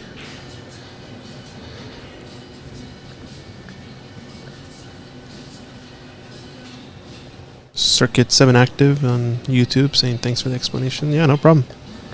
We're all here to learn the game, snooker. Especially as we try to bring it to America, it's a little bit tougher when you don't always know all the rules. Everybody always says the snooker is way too complicated. It makes it a little bit intimidating maybe for some, but in the end it's not too difficult to learn the rules. Did good to miss that red on the right long cushion. And how's his cue ball? Yeah, that's not too bad. A lot of reds were sprayed out all over the place, but he's been safely put back in bulk. And that is a bit of a tactic, right? Just kind of spread the balls out and play safe at the same time, making it harder for your opponent to play the next safety. Of course, it could backfire if he lays a really good snooker on you. True, and I think there's something to be said about the amateur game, about just opening up the reds and putting the pressure on your opponent to make a high break. As you know, once your break gets higher and higher, and sometimes if you're getting past your high run, nerves start to settle in. You get a little shaky. So many different tactics and ways to win a frame, but the important place is to win one. Asperzon asking, if I'm an amateur player and want to come to Ox for the next event, what's my best approach to getting details and getting to play? Yeah, it's a good question. We do have, I believe there's an email list on our website, but I think the main way to do it will be following us on social media. There will be announcements on our Facebook page. You could always email Mike at Ox Billiards. He's got a lot of good info. Probably can add you to whatever lists he has. Shout out to Mike Dominguez. He's the one refereeing this match right now. Roaming ref of sorts. And I think appreciate your comment that doing it all, tournaments, live coverage, scores, and great commentary. Good job, Dave Burney. We're doing our best. We're here to answer any of the questions for the fans out there. As you were mentioning before, snooker is new to the red, white, and blue here in America. Mm-hmm. So if you do have any questions or comments on the stream, and we've got a good community as well. They're very knowledgeable, so it's just, as you say, a good community. We're just trying to grow all together to help everyone learn the game. So interesting here that I don't think this red passes the brown into the yellow spot. Also doesn't seem like it passes the green into the green pocket. So not sure what the plan to do is here. He's on a break of 18. We're still seeing the blend of styles. I think the more high-powered offense from Daniel meeting the sort of balanced approach and tactics from Alex. Oh, and did he go for that double? My goodness, doubles it into the corner. Wow. As a pool player, I'm telling you, he did go for that. Don't think it was the wisest of shots, but he went for it. And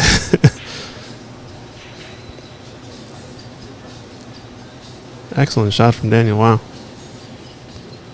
Nope, looks like the match is ended on the back table from Francis and Angus.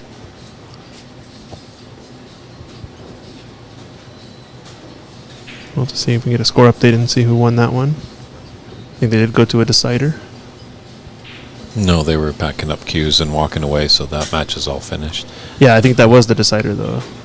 Pretty sure. I think it was one each because they're playing a best of three, right? Oh, nice shot there.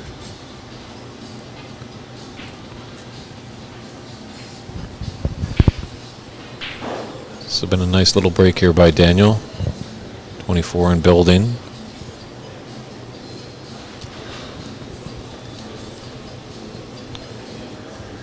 That's going to have to come up with a good red to keep things going. Does he just play the safe, or is he going aggressive? Now I think he's going for it. Yeah, he's going for it. Oh, he's always old cue. Oh, it's because I think the extension.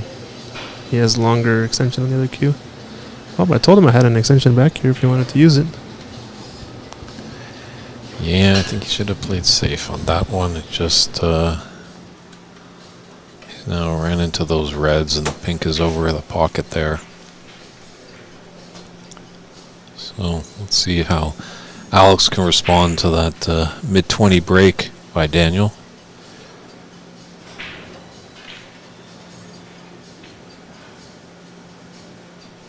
Yeah, not seen much of Alex, obviously, as he's a Washington player. He hasn't made his way up to British Columbia to play in any tournaments, but definitely liking what I'm seeing.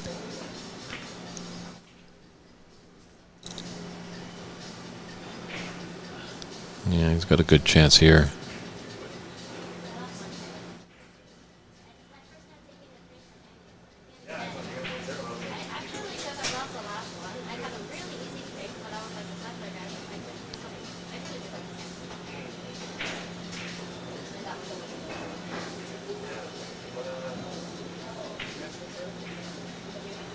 Very nice.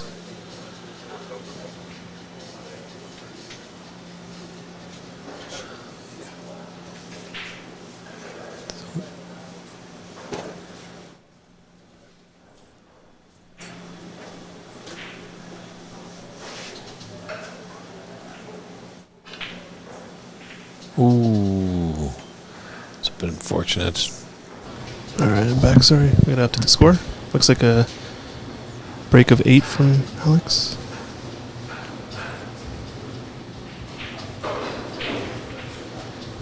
And not a great miss as he's left Daniel in them.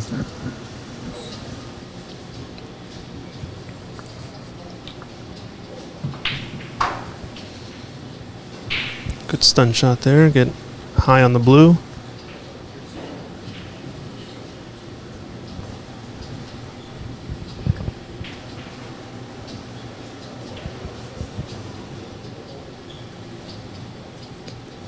There's our good friend in the Motor City, Chuck Jones, tuning in. Howdy, howdy. All is well over there in Motown, Chuck. Hopefully Newt Wales can tune in, and hopefully Mr. Tom Collins. Yeah, that is Tom Collins' land, right? Correct. We just hosted the previous 2022 U.S. Nationals. Tom Collins Trophy was awesome.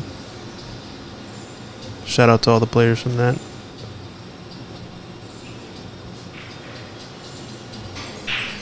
Nice job. Got back on the blue high again. I think Daniel's been watching some snooker recently.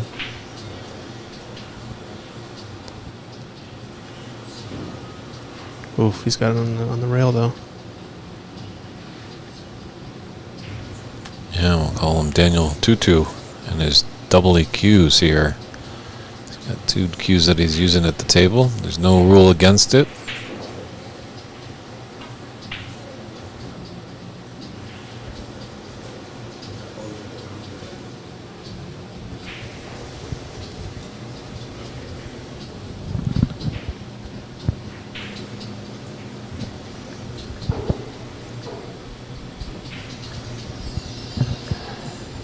We saw that last frame was pretty close, 57-40, but Ooh, this just hit one's that a a little bit thick. more. But 59 points on the table, and we've got 34 in it, so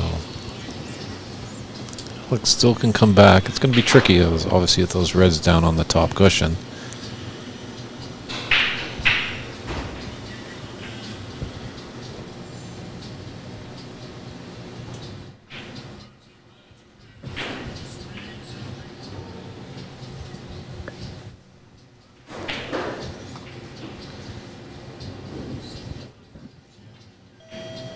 Get a bit of siding on that. Nice shot there. That was a tricky blue.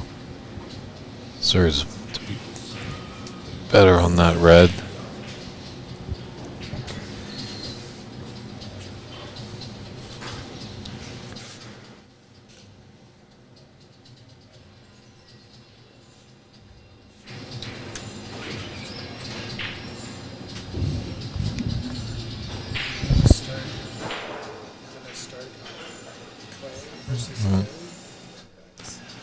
That way, when this is done, you can just put that one on the main. Yeah. And take care of this. And then to get the table ready, we're gonna start. Yeah. So there's a gap to come back to the bulkhead for Daniel. Shot to nothing here. Just kind of. You'd like to have that shot back because he's left an opportunity here. That bottom red might just slide into the top corner, and if he goes through, he can be on the black into the left middle. But having a good look at it.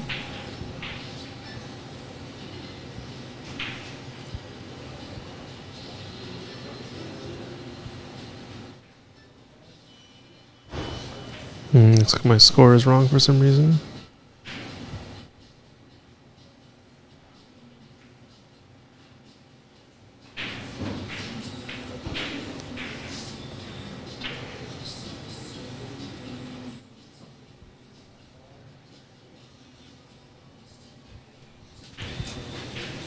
It's all right.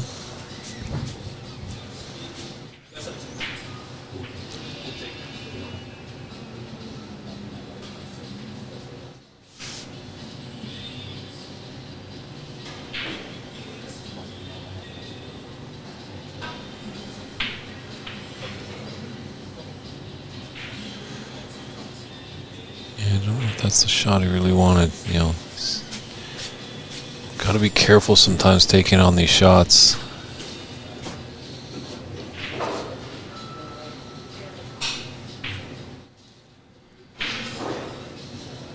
Alex does need to punish him for these mistakes that he makes, taking on careless long shots.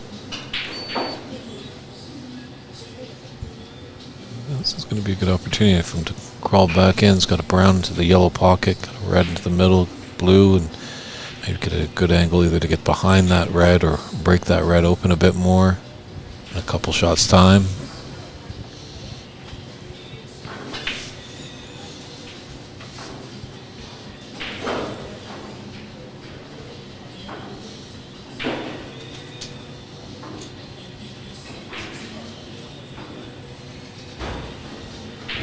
Looks like our scoreboard is off by 5, I believe. Maybe I marked one extra blue, but I'll amend it after the fact. But I believe it's actually 21 to 43 instead.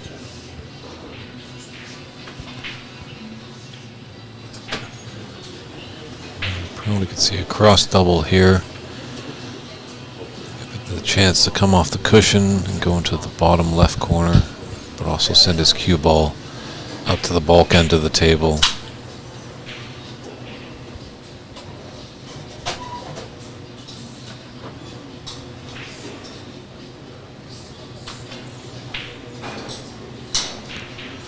Oh, no, he went for the pot, but it's alright because he's got a good cue ball against the cushion there. Although it is out. I believe at the conclusion of this, or on our other TV table, we do have Gary Wallace and Clay Belvoir. So I'll keep you updated of how they're doing. I hope you're enjoying this match right now between Daniel Sodarn Sicilio and Alex Newstead.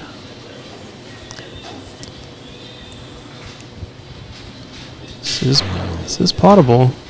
Yeah, it's one of those shots that you see on the TV screen that look a little easier, but then when you actually see it in real life, it is very thin. Yeah, devilish, yeah. It's mostly Seattle players in the Washington area. We did have a player coming from Arizona, and we've got about 6 players coming down from Canada for this tournament. Mm-hmm. Yeah, we're just trying to grow the event, basically grow the sport. So we had plans to have other U.S.-based snooker clubs to host qualifiers. Unfortunately, we didn't get as many as we would have liked, but it's all right. Hopefully next year we're gonna have plans. I think there's some different clubs. There's one in California, Arizona, Nashville has one table. Oh no, he's gonna go in off. Wow, that's incredible. Very unfortunate, yeah. So he pots the red, but fouls. So that red will not come back up on the table. That is stricken from the record. We'll just forget about that. 4 points will go to the good for Alex, and he'll get ball in hand in the D. The colors are on, so 27 points on the table. Looks like Francis Chow and Brady Golan are getting ready to go in their match.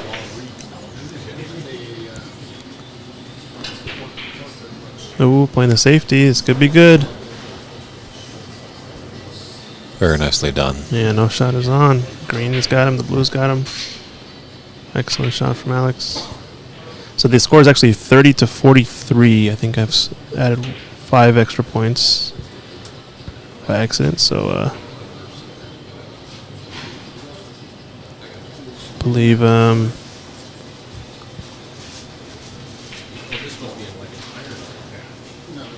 yeah, it's the Seattle Open is what this one is called, not Seattle National. Just for clarification. Oh, almost made that. It's gonna go off the pink.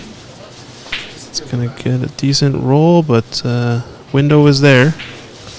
True. Could come behind the brown here. Off the bulk cushion. Yeah, that's great for this game with Ahmad Ali being the first American ever to play on the professional snooker tour. That's going to definitely, I think, encourage a few more youngsters in the US of A to pick up the cue and try and emulate what Ahmad is doing. And I think this is on now.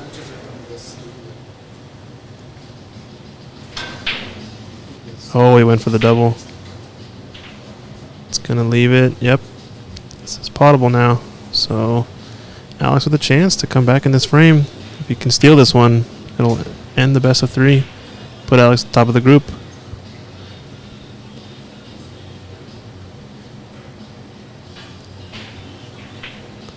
Wow, hit that uber thin. Almost overcut it. And managed to pot it. Wow, what a shot. Now Prey Allen is asking if a player shooting a brown and misses, hits the blue, and then pink after that, is it a foul of 5 points or 6 points? Is the first ball fouled on the highest valued fouled on until the balls have stopped? I believe that would be a foul of 5 points, as that's the first ball it hit in a foul situation. Yep. Makes sense. I always thought that if, for example, if you hit a red, go in off the black into the pocket, that because you went off the black, that it used to be a 7-point foul. But it's not the case. It's not the rule. It is the first ball you contact, which can only escalate the foul points, or the ball that you're on. If you don't make contact with the ball that you're on and it's a higher than 4 value, then that could also cause it. Yeah, and if you go to WPBSA's website, you can download a copy of the rules, or they have a link as well that you can order a nice little small book size, pocket size book of the rules. Always good to know all the rules going into a match. All right, so with Daniel here, he's actually now at 47 points. And let's see if we can correct the score by making this blue. Looks like that. So now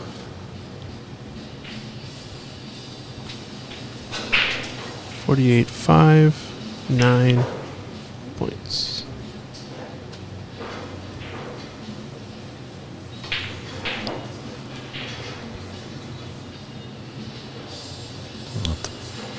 Wait, sorry. Wrong person. Oh, I can't actually fix this. Okay.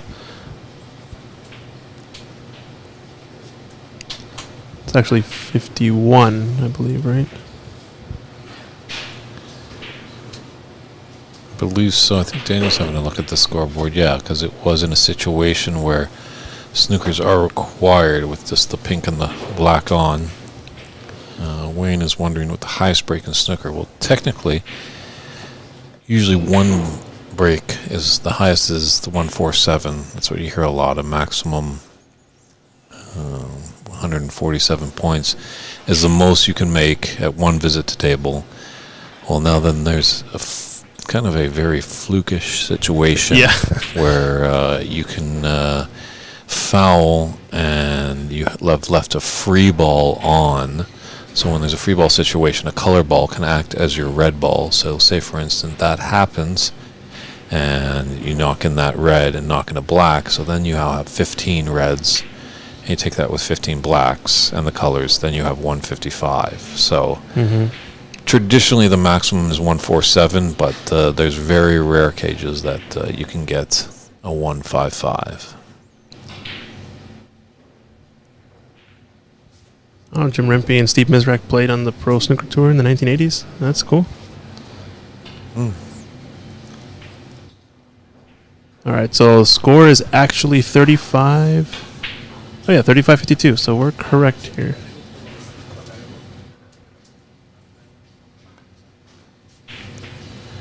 And So kind here, of in the situation that we were in the last frame, it was interesting that Daniel actually conceded early, whereas Alex is playing on. I wonder if Alex has maybe hit the left side of that pink and come off the cushion and get behind that black.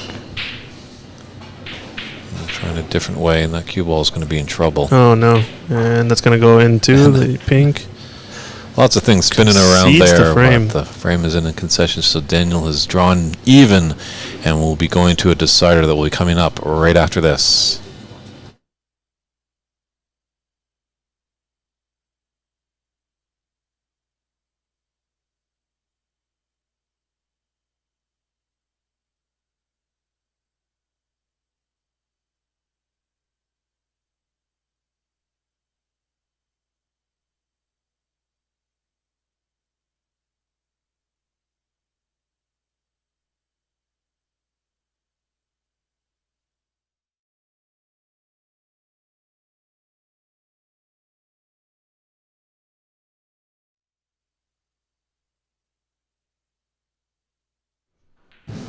And here we are coming back with the frame 3 action with Alex Newstead to break off.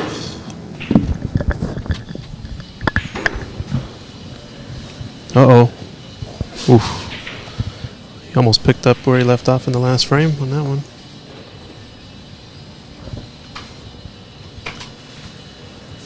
So yeah, they always do say on the pro circuit they just want one chance to get in.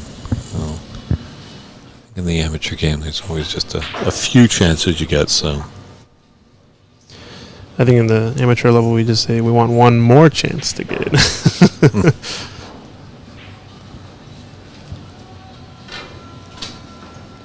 So decider here, it's going to be a good one. It's going to be interesting because more than likely this decider might decide the group as well, depending on how Daniel plays in his last match. True, Daniel is won one match, so he's 1-0 in his group, and Alex has won 2, so he's 2-0. So if Daniel is to win this, he has a chance to have the clean sweep, and if he wins his third match, then that's a 3-0 standing for him in the group stage, which will give him first place. But Alex wants none of that. He wants to have the better seed.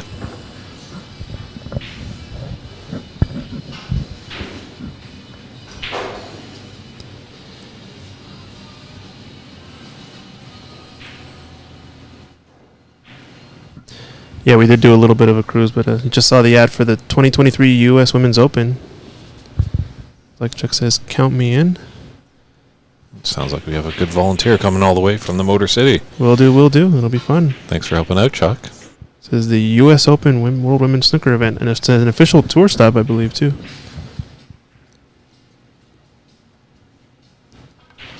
Hopefully we get a chance to get Bex Ken out here again. She's another part of the Ox family, sponsored player on the Pro Tour right now. Sure, I wonder if this year that Mink or Anyi or Rian would come out. I know that they weren't at the U.S. Open, but obviously that was the first tournament on U.S. soil. So, you know, we all do remember what happened to Apollo 1, but that wasn't the case here at Ox. It was a screaming success for that U.S. Open championship on the women's side. It was a great tournament, lots of fun, and I think all the gals that came over from the UK enjoyed themselves thoroughly, and I think they're itching to come back, and who knows, maybe we can talk with them a bit more. Maybe we get a little West Coast sweep and they can just jump up to Canada before or after. Yep. It'd be pretty sweet. Yeah, I agree. Get some more snooker players here in the U.S. It'd be awesome. Yeah, that's all it's going to take. It's just going to inspire, like, you know, Frances is playing in this tournament. She played in the BC Open. She also was in that U.S. Open that we talked about, so she's probably learning a lot from those professional women, and good on Frances to brave this kind of, you know, quote-unquote boys club, but it's not really. It's, you know, open to all players now, but it can seem a little intimidating for her when she comes in and there's all these men around, but she just sticks to her game and is out here to play her best and have fun. And she has said, you know, as long as she makes her shots, she knows she's not the best player in the room, but as long as she doesn't beat herself, as long as she gets beat by a better player, she's happy with that. Yeah, you can see her in the background there playing against Mr. Golan, right? Yeah.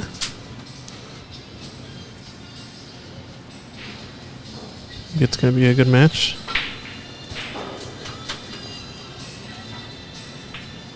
Oops. Camera reset, sorry.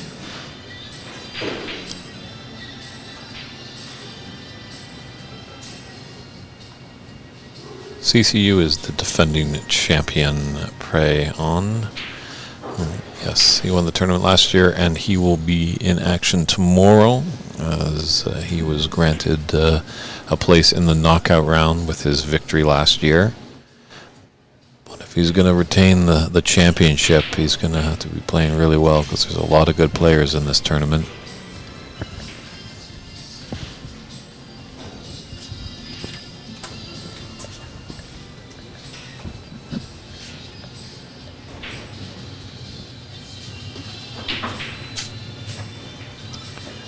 Just whatever ran all. I don't know. I think he's got the angle on the black. I can pot this.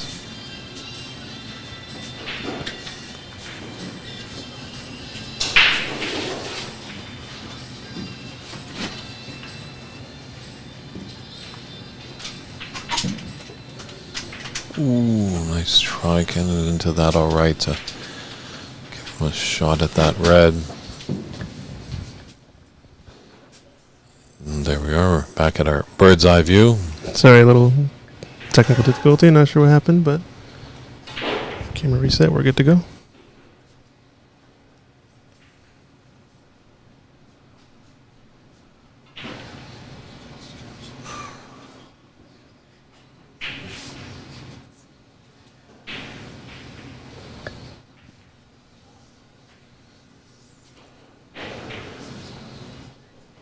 Yes, there is a fantastic trophy. Actually, I think if you go to Ox Billiards' website, you should see a poster for this great event, and they've included a shot of the beautiful glassware trophy.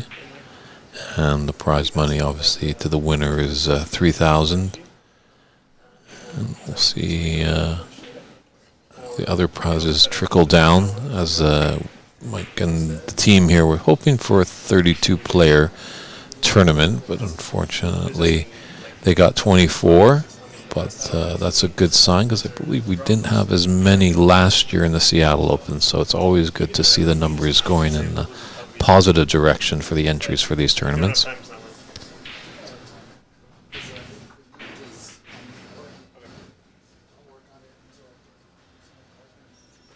Challenge might be the easiest, or most useful. It's easier for you.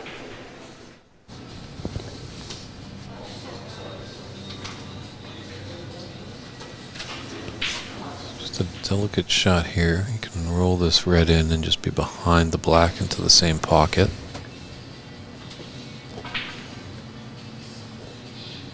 Elected to come up for the blue.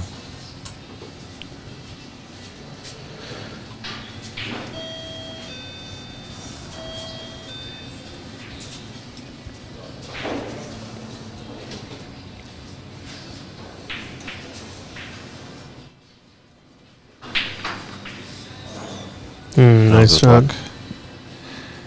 It's got that insurance right in the bottom left corner.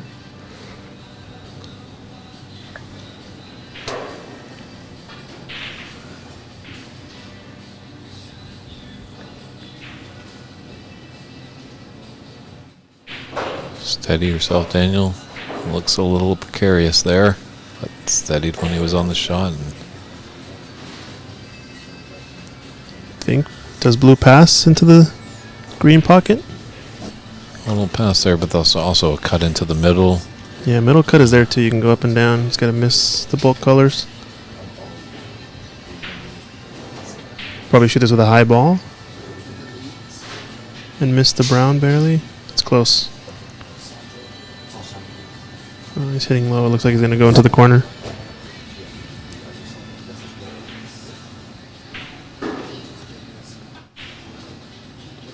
Look at Very that nice shot. Yeah, it was a more difficult shot, but it definitely had a higher reward, that's for sure, as he stayed down in the business end of the table.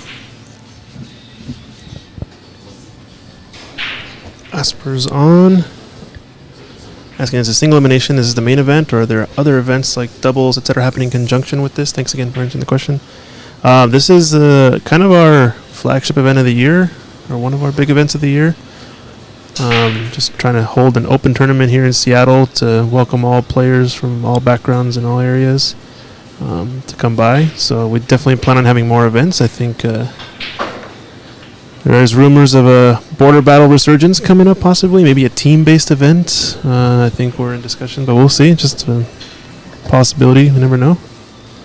But yeah, we want to be hosting more events. Obviously, we have the World Women's Snooker Tour Stop coming up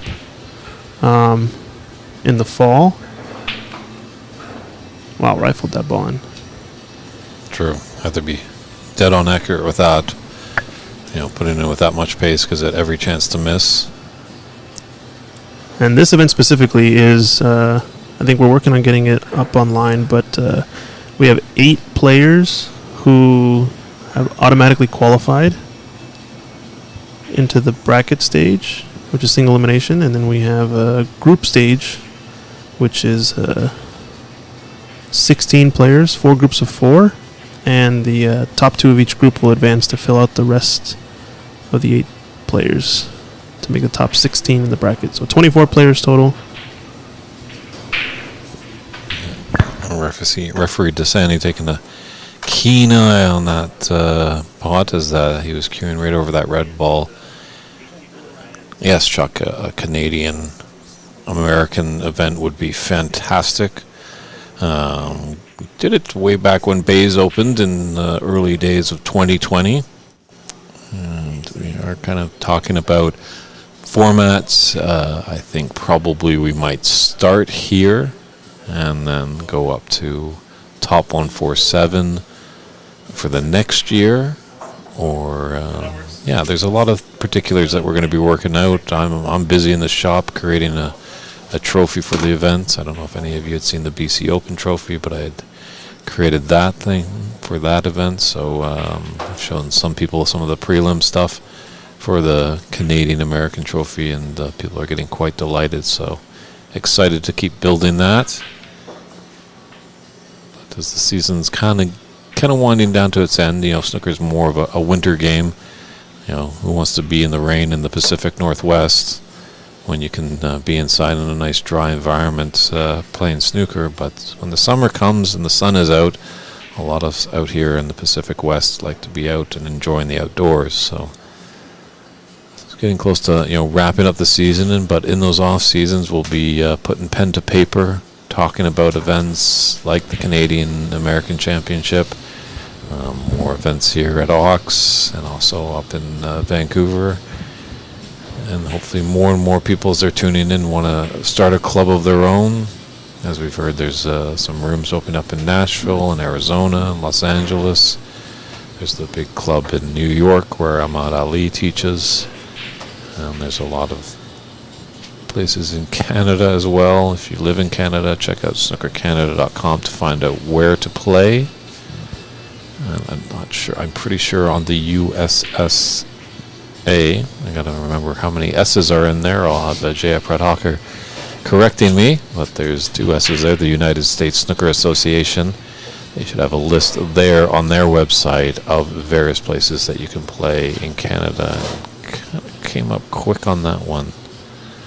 I just wonder if he got a kick or something like that, but I don't know if he's really left anything on. And looks like this red is just going to pass. He's just got to be absolutely accurate for the red to pass the black.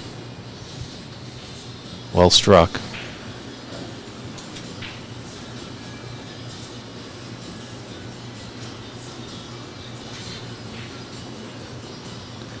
So Pray On. This is asking an odd question of why does Ox Billiards and the snooker effort exist? Is there a former UK pro? Are there impetus? It's rare, so curious why this came to be. Well, obviously that's a story for Mike and the crew at Ox Billiards. I think some things just go in circles. If you're a longtime fan of snooker, you know that there was an incredible boom in the 1980s for the game over in UK, and really put snooker on the map.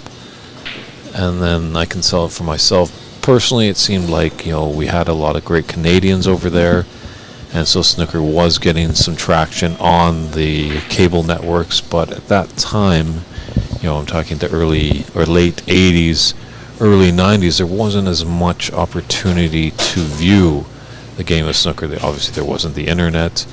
There might have been a couple sports networks, whereas now there's a lot more and you have the internet.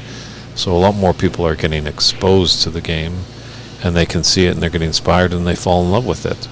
So I think that's part of the story here. I know, talking with Mike, I think he was playing some 8-ball or 9-ball with some friends, and someone had mentioned that he should check out this guy called Ronnie O'Sullivan. And Ronnie O'Sullivan is a fantastic snooker player, and Mike just kind of fell in love with it. And Mike came up to some of the events in Canada that I put on, and we've been talking ever since about just building things back and forth. So yeah, no former UK pro, but rather just the tall efforts of a man by the name of Mike Dominguez and the passion he has for the game after learning it.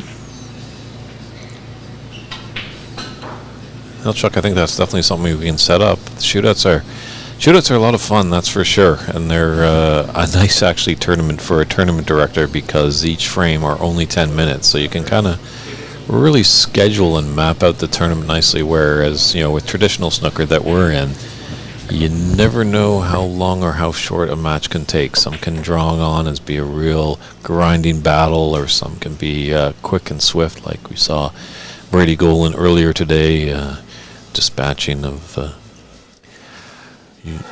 Ernab Sangabuta.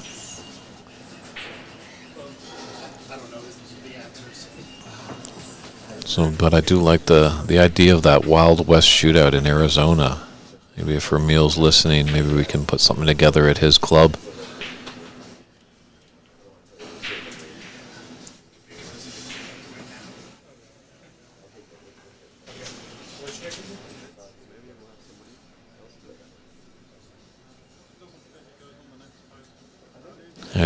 I agree. Cab out there, getting some kind of tour stops. I've heard some rumblings over on the pro circuit that there could be potentially a U.S. stop in the future. Maybe next year, or maybe in the second year. Obviously, they are aware. I know there's a streaming site of DAZN and Matchroom that would carry live professional snooker, and I can tell you from experience, when I talked to Steve Dawson last year, who's the chairman of the WPBSA, they know the numbers are there in North America. But with anything, it's just the dollars and cents. You gotta find the sponsors to bring out the prize money, make sure all the people behind the scenes are getting taken care of. So it's obviously always great ideas, yes, to get tournaments going, but it just falls down to the dollars and cents.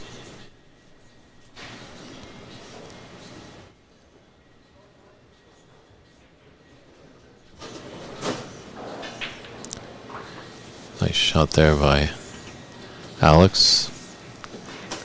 Got the black and is staying down at the good end of the table. That's got an angle, probably going to come up for the pink here, or the blue. Can't really hold for the black. Okay. Add scores to them. Oh yeah. Based on spring count. Yeah. Alright, guys. I meant to say.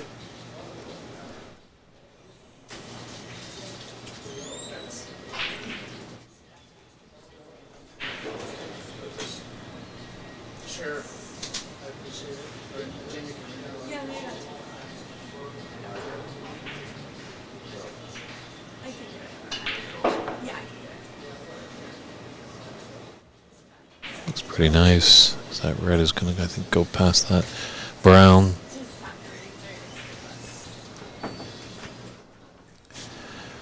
You're correct, Snooker 155. That's another great format, the Snooker Legends 900. That was blending amateur players and seasoned veterans. I know Vito Powapolo from the Toronto area was playing in that, as well as the great 1985 world champion Dennis Taylor.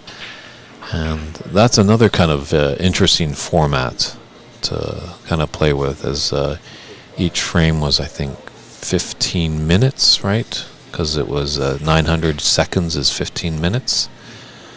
And unfortunately, I don't think we were able to see a lot of it over in North America, unless you had some kind of hookup with Eurosport or BBC. I don't know if it was on one of the streaming platforms, the Snooker Legends 900, but hopefully that can come back, because that's another fun event. You never know what could happen.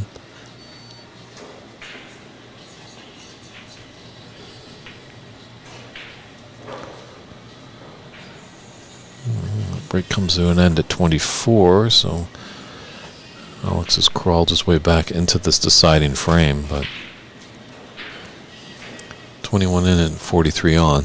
Still anyone's guess of who's going to take this one. You got to believe probably the winner of this frame and match will be the winner of the group.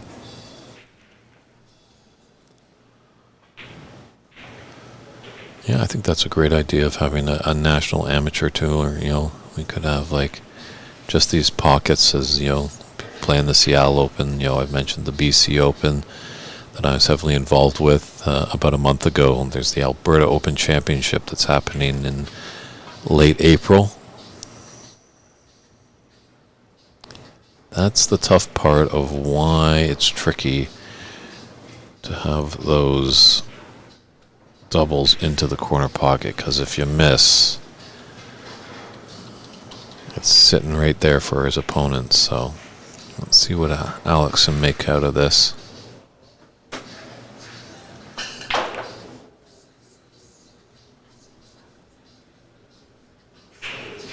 Ooh, definitely got into that cue ball.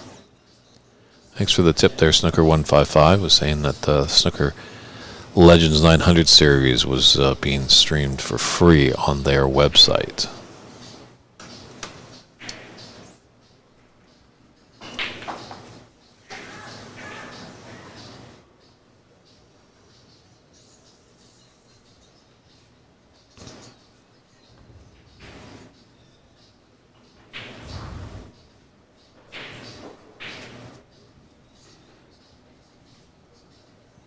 Alright, score should be fixed. Just following what the scoreboard looks like in the room, so I don't know if the players might have made a mistake or not, but we are reflecting the score that they have on their scoreboard. 30-45.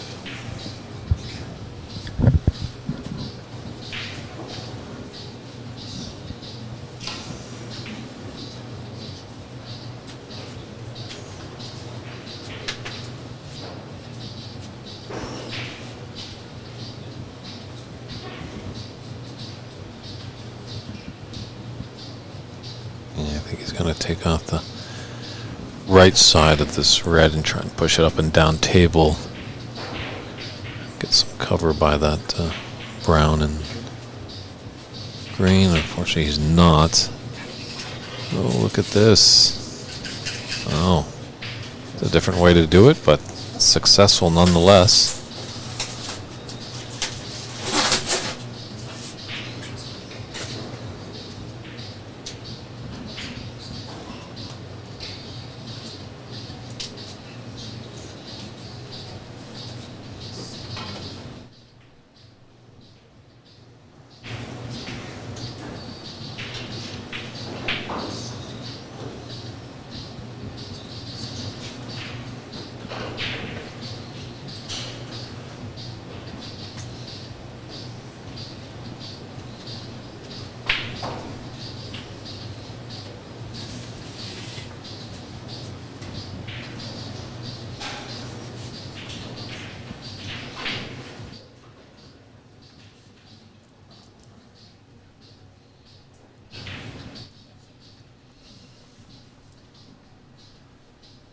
Just deciding if he wants to go into the middle pocket.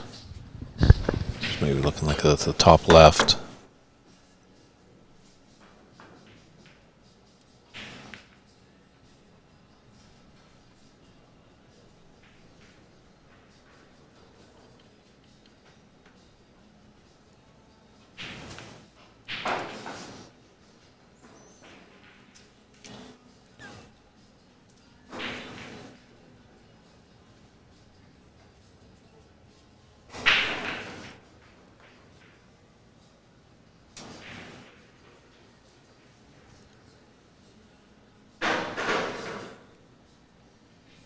Thanks for that update, Prathamesh. But yeah, we kind of if a player's missed something, there's not really much that we can do from the onside, really.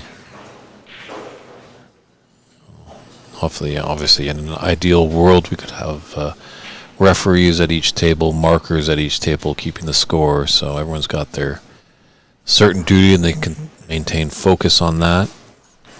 But unfortunately, in the early stages, we're gonna live with what we've got, but we do have some great help, that's for sure, behind the scenes. So that's really appreciative. Linda Story, that's a nice red there by Daniel.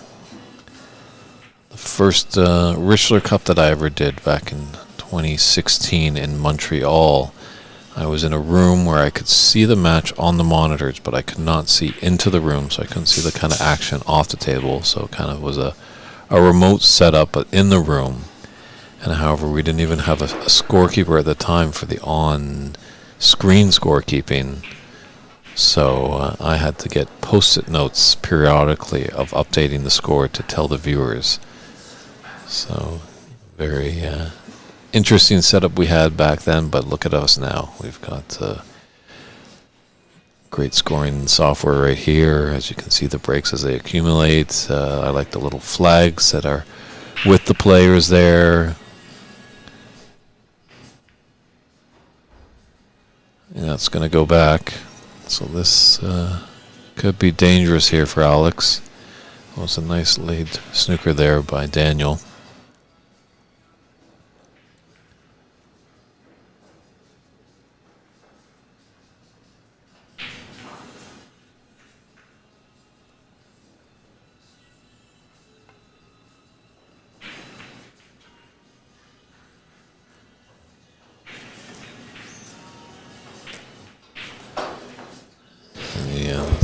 Almost was close to a free ball potentially, but none the case. So this is the third attempt, and even if we were playing more attempts, he wouldn't actually be able to put back, because the result of this shot would be a 28-point difference with 27 on. Hopefully Alex can hit here. Third time's a charm. Just didn't get it.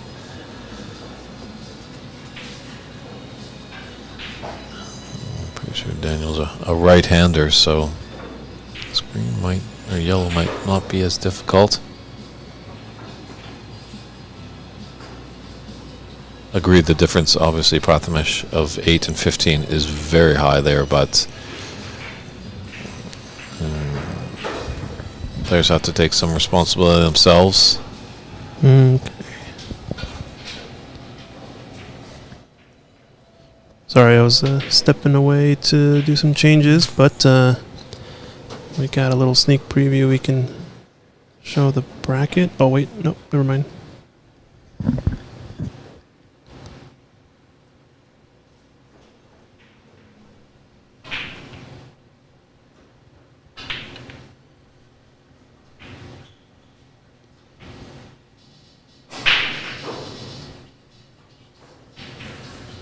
Now he's pushed the pink a little safe. I'm surprised he didn't kind of maybe clean up some of those bulk colors, because that's an opportunity for Daniel to come off the right side of that yellow and get behind the pink. Just like that. Oh, nice shot, yep. I think he got a fortunate flick off the blue there to help him, but I think he was still going to be snookered behind the pink regardless. And now, what is it? 28-point difference with 27 on, so no respot is allowed, right? Oh, nice contact. Correct. There. But, still alive, only one snooker required. Might be in trouble again here, though. Yeah, a nice hit. This is, I think, definitely in Daniel's wheelhouse to give it a go.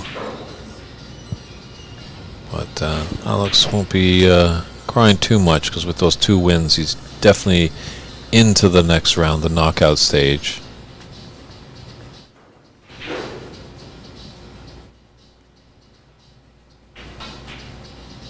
Very nicely done. Nice shot, yep. He's thinking the yellow's going back on its spot for a split second, lapse of concentration there. was a red with that yellow, Daniel, you'd be correct. But when it's just a Daniel, the green's your next shot, and you weren't that bad on the green. So it's going to be handshakes very soon here. So good outing by both players. Both Yeah, will definitely. be moving on. So Ashik and Ethan, unfortunately, well, actually, Ethan could go 2-1 potentially. Yeah, Ethan has a chance, I think, but because Alex has the heads-up win against Ethan, it might be moot because he would have the tiebreaker. Alex would. So if Daniel were to go on and win the group, then Alex is guaranteed. So nice match there. Handshakes all around. So Daniel Sardancilio takes that one 2 frames to 1. All right, let's see if this works. There we go. There we go. Here's the current groups and how they stand. So for those of you folks wondering how the group stage is at right now, the current standings are, here are the groups. Daniel wins this match, so that 2 versus 3 in group 4 is going to go Daniel's way, 2-1. And we have some other matches underway, so we'll hopefully get this bracket updated over time and keep getting the scores back out to you. But top 2 players here in each group are going to be advancing into the next round. And I think we have another match going on our second TV table. Do you want to hop on over there? We've got Gary Wallace versus Clay Belvoir. Looks like they're in the first frame. I can get the score updated and we can hop on over after a quick break. Sure, let's take a little break and then we'll jump on over to that other table as I set up table number 1. So stand by, everybody.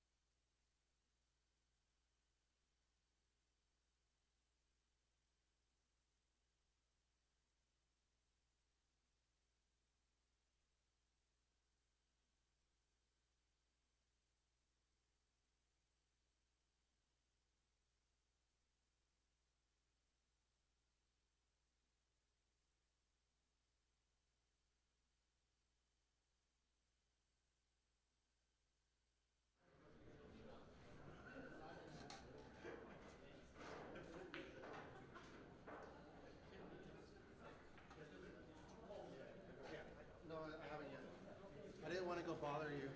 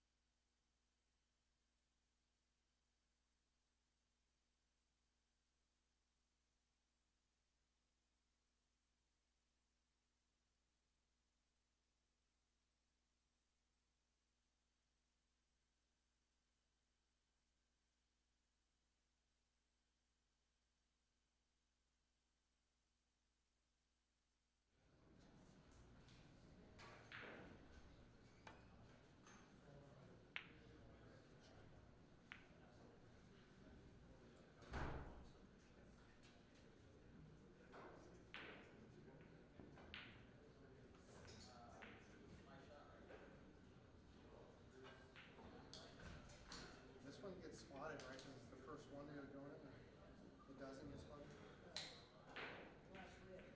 It has to be consecutive. Okay.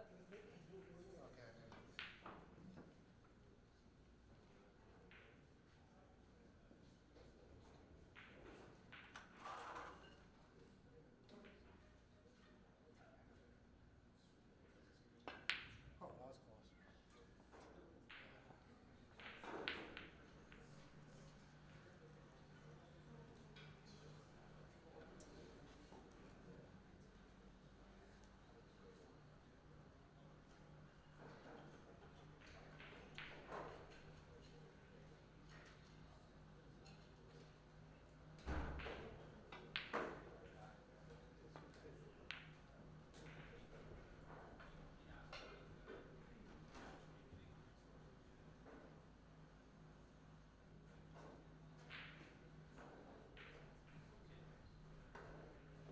Can I get you to watch?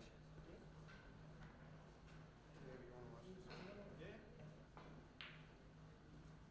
You don't have to mark it, just it's about 3 inches.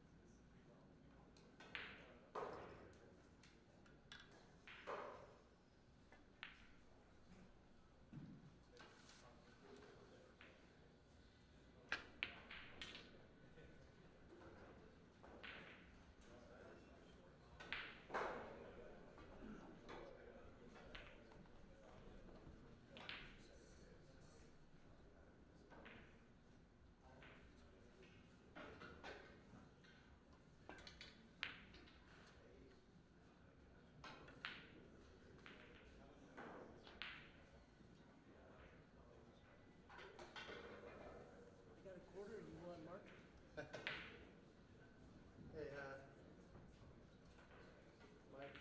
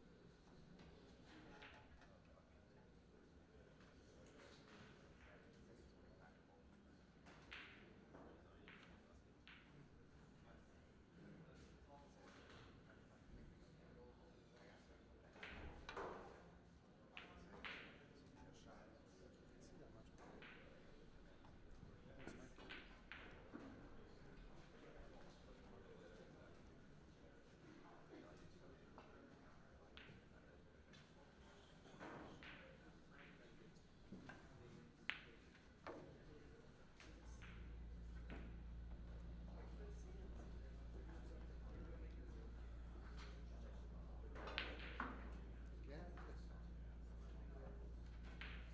Oh, you're.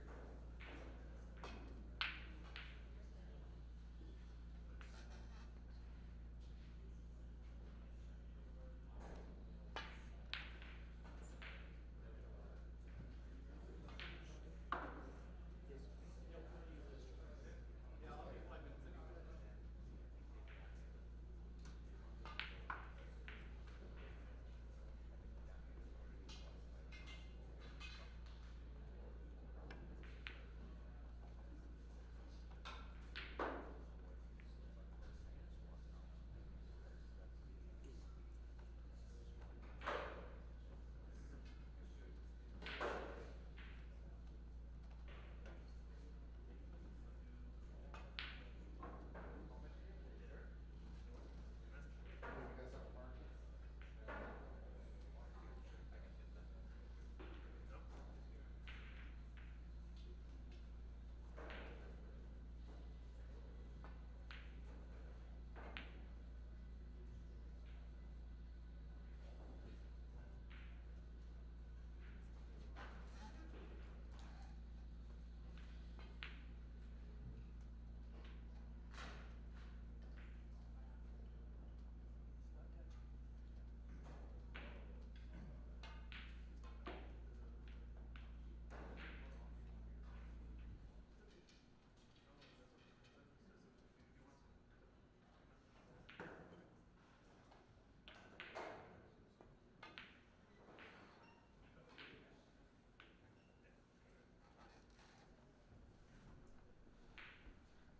Is that a free ball situation? No, it's not a free ball. Okay. It should be yellow. Both, you can see the both sides, right? Yeah. So that's not. I just don't know all the rules. And, Yeah, yeah. If I put it here, you would have had a free ball. Okay. Then go ahead and hit it.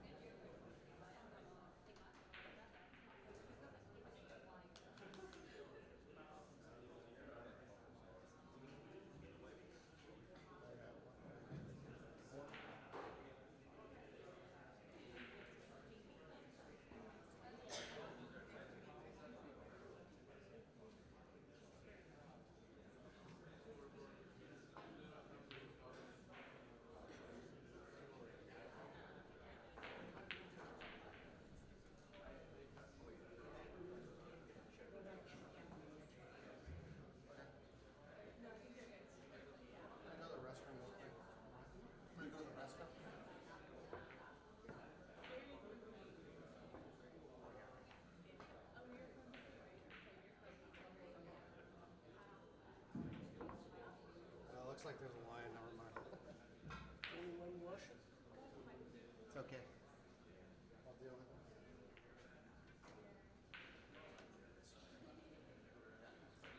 You mean my break?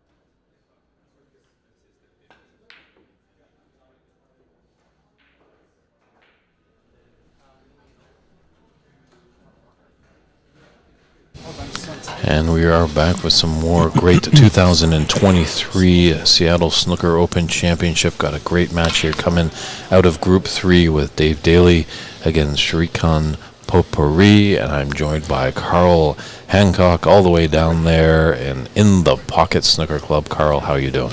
Hey, doing great, Dave. Looking forward to this match coming up with Dave Daly and Shrikant Potpourri. Yeah. Some people like to call him Double D around these parts, but Dave being an Irish player, definitely, well, American now, but his roots go back to Ireland, so he's definitely got it in the blood, in the veins. So that might lean just a little bit towards Dave's advantage for this. But I've heard Shrikant has improved quite a lot since he started playing here at Ox. I had a chance to meet Dave earlier today in between matches and got to know him, and I know he's local here. He sounds like he's interested in coming down to one of our snooker orientation classes coming up. It'd be great to have him down there and help teach new players about just basic skills in snooker. That was a nice red there. I don't know. Do you want to switch up Dave for Shrikant there? Yeah.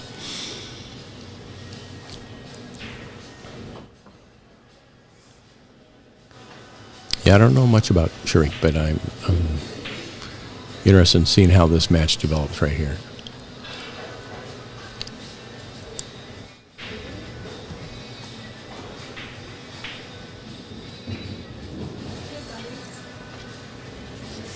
Yeah, definitely a big match for both players. Like if Dave's able to win this one, it kind of puts him in the driver's seat. He'll have a 2-1 record in that group, and that really will be doing well for him to push him into the knockout phase. Whereas Shrikant, he's lost his first match to Javier Venezuela, so he doesn't want to lose a second one. So a lot riding on this match. It's a best of 3 round robin. Knockout round starts tomorrow with our 8 seeded players against the top 2 of each group. Will make up the other 8 for a final 16 as we whittle it down to one champion on Monday night here at Ox Billiards in Seattle, Washington. It's going to be exciting because I know there's some really good players just today in this grouping right here.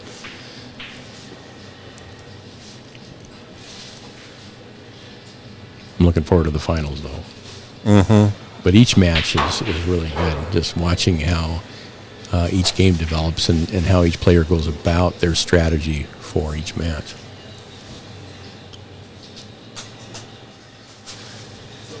Yeah, it's a great way to learn the game being in the booth here. That's for sure. You can see a lot of what players do. You know, we see, obviously, you were there when watching Brady. You can see how he approaches the game, whereas a more novice player, you kind of wonder a little bit why a certain shot was taken. Now, Dave has a challenging bridge over shot right here. He's got to really bridge over that whole group of reds there. That's trickier than what it looks.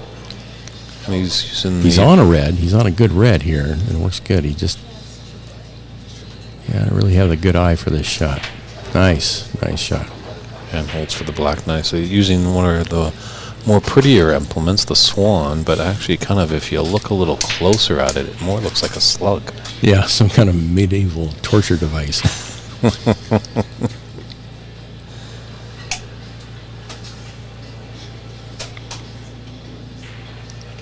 I like swan. I think it's more fitting to snooker, though.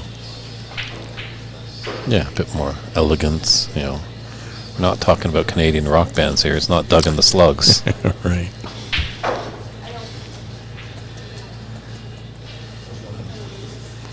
Yeah, a lot of our players coming off a 10-foot table into the 12-foot table are introduced now to some of those rests, including the swan and the 8 and 10-foot cues.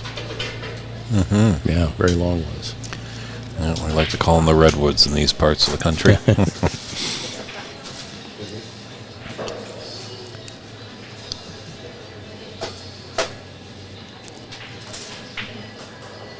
Dave's off to a good start here. He's got a little bit of a break going.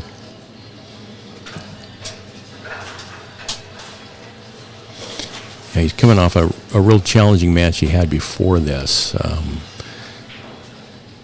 Some very tough shots, positional plays, snookers, things like that. That was a real kind of a grueling couple of matches he had with his last opponent. But he's off to a really good start with this game.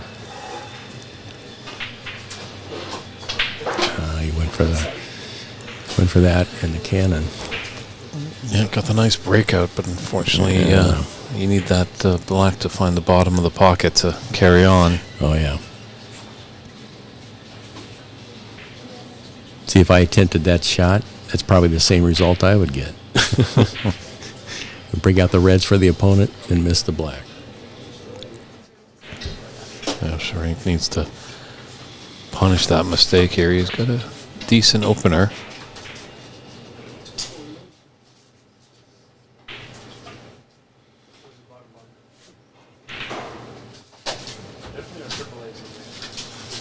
Yeah, I'm sure he didn't want to land right on the rail by the pocket there. It makes it more of a difficult shot coming off this color. Yeah, and you don't have much of the cue ball to work with, so you're going to be hitting on top, and you got to be really accurate because you don't want to put any unwanted side when what can happen when you're cueing down on the ball like that. Yeah, and you followed it right through. That's what you were just saying. You're only able to hit the top of the cue ball. When it hits its object ball, you're kind of left with topspin rolling forward. And if you don't get the angle that you want just right, you end up following it straight through like what happened on his cue ball right into the pocket.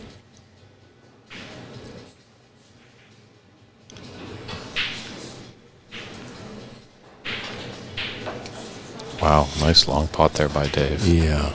He's shooting really good this match from what I was watching his prior match here. He's got a really good start here. Yeah, I know that Dave has a table of his own at his house, but I've been down here for a bunch of events, but I've never got the invite from Mr. Daly. I was talking with Dave after his last match because, I wanted him to come down and participate in the snooker orientation class, and he said, well, I don't know, after that last match, you may not want me to come down now and teaching anybody. But he's doing really, really good here. And that's just it with snooker. Sometimes your game is up and you're shooting well, and sometimes it's just not. I've had those games where it just doesn't seem like the angles are right or anything's dropping, and then sometimes it just comes through and you're able to get some good runs.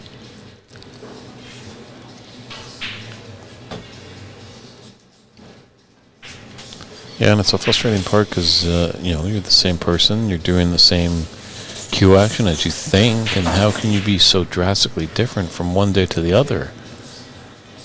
Was it, peanut butter and strawberry jam against peanut butter and raspberry jam? I'm not too sure. Yeah, as I study my own game, I can see just trying to figure out the throw of, your cue action against the cue ball. If you're trying to put any English on it or not at all, you got to really adjust for any throw sometimes that comes off.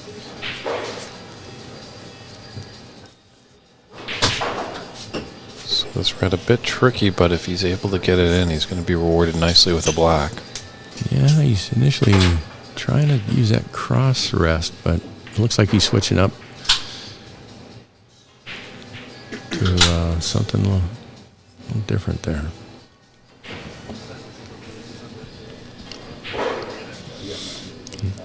Yeah, he's taking on a different red here.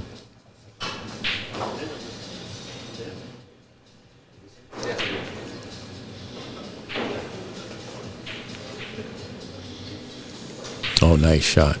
See, I like what he did there. A lot of players, sometimes they see the initial open red and they get so fixated on that, they don't really look at other opportunities that might be better on the table.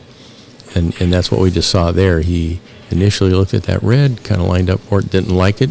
He switched up and took a different red and was successful potting that all the way down the table in the corner.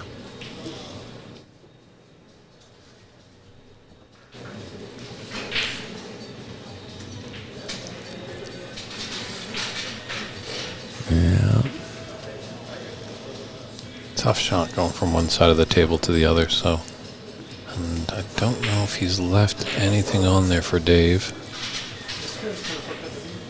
That's so hard when you are successful with a difficult red. You get on a good color and you miss the color. That is, it's a difficult situation. He's just gonna. I mean, it doesn't do any good, right? If you're just potting a bunch of 1-point reds, you got to get those colors down.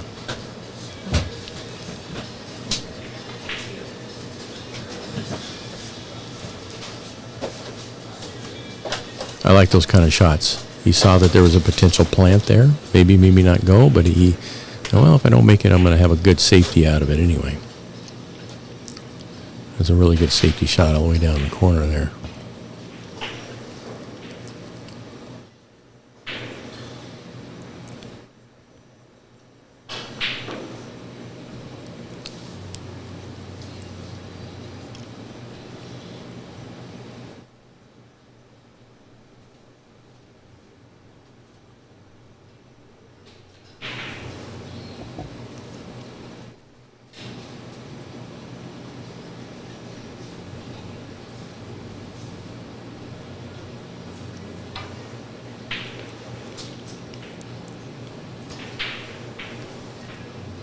Well, once again, he hasn't left anything easy there for Dave. Dave does have a strong lead early in this first frame of a best of 3, 30-3.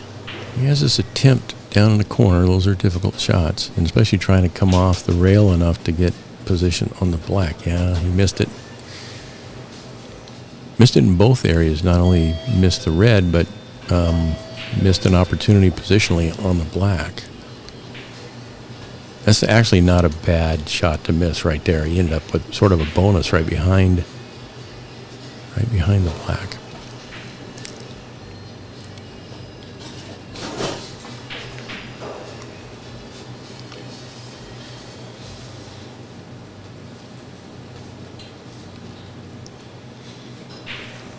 Very nice shot there done by Schrank. It's applauded by Dave with a little tap on the table. Mm-hmm. Well, with that blue, did nicely. Oh.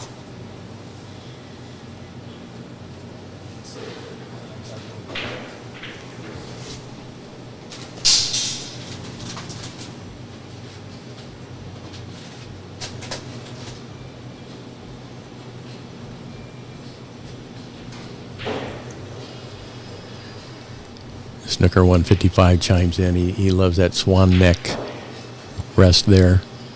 The nice thing about that, you can adjust your cue up and down the height on that one. Not only does it do a really good job bridging over like a pack of balls, but you can kind of lift it up to lower the cue or lower the butt end to raise the cue. Kind of like that one.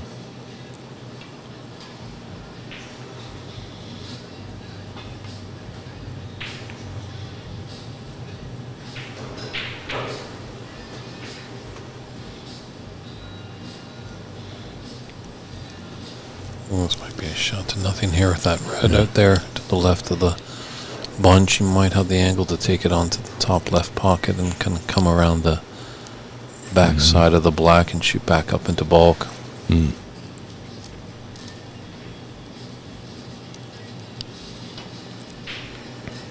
Oh, so close. It was a good attempt, though. But he left it. Nice opening for Dave here.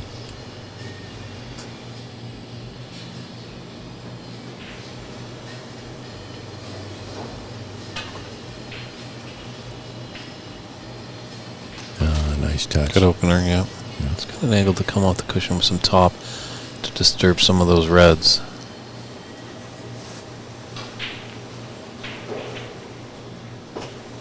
Ooh, it just didn't get the black though. He popped out a cherry. He was able to pick, but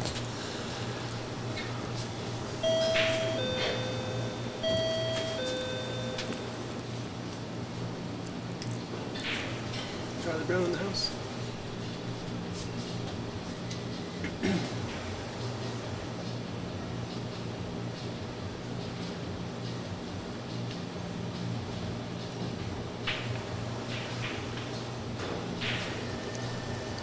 A little bad opportunity here for Sirenk. Yeah, he's looking at that angle probably off the blue there, wondering, does he take that or maybe coming around off the green maybe? You put a little stun on that blue and it might just make the angle that he cannons into those reds. Yeah, he's coming off the green. You can try it like that. So this is a... Oh, no, I actually took the brown. Well, I didn't really see his angle there, but that's a sort of a surprising shot. Wanted to draw it straight back into the rail, but ended up unfortunate into the cannon into the yellow. Just wonder if there's an angle if he took the left side. Gotta watch out for the double kiss though, but the left side of that red, come off the cushion and get behind that black. But it's dangerous because there's a chance of the double kiss. Yeah, that was close. Actually, not a bad shot to miss right there. There's a sort of a bonus right there. It's going to be hard to bridge over that pink. He's got a little, he can see that red down in the bulk end, but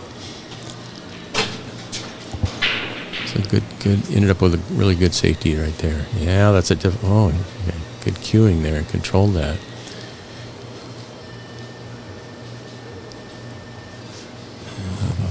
Came off pretty good on that one.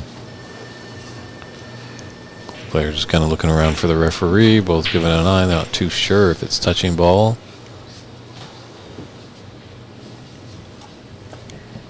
They're trying to find someone impartial to see if this is in fact touching ball.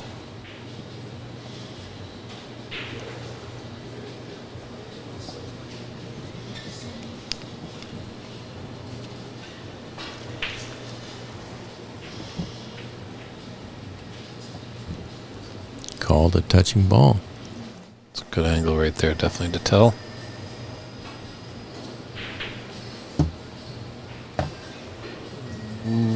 Yeah, he did not want to hit that black. He wanted to get behind the black.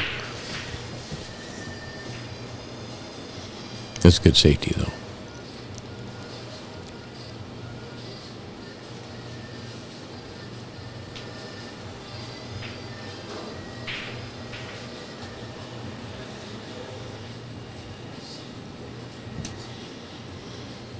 No, it doesn't look like that.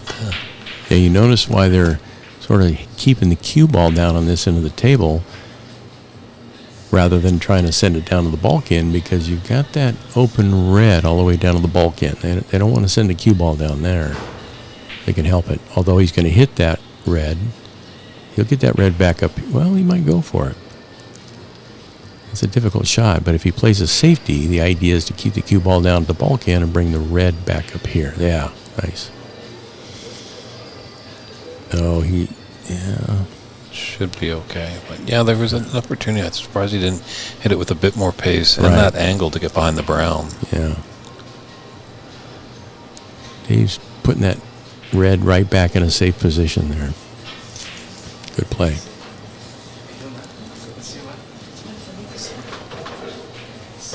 So the number one qualifier from here at Ox Billiards is in the room, Charlie Brown. They'll be playing tomorrow, and that just lets you know how long the border lineup was. As I think he was tuning in on his way down, and now he's finally in the room. So if you are coming to see us from Canada, definitely make sure you give time for those border weights, unless you have that great Nexus card that can speed up the process. Well, now we have the reds all over the table here. That was a play to just, I'm not sure if he was going for a plant there or not. I sort of missed what he was aiming at. But as a result, he missed. He didn't pot anything, but he did move the reds all around the table. It's not easy, though. Nothing's exactly on at this point. So they're going to probably play a few safeties before somebody has an opportunity on a red. I wonder about that red by the pink, if he's tempted for that, or if he can even get by.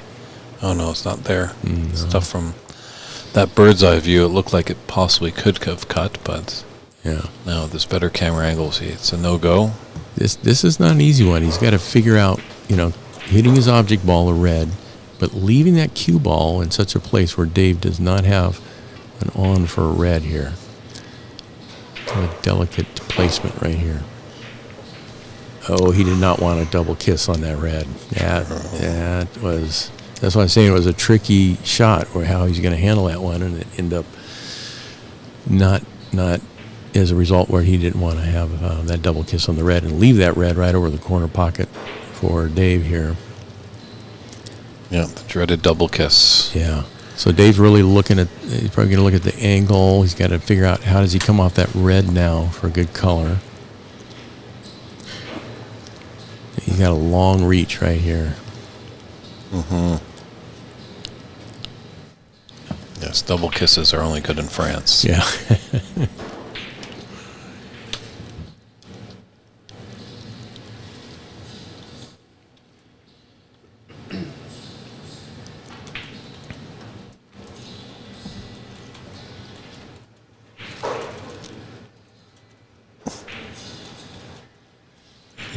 Dave should have packed it his lifts in his kit bag today. Just make him a little bit taller or something like that. Just can't reach. Just as we were talking about, it's a game of inches and millimeters. He just needs a little bit surge more. Doesn't want to stretch. So, he can use, probably the longer cue too. I know at our club we have those 8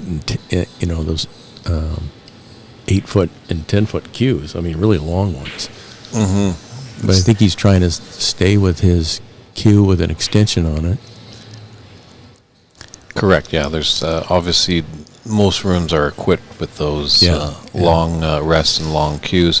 You got another extension here. A lot of the guys now, they have all the tricks in the bag. They have the extended rest, the mini butts, and stuff like that because they just want to stay with their traditional cue. They know the tip, they know the feel. As those house large cues can be a bit tricky sometimes. So, nice shot there. Came back up right on the rail, but he's on the yellow at least. See if he has any other options than that. Yeah, probably tidy up that yellow. Looks like there's a bit of an angle he could come off cushion and be on that red by the pink into the top left corner pocket. So just a little maintenance, getting all his gadgetry off the table.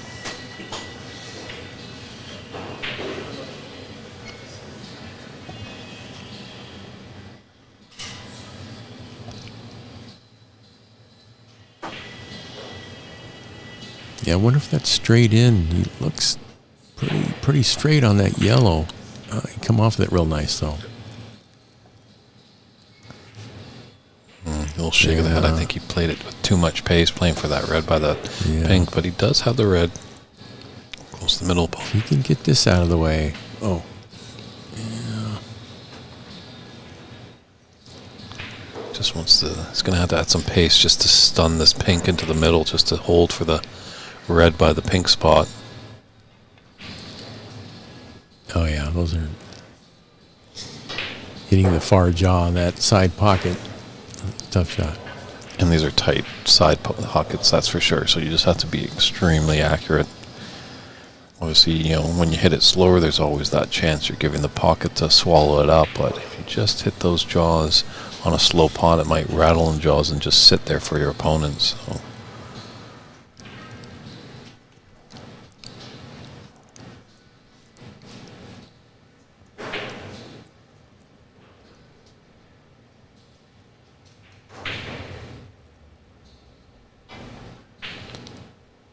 Oh, nice shot by Shrikant here. Good control on that shot. Had a good line on it. Now he's got some open colors here, but the reds are kind of spread out, so he needs to move that cue ball in a good position after this shot for one of these reds.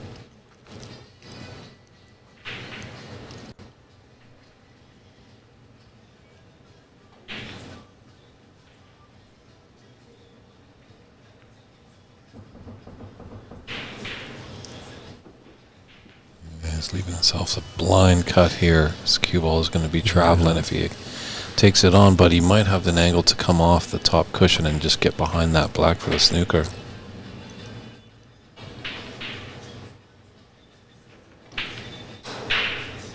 Yeah, he went for that. You're right. Yeah, he was trying for it. Real close, though. Just a little pacey. A little adrenaline maybe from that beautiful red and brown. So Dave has another opportunity here on an open red into the side pocket. Yeah, nice shot.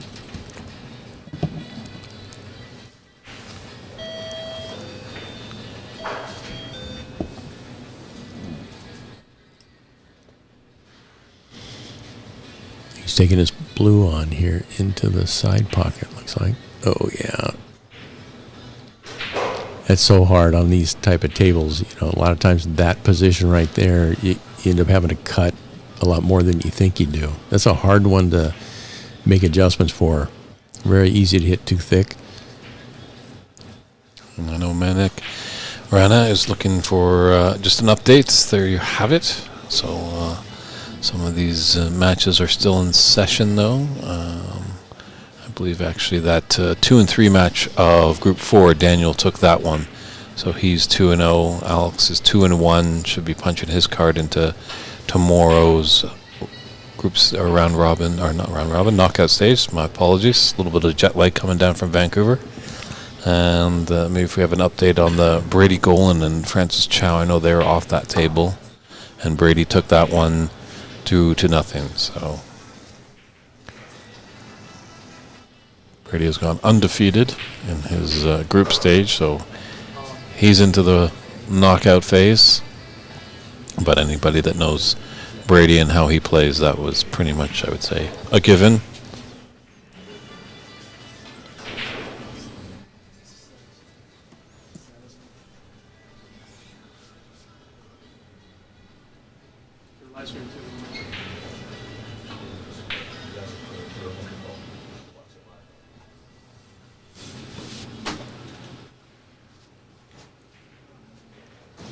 So there's 23 in it and 43 on the table. So I think we're probably going to be getting down to the colors as we usually do on a lot of these matches.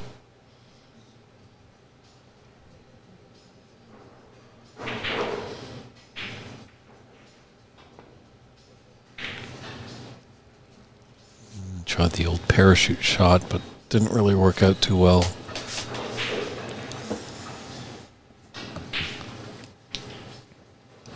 Dave has another opportunity here. He's got to stretch over this one. It's kind of a long pot. See if he can get position perhaps on the blue. Yeah. Great camera angle there. Yeah, that was a nice shot. If he does go for the blue, he does have some difficult cueing right over the black, though, but he's taking on something else. Easier bridge, even though it's a longer shot. And just buying for the snooker. Don't think he has it, but Almost, yeah. Yeah, I probably didn't want to flirt much with that black ball. It's in a safe position. And Sarant is definitely going to have to need that if he wants to win this frame.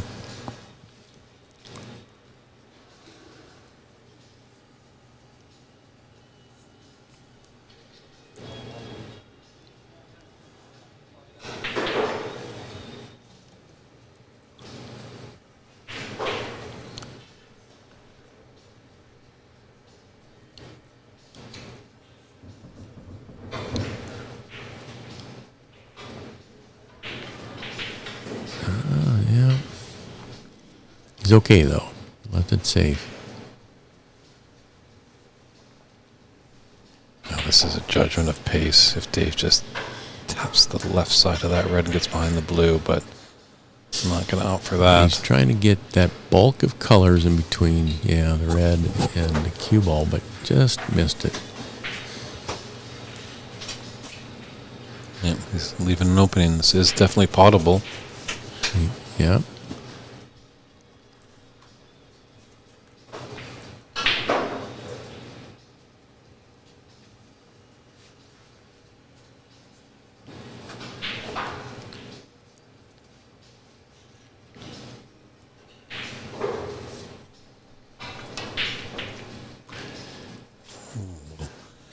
Drag shot. I don't know what did you notice that long pause before he executed his shot? Just that hesitation. I'm not sure what he was doing there. I wondered if he was trying to pull it back behind the colors, but I don't think that was exactly the result he was going for there. I think he might have been as he was kind of down on the shot and then coming through was kind of in between shots, and that was the result there. Yeah, you just got to remind yourself to whatever shot you're going to do, commit to that shot, have good follow through. Mm-hmm. They've had the idea there, just needs a bit more pace. Yeah, there's a long opportunity here.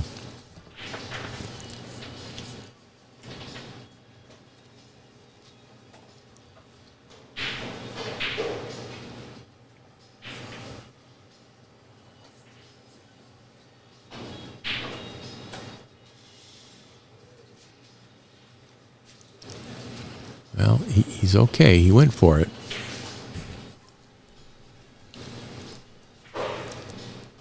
Is Dave going to risk this long pot on, traveling like the full length of the table here? This is going to be a good effort for the snooker. Yeah, it looks like he can thread it between the pink and the green there. True, just barely. It looks tight. He's able to get on the left side of the red. He's got a good chance to leave Dave in a snooker himself. Oh, good effort here. Oh, he got helped by bouncing off the jaw there. I think he's got the snooker. It's close. No, I think Dave might be able to just clip that red. He's going for it. Yeah. Yeah, it's going to be tricky from our camage vantage points. You know, the player, when they're done on the shot, they'll know what's going before we do.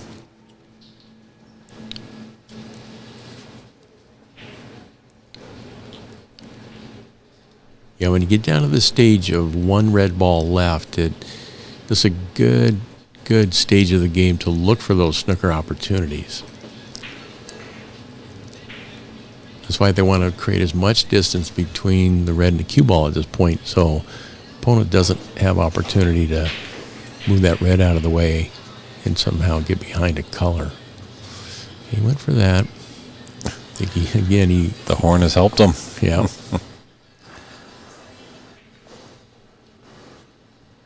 Sharik getting the little horny helper over there. Oh, this is the theory we've been practicing and promoting, referee DeSanti, right there. Just using that ball marker just to mark exactly where the ball is, just in case there needs to be a respot after this attempt. And this round robin foul attempts are 3 attempts, 2 putbacks, but Dave makes good on his first attempt. We don't need to employ respots, and he's put that cue ball nicely onto the vault cushion. So you guys are high tech up here. You use that fancy chalk pencil to mark the spot. See, in my day, we just pull out a dime or something and, mark the ball and shoot from there. True. That's, I think, how it started. You know, we did. There was that old saying, is that shot dime worthy? So.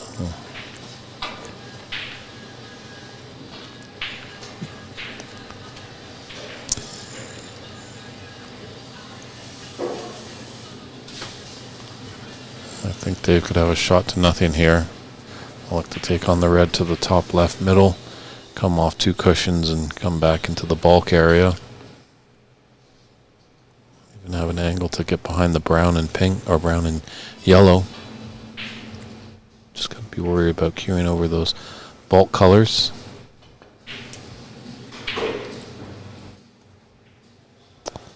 I didn't want to cannon into that pink though. Options here. True, it's a tight cut, that's for sure.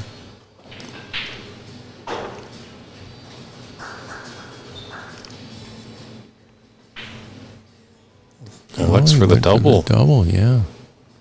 Interesting. Well, I think you might have a little bit of a pool background there. You know, most snooker players probably would have taken on the cut, whereas a pool player is more proficient in bank shots.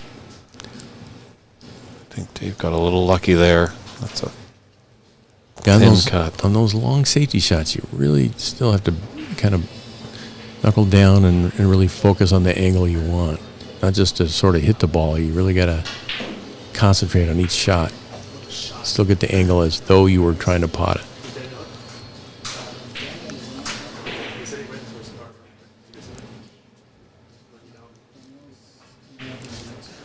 Now he's put that blue to the side. That's not going to help him either. So Oh, that's good. Look at this. Oh, if you can run out a little bit. just getting into that brown. Yeah. That red ball, so could have been a lot disastrous for Shrink, but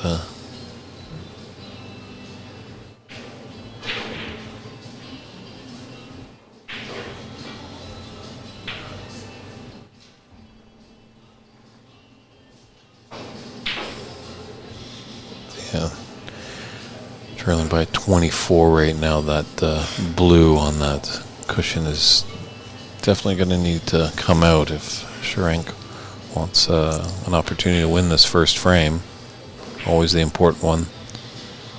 State your mark early that you came to play, take a 1 frame advantage and a best of 3.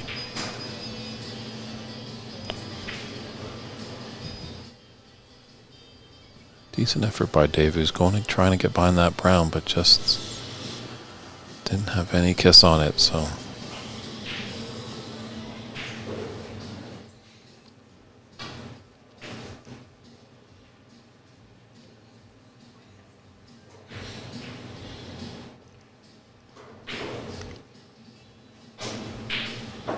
No, wonderful pot. Just stay out of that pocket. Yeah, he's all right.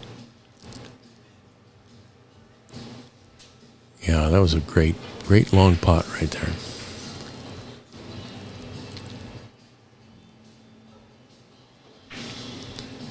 He's got another difficult shot right here. He really needs ideally a high valued color off of this red, because if he's playing catch up here, he's got to continue his break, but he needs some numbers right here. True, or a pretty fiendish snooker, so I'm rolling up just behind the brown. No, he went for the pink. Oh, nice. That's what he needed. High value 6-point color right there. Yeah, now Dave needs a few more. We'll need the yellow and green to take the frames. There's a 17-point difference in it.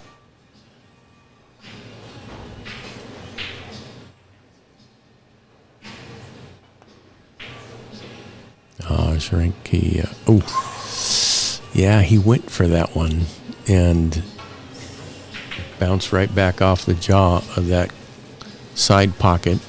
Mm-hmm. He was having luck with those horns before, but now they've come to bite him. So yeah, it leaves Dave in a great opportunity here, not only for the yellow, but could have good position off the green and the brown, all right there. Yeah, this could be the end of the match right here if he can pot, the rest of these, the green and the brown. Yeah, that was his frame ball. Mm-hmm.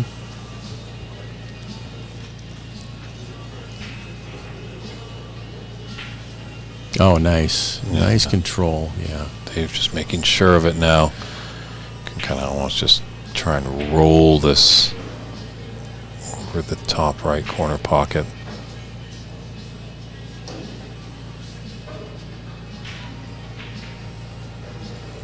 Yeah, that's all right. Maybe we give it a pace, so. There's 26 in it, and there's 18 on the table, so Shrink not completely out of it. Does need 2 snookers. Black's not in a bad spot. If you can find the shot just to sneak yourself behind there. Maybe with some top right-hand siding. Might be able to go into that blue, and then with the siding come off the cushion and rebound towards the black. Yeah, he's got a good line right here. You just hold, might have been a little too hard. He's going past the pink. Still good safety, but not for the snooker.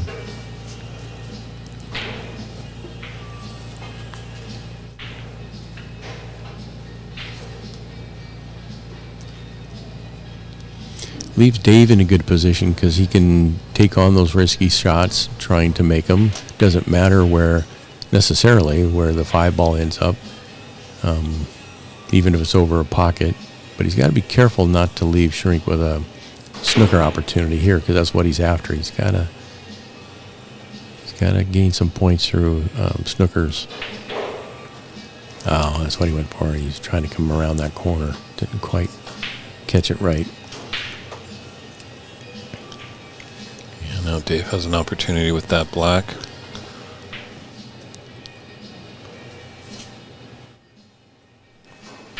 Probably might come right side and come off a couple of cushions, just maybe in the area of that black. Now this is obviously a potable blue, but Shrink doesn't want to make this shot. He's trying to figure out the best way to come off of there. With the black sort of tied up on the rail, it only sort of leaves the pink as a snooker opportunity. Oh, he doesn't want to make it here. That's good. Yeah, that was difficult trying to figure out coming off of that one.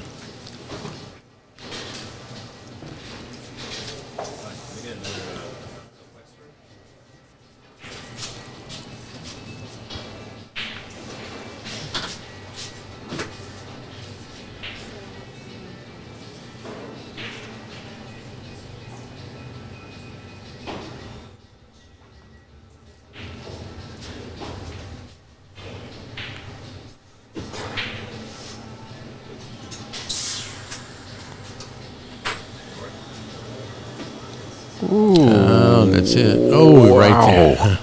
How did that no go in? Just curved at the That- end. So Well, that's a really great shot for Dave as far as a miss, because Shrink, he's really not wanting to pot this blue, but he might not. He's got to hit it, and it's probably going to go in, and he doesn't want it to go in. Yeah, well.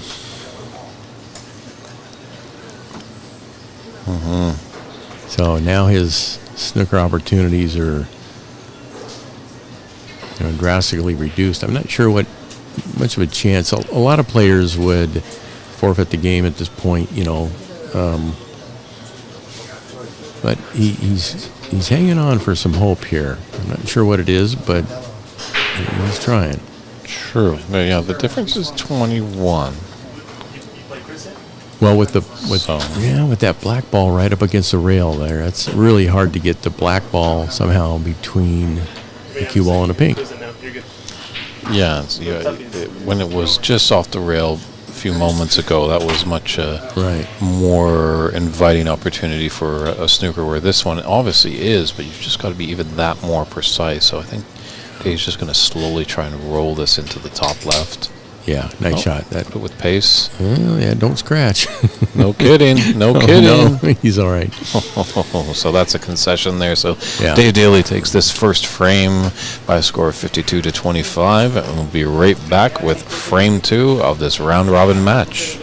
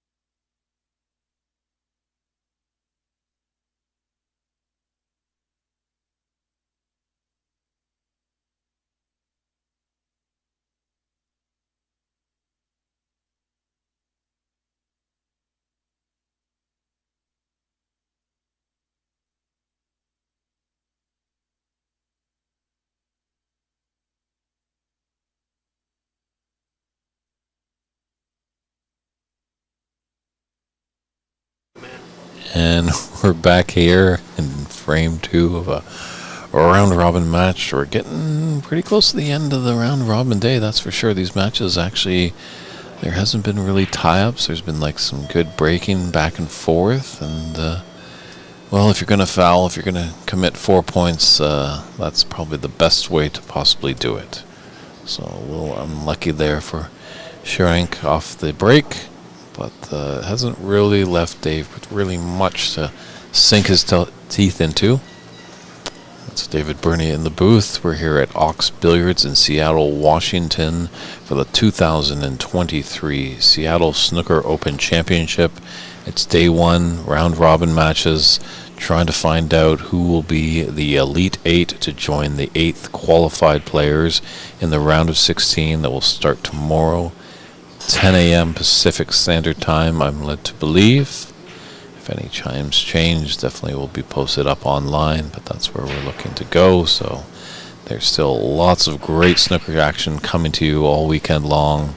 Tomorrow we'll have the round of 16 and the quarterfinals, and then leading up to Championship Monday with the semifinals and finals. And it's interesting, I was actually Mike Dominguez, co-tournament director and organizer of Ox Billiards, of why he chose to have the finish on a Monday. I thought maybe he was trying to give a nod to our friends in England, because the World Championship of Snooker is always on a bank holiday Monday. But he just felt, actually it's a little bit better. The Friday, the out-of-town players kind of come in. They can get onto the table and hang out. And then the action can start Saturday, Sunday. And then, there's going to be 4 players playing on Championship Monday. So some players may be able to get back home quickly on Sunday if they do make an exit, and get back to their paying job. As we're all amateurs here. We're doing it for the love.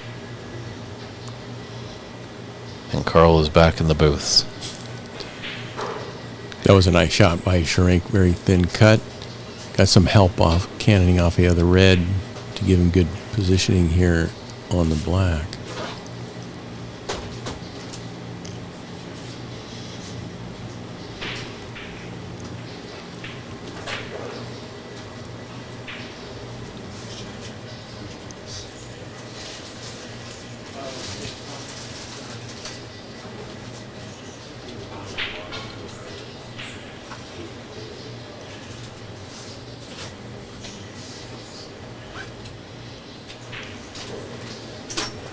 That's black is in a nice spot to pot, but unfortunately it's covered up. It's a difficult game with only 6 pockets available. Now it's even more with 5.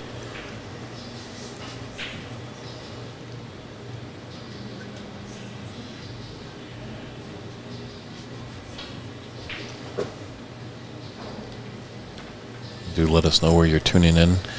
We have the stream on Ox Billiards. It's out there on Facebook, YouTube, and Twitch TV. If you have any comments or questions, actually I'm with Carl, who has just opened up a new club in the Rochester area of Washington State called In the Pocket Snooker Club. So if you have any questions or how to get into that room, Carl is the man here in the booth. You can ask away.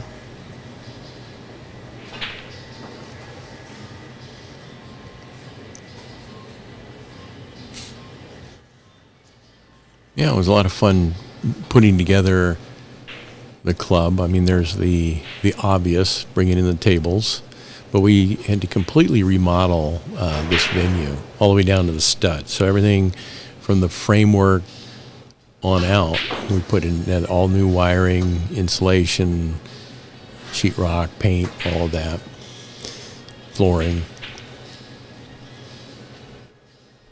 But I also brought in some nice artwork that I ordered from some of our vendors in England. Some of these things you can only get from the UK. Cool. Hey, you can reach out to me, Carl. I've got a few things. You need some photos? Well, yeah.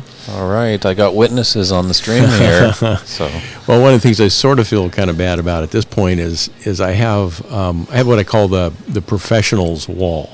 So I have some pictures of top ranked professionals, very very familiar people that you would know in the snooker world, but they sort of happen to be all men right now. I need some women professional photos, nice framed bio pictures that we can put up there as well and display, in the club. So if anybody knows of a good source, We'll talk after this, all that right? would be great. I was able to bring out my great Pentex K1000 35 millimeter film. Took some photos when the World's Women's Snooker U.S. Open was here at Okay. Ox. So, Right. yeah, when our work day is done, let's chat, and I can show you some of the photos. Yeah, that'd be great. I'm really happy. I got a couple of signed cues. One from Stephen Henry as well. So I think if you go on our website and look at photos, you can kind of zoom in on those. Those are really nice wall art pieces. It's all part of making that snooker theme, because we're a smaller venue and we only have snooker tables. So Okay. we don't have any pool tables or anything like that. So everything we do is all about snooker. It's a good room. Sounds like a good room. I like it. It's my new happy place.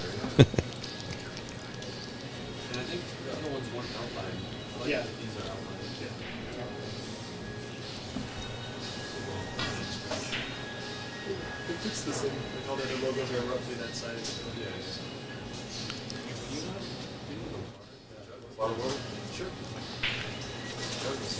Yeah, I left my wife in charge down there. She's there letting players into the club right now, guests, that don't have memberships yet, but they come in and just do the day access fee, and they just, go in and play, and that works pretty good.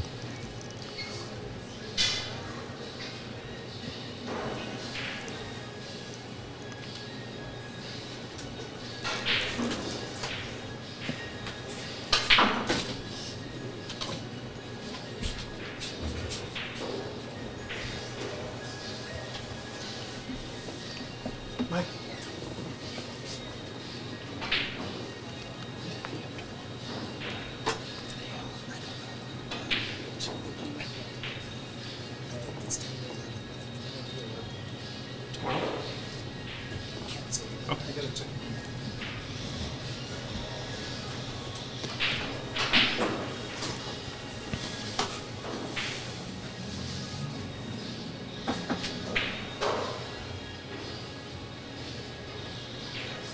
He's got that opportunity right in the side. Nice shot. So once again, Dave has some opportunities here for an open break.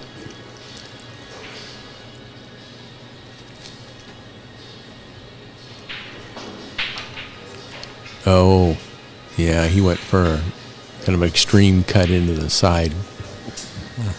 Difficult shot. Even if he made it, he didn't leave the cue ball where he wanted it. He didn't want to can it in any of those colors down in the bulkhead. He was hoping to. I'm very familiar with shots like that. You think one thing in your mind, and sometimes it's a different reality. But what he was hoping to do is cut that blue into the side, come off the bulk rail, and back down to the reds. But he just got too much. Just hit that too thin, and sent the cue ball on a different angle and canned it into the other colors. So.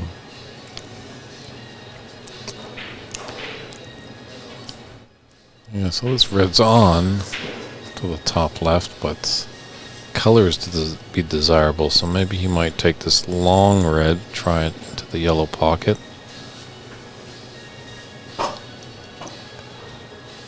Yeah, I think you're right there. So even though that one is available to the lower left corner, he doesn't really have much to come off of in a color. A good choice there. Nice pot to the yellow corner. I just wanted to pull up, just have an angle on that green, Yeah, but really straight. He's going really low. He's going to try to screw back off that green. Yeah, come back down. oh, very nice, Dave. He's doing what you need to do. Insider tip: you can only win this game if you're at the table. You can't. I've never seen a player win while they're sitting down. You got to stay on the table as long as you can. Keep that break going. He had a really difficult cut, but that was a good one to go for because he had the right line. If he missed, he knows where he ended up. He ended back down in the ball corner. So sometimes you can take a risk on tough shots if you know that you've got a good line to end up in a safety.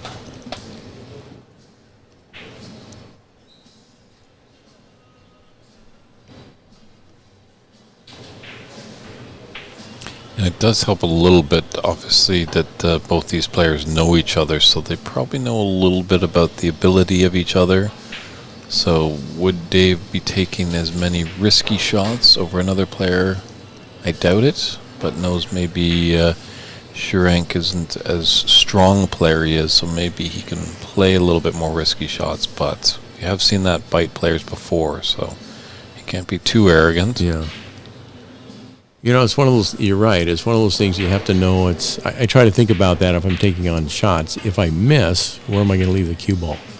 Maybe that's not the best thing to think about. You want to think about, positive, visualizing making that shot.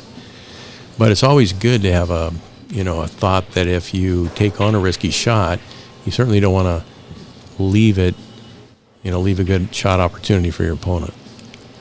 It is kind of that, there's about balancing that. You take on that one red if you know, okay, if I miss that, it's going to be probably a pretty easy shot for my opponent. Now I can take that other red, and it's going to be tough for my opponent if I miss. But both reds you want to make, but you lean more to the latter, right? Because you know it's going to be a successful miss, I guess we could say, or. Well, when we were watching, for instance, Brady earlier playing, one of the things I really liked about him and some of the differences you'll see at different levels, skill levels of players, he's really good at identifying which balls he tries to take on to pot, which balls he plays more of a safety. Very patient, very smooth that way.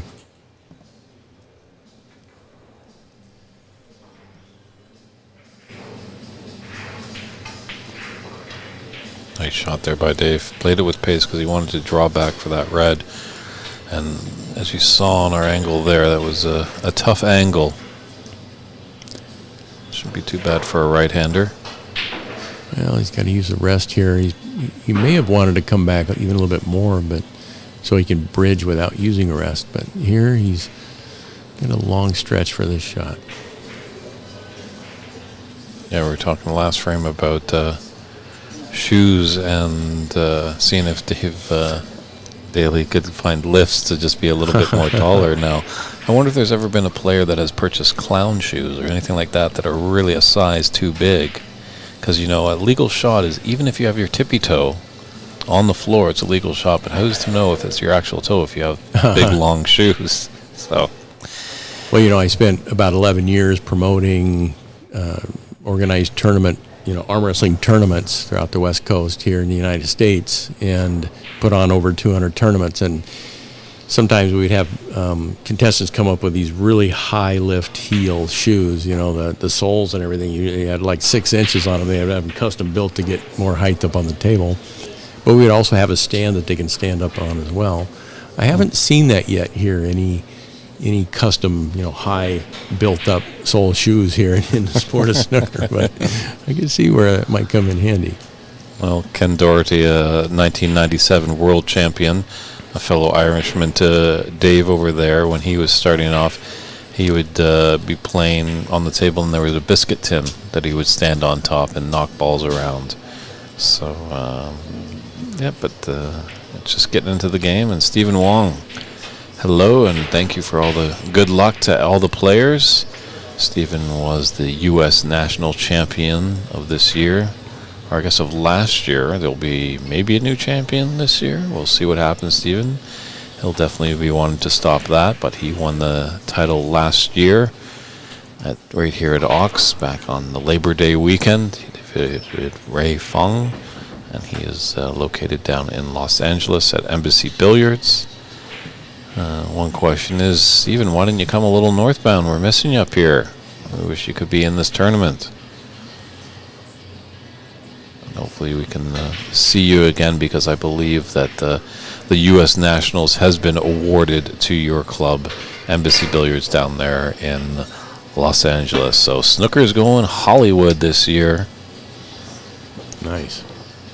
One thing I noticed between the two different sports in tournament arm wrestling and snooker is really the camaraderie with, with the athletes. They can be competitors on the table, but off the table you see that they're talking to each other, nice to each other, talk about their games and those kinds of things. And arm wrestling is quite a bit more intense than snooker because you have a lot of adrenaline, a lot of energy just exploding right off the table, and there's some fierceness on the table. But you notice those guys when they're done, they're hugging each other and they're, it's all good. So. Snooker, I just like the feel of that. It's great to go up. I've talked with several of the players here while I'm here, and they're very open, very welcoming, talk about different things, and it's nice to get to know them. True. Well, going back to La La Land over there in Los Angeles. So this is the big question I have for our viewership and for you, Carl. I like to ask it of many people.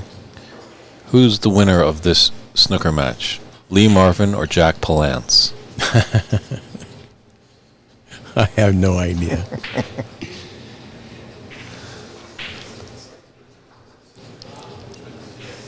You just never know on any given day. True. Like it's early in the tournament. I think we could still see potentially some upsets in the knockout round. I've played matches where, you play a match and it just so happens where, the cue ball ends up in a place you don't really have a good shot. And, you're left with trying to play safeties and everything, and your opponent gets the opening and gets, the bigger breaks. And it just goes like that sometimes. Oh, there's a nice shot directly into the side pocket by Dave there. Yeah, just ran a little bit far. Wouldn't mind it pulled up a little bit. That might be these beautiful star tables here with the strawn cloth on its heated tables. So it's interesting how just with a little extra heat, that ball runs just a bit more. Yeah.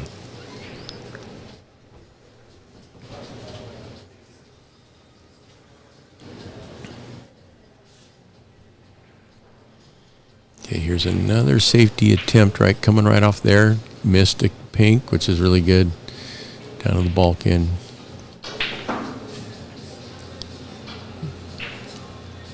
Kind of interesting that he broke them out. I'm surprised he didn't play a safe off those reds there in the open, or maybe a shot to nothing.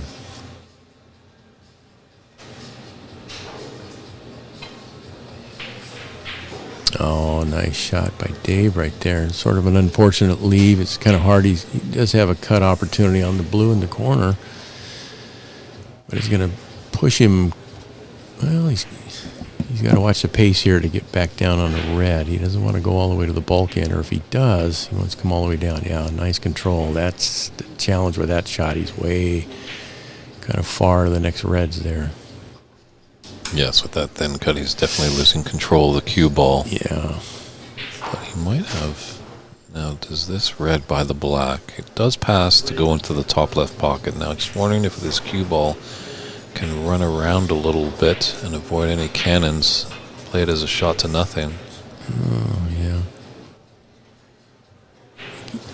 Yeah, he wanted a little bit more pace on that, I think. 36 in it, 59 on the table. It's the second frame. It's a best of three. So Shrink is coming around here. He's got kind of a stretch on his shot. Nice. Yeah, he's holding. Just need to pull up again. Yeah, he moves from being able to bridge to using a rest at this point, probably. Well, he might get it if, But that's, yeah. But he's looking at his other options at this point. What I like about his style of play, he'll look at different options and he's making sure he's checking out what options he has on the table, and he's okay to take on even a little more difficult shot if he thinks he's going to get the possibility of potting the ball, or maybe even a better position if he misses. Sure, buddy. So looking at the scoreboard in the room, it actually is 44-3. So 41 points in it with 43 on the table. So Dave just needs one more red. Or actually 51 on the table, so he needs a couple more reds. My apologies. You see, Shrink is sort of struggling with his game here. He's got to produce. It's easier said than done. I get that, and it just depends on what opportunities you have. He's had some opportunities, but it's hard, with tournament jitters that sort of set in and be on your game. I'm sure he's like a lot of snooker players. You think, I actually play better when I'm practicing. I know I can make those shots better, and then you try to do the same shot in a tournament format, and it becomes a lot more difficult. Well, as our good friend Ross Brown says, I make every shot in my head. Yeah. Yeah, I'm familiar with saying, I saw that going differently in my mind than what had actually happened. So it's...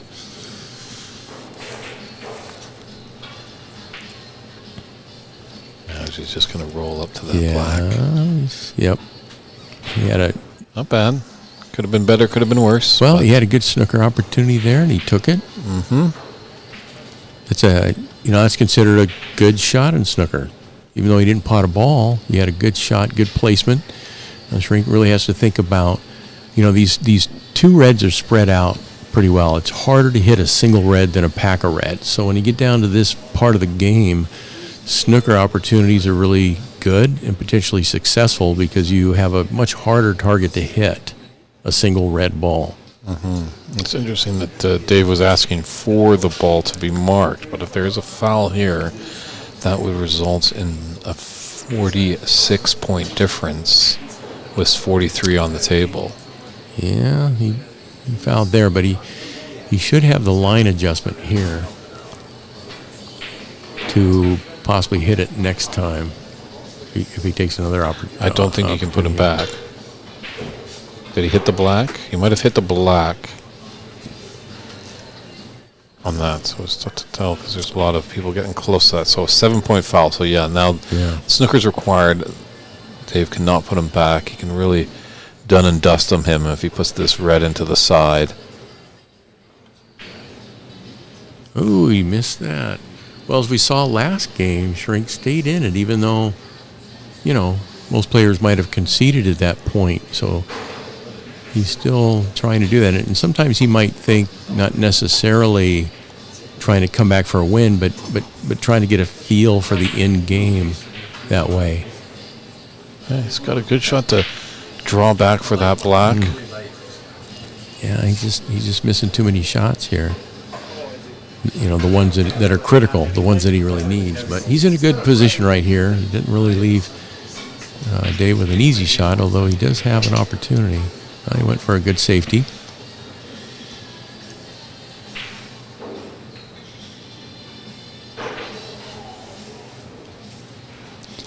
Stranger things have happened on a snooker table. You just never know. Mm-hmm. But there's some good points there. Yeah, there's a few balls that he can lay some decent snookers on. Oh, he went for that one. Okay. Oh, he's left a double for Dave here.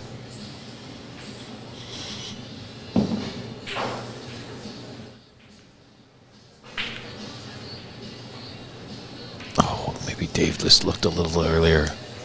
Tell your youngsters, your newcomers, listen for that double to go in. Don't look at it. Just so it keeps your head straight on the shot and just listen for that jingle of the netting.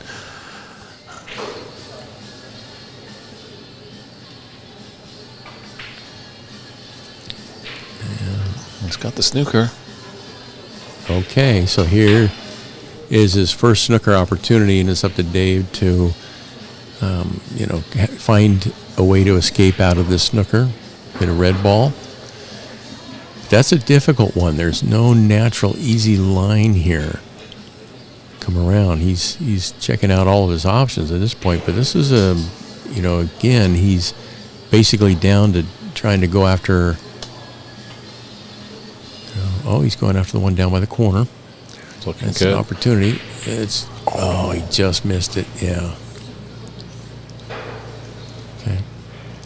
Tough part is these reds are up in the bulk area. And Shrink definitely needs blacks with those reds.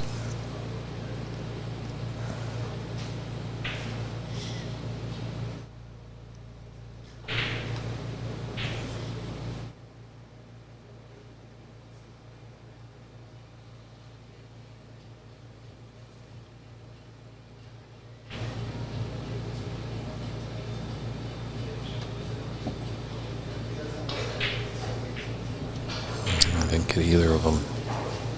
Well, they might have got the one near the green pocket, but this red is open and potentially potable.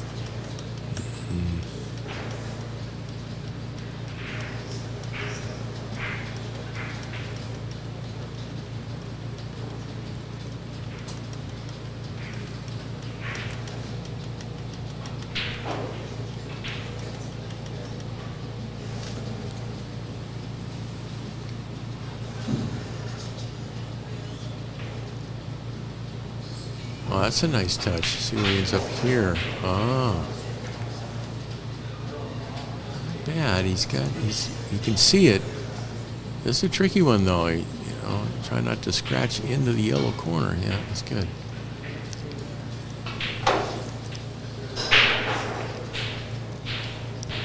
Yeah, interesting how momentum could change here. Is Dave so far ahead, feeling that he should be finished this frame, have his match won, 2 wins to the good, should be able to go home and get some nice rest and dinner before tomorrow's knockout round, but this goes longer and longer. See the momentum turn to his opponent, so.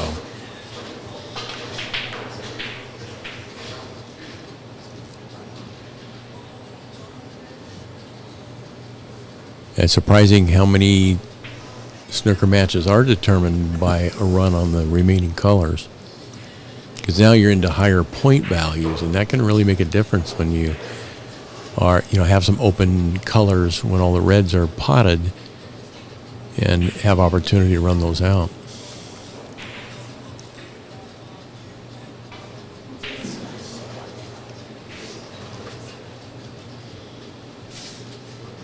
Okay, good leave on the black rail here.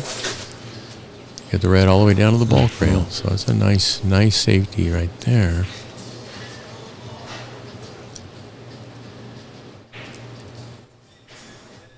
Now Dave's looking at that red by the corner. He's going to try to cut it in close to the green. Well, that was a tricky shot, very, very fine threaded shot. Come close to potting that one. But with a 45-point advantage, not the end of the world. No. But Shrink, just needs 1 snooker and then take the last 2 reds with blacks. And then run the table after that to take us to a decider. So, no big deal. It's very easy to do up here in the booth. But on the table, it's a much different story. This is a tricky one, trying to get the cue ball away from these 2 reds without pushing the other red down. He's got to bounce off there, come down. Yeah, nice. Nicely handled. Yeah, he's blocked the red by the corner there. So Dave just has the red by the bulk end. Well, he double kissed, but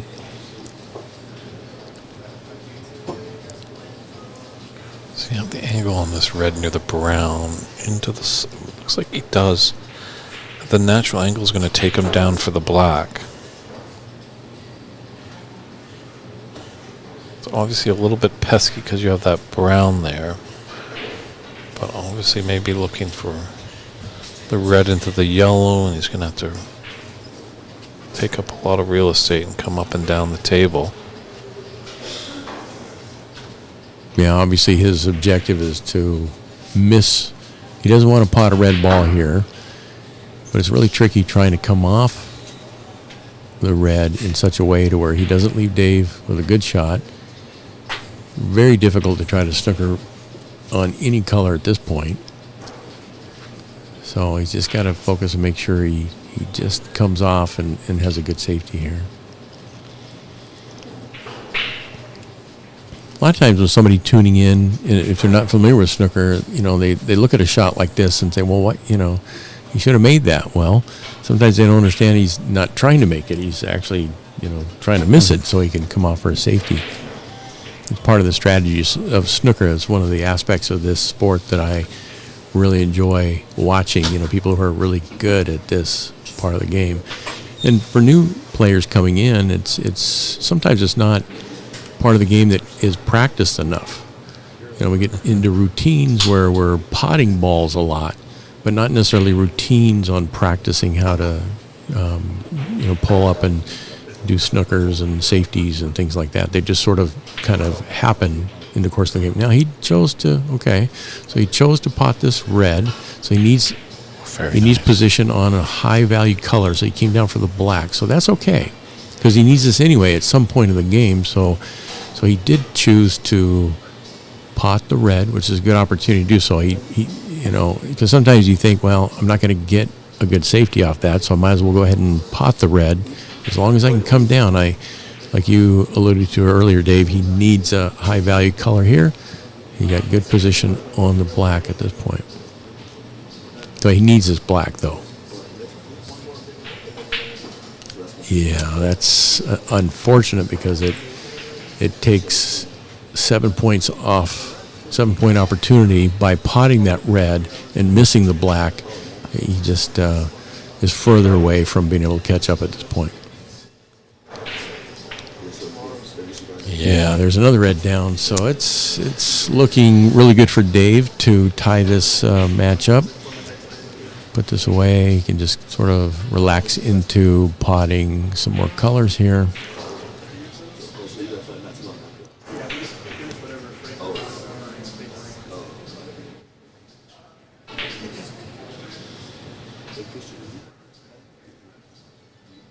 And there's the concession right there. Yeah. So handshakes all around. So Dave Daly is looking promising. He's got 2 wins to 1, so I think we'll be seeing him in the knockout round tomorrow.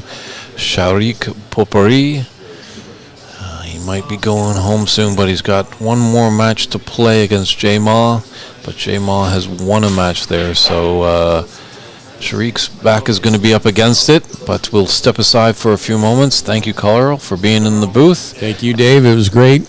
Love watching these matches. And we'll be back with another match in a few moments. Take care, everybody.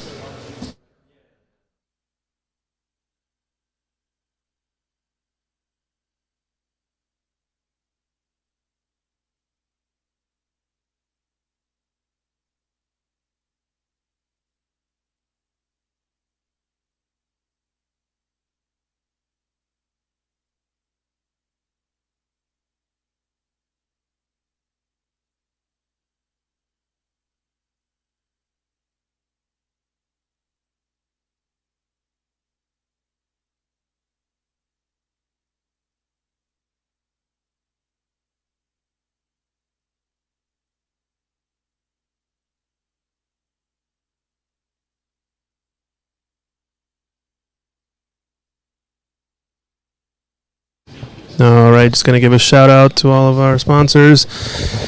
Making sure you all know how our membership works here at Ox. Membership is filling up. I think we got a limit coming up of a lot of folks, but membership is growing, so come check us out. This is definitely the best way to get the most value out of Ox. You get 24-hour access, which is the best part about it. Come in and play with your buddies as long as you want, however, whenever you want, and you pay your way self-service after hours. It's a pretty sweet deal. We've got the Washington Snooker League that powers this tournament. Shout out to all the folks from Washington Snooker League. It's our first few iterations. We have a new season starting in May, so make sure you guys reach out. We're going to have a meeting for people to attend to kind of learn about the league and see what's interesting, and we're planning to have both a beginner's division and an advanced division. So make sure you guys come and check us out, WSL, Washington Snooker League. It's going to be pretty good, and helps power this tournament and make maybe even future tournaments possible. So come check us out. Also, we got a big event coming up in the fall. WWS Women's U.S. Snooker Open is coming back to Ox Billiards this fall, so make sure you guys tune in. It's going to be an awesome event. We're going to have some folks internationally. Hopefully our sponsored player Bex Kenna is going to come by, top-ranked female snooker player on the tour right now. It's gonna be pretty good. Last year's was amazing. We're gonna hopefully have another good one. And I want to give another shout out to all of our partners for SSO and qualifiers. Yeah, thanks to all our partners helping out for the SSO, USSA, PA, BSA, Top 147 up in Canada, Richmond area, Empire Billiards over across the water in Bellevue here in Washington, NSA, Nashville Snooker Academy. They got one table down there in Nashville. Go check them out. Arizona Snooker Academy.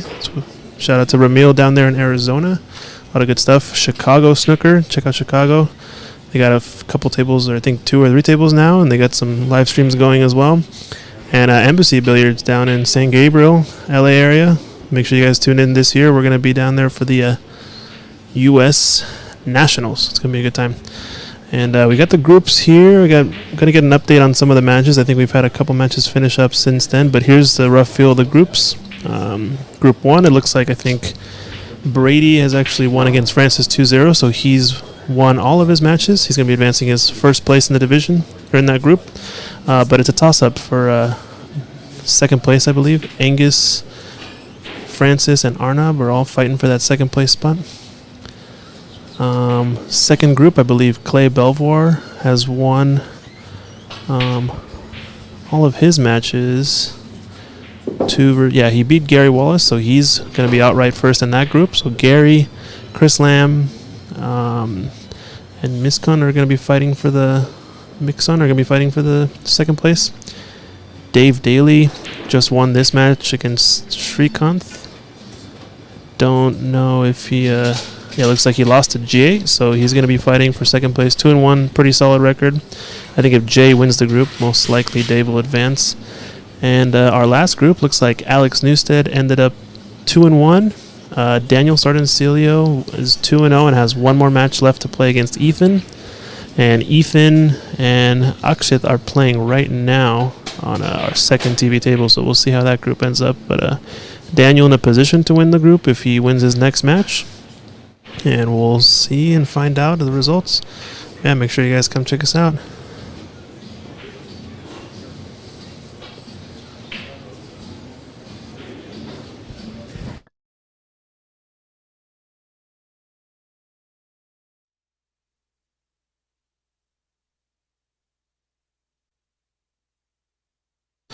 Coming up, we got one more TV table match, possibly Francis against Arnab, possibly. We'll see. We'll let you know. Tune in, though. We got matches coming up.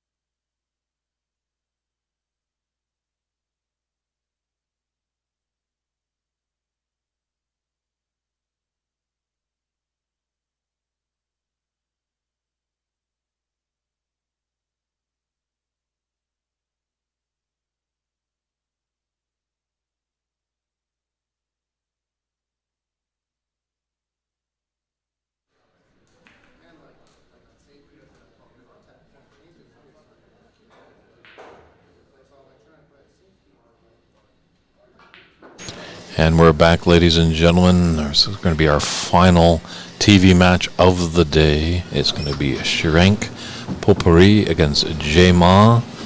And I believe I'm welcoming into the booth the intelligent, the incomparable, the Snooker 11 owner of this Bob. beautiful place, Bob. Mike Dominguez. How you doing, Mike? Well, this is the last match of the day, so my job is over. We had an amazingly quick day today, thanks to all the players for playing fast. Now they have more time to practice. That's true. Yes, yes. I think, I think you and I, we're in our jurisdictions in Vancouver and Seattle, and we do know the purity of the sport. It's not the fastest game in the world, but we are as well trying to market this. And just right now, some people say that, people's attention spans are very short. Some people believe that that might be a myth, but I feel in more North America, there's got to be stuff that's just a bit quicker, and you're seeing it in a lot of sports. Baseball's got the time clock on the pitchers now. Tennis has a shot clock on the serves. So it's... I was unaware that baseball had that. It's been years since I've... Yeah, they've got I think the whole, pitching, batting routine is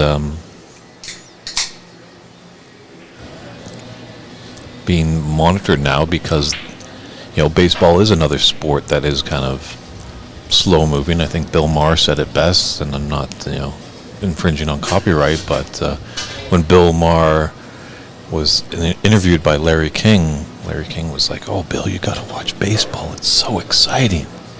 And Bill aptly said, "Larry, if baseball was any slower, it'd be farming." So, Well, there is a farm league. touche.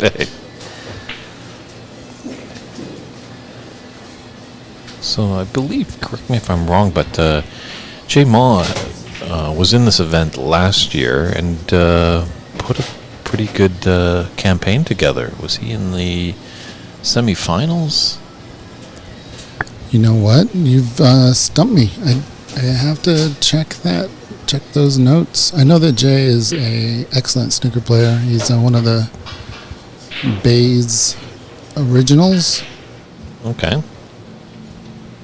But as far as the results in last year, that's so long ago. True. We've had a lot of snooker happen in that. But what you're saying would not surprise me with the J. He had a pretty tough battle there with Javier and came out ahead. Okay. Was it to a decider there? Was it 2-1 for Jay over Javier? It was.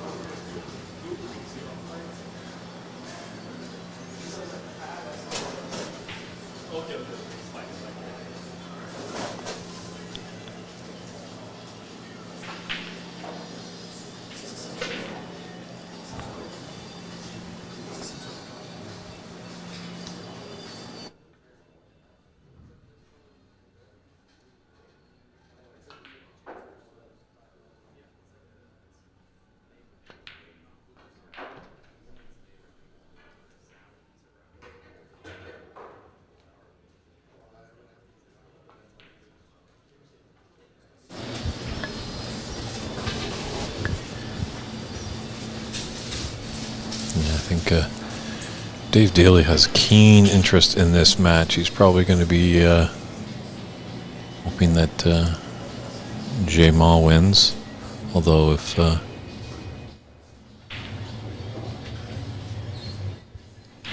Where's the red ball going? that is not trademarked. Nope.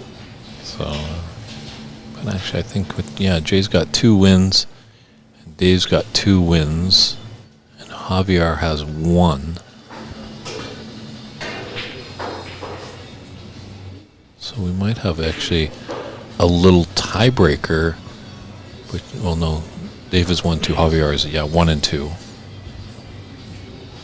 And this might J Maul might go 3-0, and Shari Popari would be 0 and 3. So the only really issue here is if J Maul loses this match, he'll be tied with Dave at 2-1, and then we'll have to take a look at their. I think Jay did beat Dave. That is correct. So in the head-to-head, so Jay is just pretty much playing for fun right now. He is the first seed of this group. I do believe so. We got to double check those tiebreakers. I think the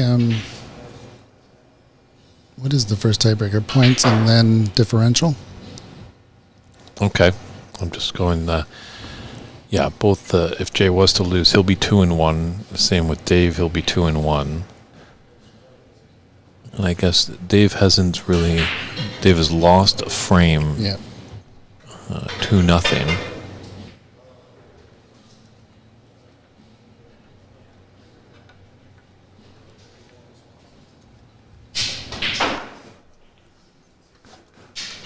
Or Dave has actually lost 2-1, so it's getting confusing. But I think we're all good with J Maw. He's looking to be the number 1 seed coming out of this group.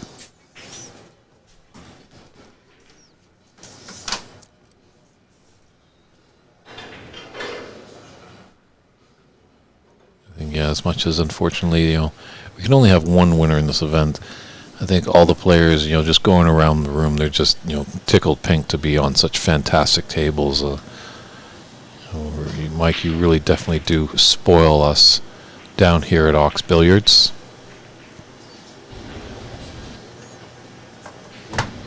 Yeah, well, we say it a lot. I mean, these are tough tables, so we need to want to be a pro. We want to try to dress like a pro and play on a pro table.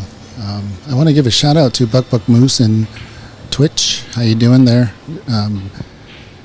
Got your email, and we're going to be working on some remote commentary with Buck Moose just to test it out. I know Dave Burney, you're going to be one of those guinea pigs as well. Oh boy!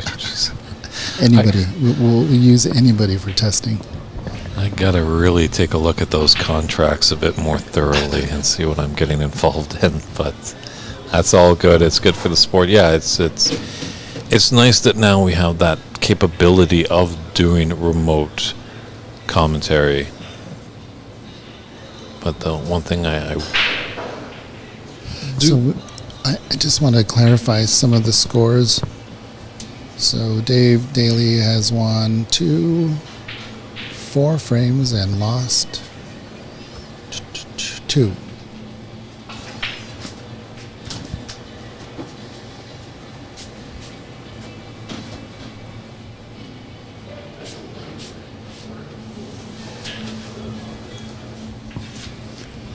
And Jay here has 4 frames and lost 1.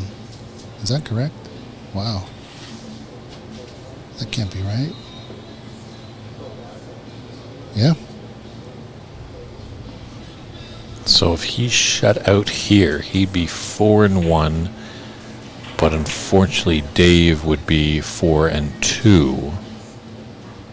So that's a better record for J Maw at 4-1 over Dave Daly at 4-2. Correct. So J Maw would be the first seed. So J Maw's just pretty much playing for fun. Yeah, he's planning to either play early tomorrow or to play in the afternoon tomorrow.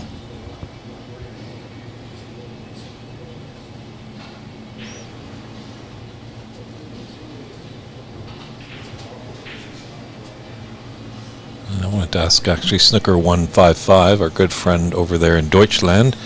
Do you know our good friend Diana Schuler?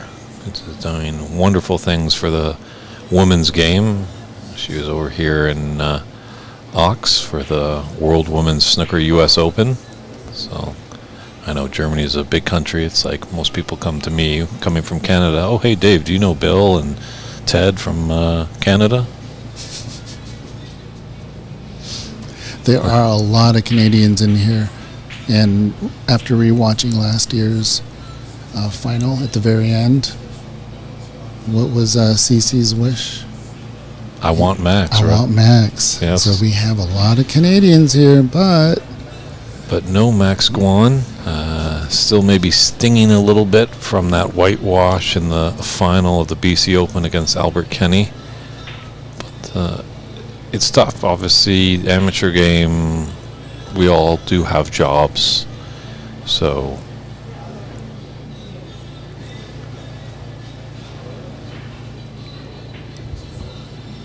that is right, Snooker 155. Diana is a great player.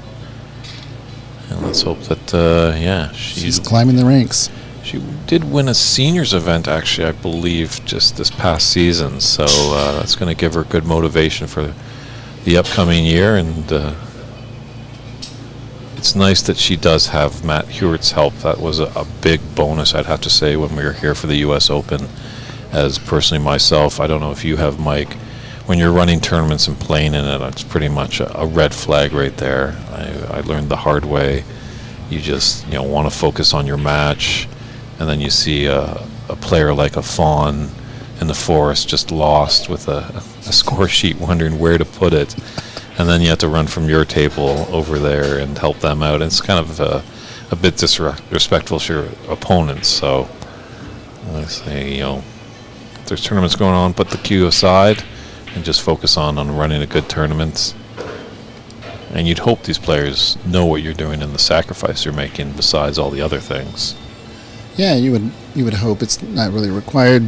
I mean, we do it when no one's watching. We do it when people are watching. It's something that we just love to do. I do not like playing a tournament in this club. I got to be completely honest. I love these tables. I love everything about this place except playing in tournaments. Because Charlie Brown came up to me and he's like, do you play well in your tournaments here? And I'm like, absolutely not. He's like, are you looking at everybody, watching the tables? Are you watching what's going on? And I'm like, yep. Cannot concentrate. And I'm not at the skill where I can just fluff off snooker. I need to put everything into it, which is why we love this sport. True. You and I need like bodyguards, or we need to swap or something like that. Be dueling tournament directors or something. Maybe I can play at In the Pocket down there in Rochester with Carl. Might perform better there. I won't have to worry about a thing. But True. I'm not complaining. Please don't get me wrong.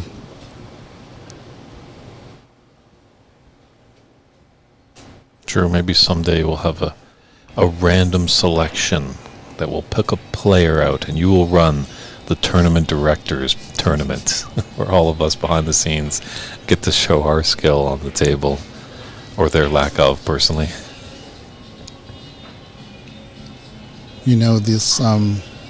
This tournament, we did a lot of work, a lot of preliminary work, a lot of planning with the qualifying system. We had we got off to a slow start at the beginning of the year. I was pretty banged up and didn't do everything I wanted to do, but what we did was incredible, and we learned a ton of really good information. One of the things is apparent today when we distill this tournament with qualifications and further distill it with a high entry fee. We have a faster paced, more higher standard. We've attracted a lot of Canadians in here who definitely have a leg up, an arm up on us Americans. And then pool players joined, because we hear quite a bit in America that, if snooker's going to make it, we're going to have to raise the pot in America. We got that feedback from the U.S. Nationals, and it's something that we always knew, like it existed, we understood that, but no one's ever really tried to increase the fees to $250, where last year it was $75 to enter this tournament. Wow. And if you look at what the results are, and tomorrow, people, if you liked today, tomorrow is going to be amazing. We have a really strong lineup of people playing, and I'm just over the moon, as they say, about how we're doing.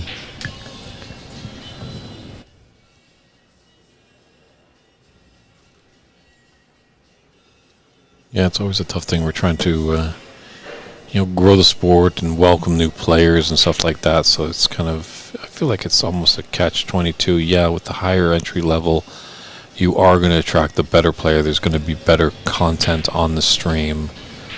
But we do want to, encourage people to get into tournaments. And, I know Beltej, Atwal, and Vineet Desani are in the room all the way from Vancouver, and they kind of rank as novice players, and it's good to get them in to these tournaments just so they can get the experience. And actually, they've been playing quite well this year. I think I got to have a chat with them and be like, I don't think you guys are novices anymore. Yeah, well, we hope to solve that as you guys have with League. You guys have the Canadian Snooker League. We have Washington State Snooker League. Mm-hmm. We've grown to the point where we do need a beginner intermediate division and then intermediate advanced division. So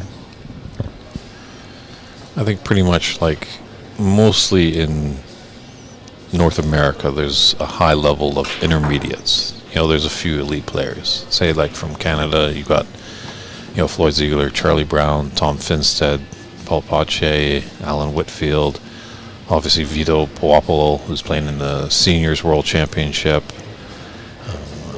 And then obviously Ahmad Ali, he would be an elite player down here. Mike, you might know better than I do if there's any other elite American snooker players. Probably Stephen Wong could be up there. Stephen Wong, yeah. I mean, Ray he's Fong, the reigning champion for the U.S. Nationals. And just an all-around good guy. So you have those exceptions Yep. in here. Obviously, they might be a big fish in a small pond. They go over to the UK. Oh, yeah. Might not do as well, but I think a fair amount. Like, once people, play a couple of years, we'll give them the novice status. But once they've got hooked into the game, that can't last for too long. Because pretty much we signify novices as you make maybe a couple reds, or a red and a color. And maybe you have a bit understanding of safety, but not too much. Yeah, we've had some concerns about that when it comes to snookers and putbacks and foul and miss. And when we have a group stage, we have those limits: 2 putbacks, 3 attempts. But when we get to the knockout stage, those limits are no longer in play. So you can just keep snookering them until their snooker's required. And the concerns are, does that hurt beginners? To have somebody stronger than them lay a mean snooker and have them give away 30 points, feel dejected. Yeah. So this is the second, this tournament in the qualifier, we had that rule, and so far it hasn't negatively affected anything, in my opinion, from what I've observed. I think as well when a more newer player is playing a more experienced player, and what if they just fluke a snooker? And don't say it. And that's kind of frustrating when that happens, and they shouldn't be able to get so many points for laying a snooker by a fluke. Yeah, you've got to be a little bit philosophical about those things. I think that if people get super frustrated about that, it indicates some sort of offense that has happened. But, in actuality, flukes are part of the game. That's why we have that word. And, you can have one fluke cost at the end of the game. You can have one fluke that doesn't really mean anything at the beginning of the game. It's just part of the game.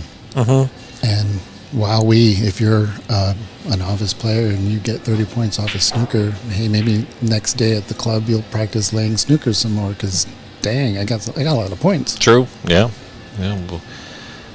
We'll see how it plays out over the next 2 days, just with that unlimited putbacks. Because still in Canada, we're pretty much 4 attempts and 3 putbacks throughout an entire tournament. The one thing that I did like that we've used, Adopt, that you brought up, is if you need more than 3 snookers to win, it's a concession. That helps with some of the newer players. Most of the seasoned players know when they're defeated in a frame, it's okay, there's balls on the table, it's time to pack up. But some newer players might be like, don't you play until all the balls are gone?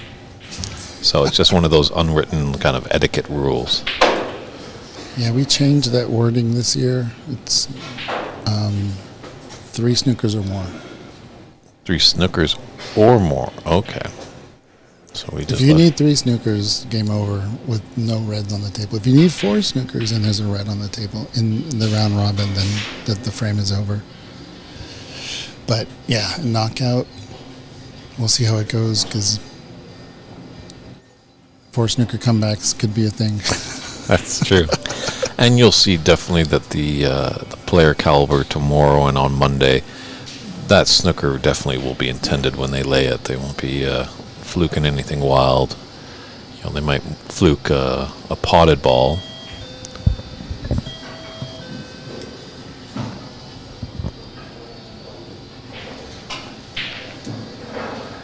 A little bit quick there on. Yeah, J Mall kind of came out playing quite well at the beginning of this match, but he's kind of just quieted down a little.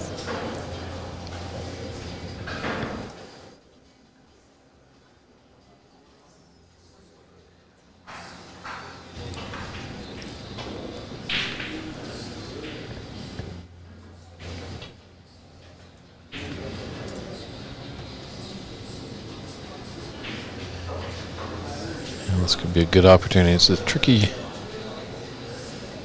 red that he's got. Not terribly tricky. This red just to the right of the blue spot. Come off the cushion and he could be on the blue.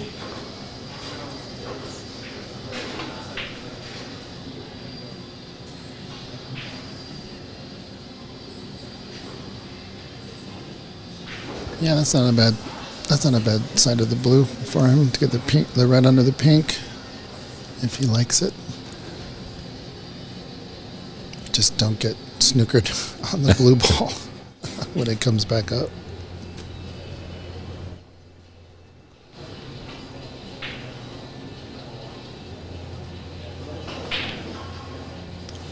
Ooh. Yeah, going back to that concession thing, don't want to name names personally, but not this past year, but the year before the 2022 BC Open, there was a match that I was commentating on, and they were on the brown ball, and I think there was some 5 or 6 snookers that were required, and the player was still playing, and I was baffled by it, and even the great people in the chat room was like, why is this player still playing? I'm like, I'm not too sure. So Yeah, it's called denial. All right, Shrikant, this could be a start of something here.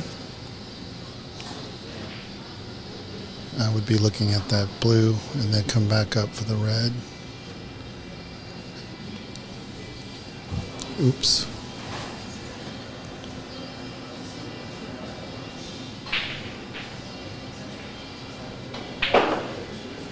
Oh, it's a little bit too strong. Where is it going? Don't touch it. yeah. Don't So touch many it. players like to do that for some reason. It's just lazy. I think it's more than that. I think it's, again, like, I don't want this to happen. Yeah. So I'm not going to watch it happen. It's happening, dude. Accept it. Just let it go in. Yeah, because you touch that ball before it's in the pocket, it's going to be even worse. A 7-point foul. Hey, Shu Chang. Yeah, there are no live brackets due to unusual circumstances, but we will have brackets tomorrow, given that it's all knockout from then on.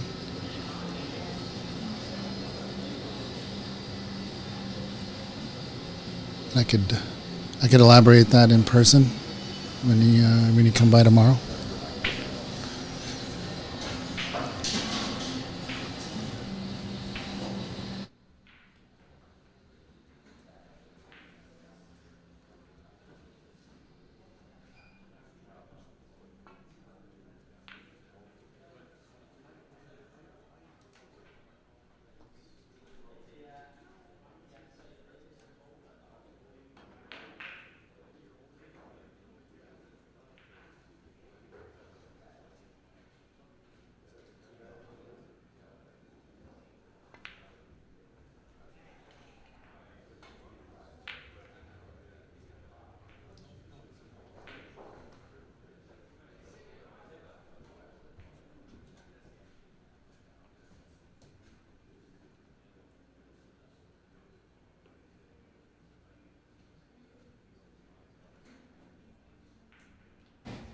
I'm so interested in this Angus and Arnab match, but it's the only table that we really can't see the scoreboard on.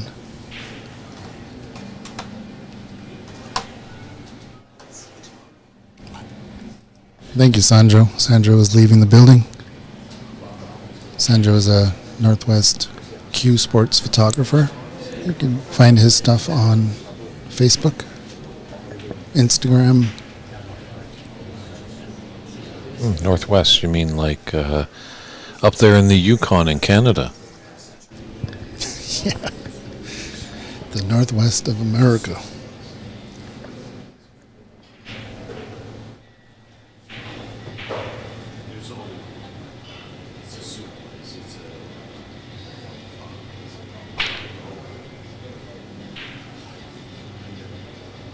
Yeah, the way the ranking system here works, well, I don't think it's a ranking system because we don't have, this is not a ranking system, but the seeding system works, is that we give preference to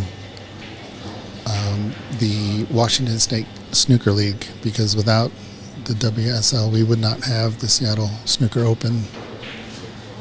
The administrative funds that we collect for the WSL is put back in to the Seattle Snooker Open.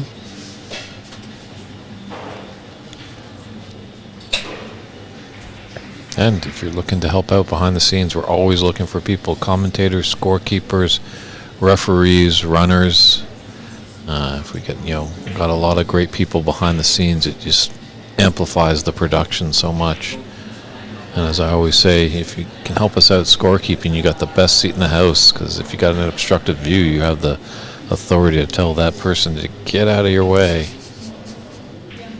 Nice little cut there.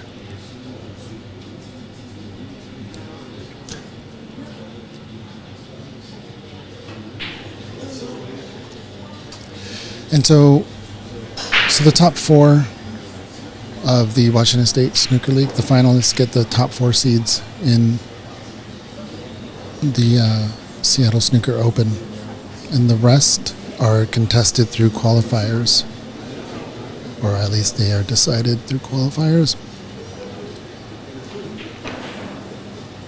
I think it's going in the right direction. Oh, very nice shot there by Jay Ma. Yeah, like I didn't get a full field of qualifiers out at the one in Richmond back in Canada. But I think a lot of people might have had just a little hangover from the BC Open. But now, as they know going forward, and we can announce these events in the early stages of it, so players have the ability to be like, okay, I know BC Open's going to be in February. Seattle Open's going to be in March.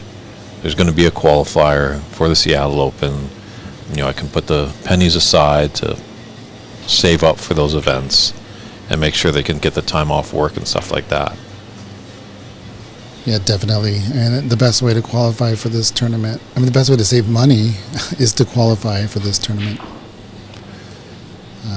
It only costs $175 to go into the qualifying tournament, and if you win a spot, you don't have to pay the $250 to get in here. And potentially you can win some cash as well on top of your entry. But for all our Canadian viewers, that would be a $234 entry fee in Canadian funds.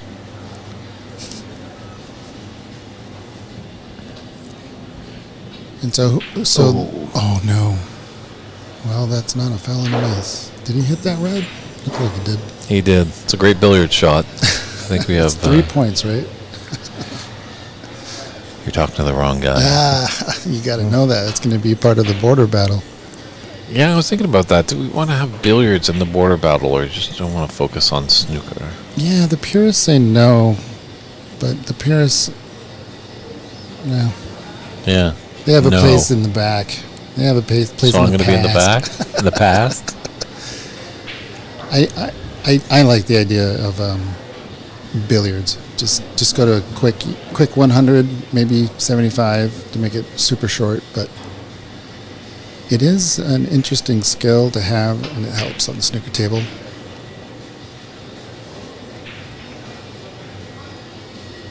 Well, it seems like the Germans want billiards.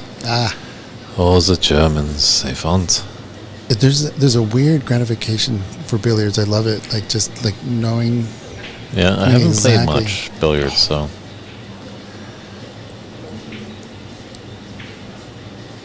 Prathamesh, if you're listening, he's a big billiards player. He and Tyler were big billiard players over in Bays, and we would play for hours and hours. I never played the game until Tyler brought it, and then once Prathamesh found out we had it, it was game on.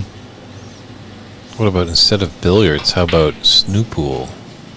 I wouldn't mind that either, but I think that might be a step too far for some of these purists. Snoopool is a great sport. I'm telling you, I know you're laughing. I can see your excitement. That's what I'm laughing at. No, yeah, it's fun. I'm a geek. Aren't we all? Yes, everyone in this room is a geek. Everyone everywhere. Everyone nerds about something. That's true. Some people nerd about You're right. snooker, some people nerd about baseball, some people nerd about underwater photography. Who knows? Some people nerd out about Seinfeld. Oh man, I never told anybody this except Jamie. We loved Seinfeld, like a lot of people, but we watched it so much that I developed a spreadsheet that Go on. counted how many people died in the entire all 9 seasons of Seinfeld. So are we talking characters or Anybody. actual people? No, yeah, in the storyline. In the storylines, no, not okay. actors. We don't care about the actors. We want the characters. And I think part of the reason why is I think I'm missing one. I don't want to tell anybody, but I do have that spreadsheet. All right. Bring it in tomorrow to take a look at it. I think it's on this computer. Anyway, back to the game. But if we're talking about that, what do you think, Mike, who wins in that match? Jack Palance or Lee Marvin?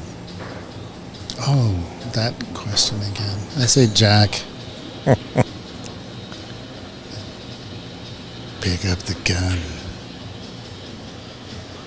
It's important, Q. I need someone who can trust.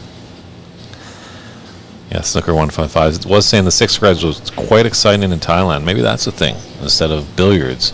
Well, Six You Reds is in know- the border battle already.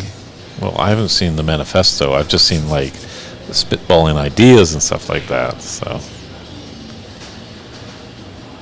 So the what people people don't know about what we're talking about is that we have a shared document where we have a group of people that are throwing around ideas on what we're gonna do for the border battle, and there's only a few people talking on it, so we need more input. well, can't have too many cooks in the kitchen. So Yeah, Charlie Brown, thanks for the comment in the Facebook. Hey, David, where can we see the results schedule times for tomorrow? Yeah, at the end of this round of matches, because a lot of things are still undecided, we will populate the people that you will play, and we'll let you know. Let me check the seeds here. Charlie is seated number 5. So if you're number 5, you're going to be starting in the afternoon, evening. The top 4 matches, the top 4 seeds will be playing in the morning, Okay. and then whoever is the bottom seeds, the number 2s of these groups, will be paired up with them. And then the afternoon or evening matches will be the top 4 seeds 5 through 8, and then the top finishers in these group stages will be paired up with that group. Oh, Sharik was looking so good. He was pushing about stealing this frame. But that cue ball just ran a little bit long. Yeah, it seems like, you wear a tie and a pocket watch and everyone thinks you know all the answers to these tournaments.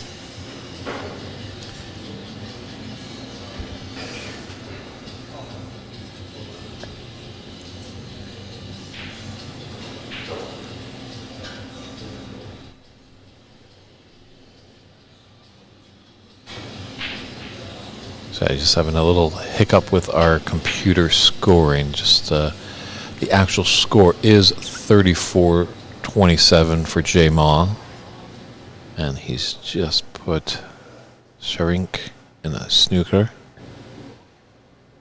As we have Christian Youngers jumping in there to do some refereeing. He's jumped away from his technical director posts. We might need him. We've got a little glitch with our scoring device.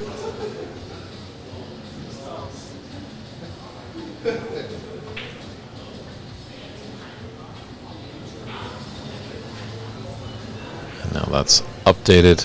Ooh. Great work there, Mike. Okay, here.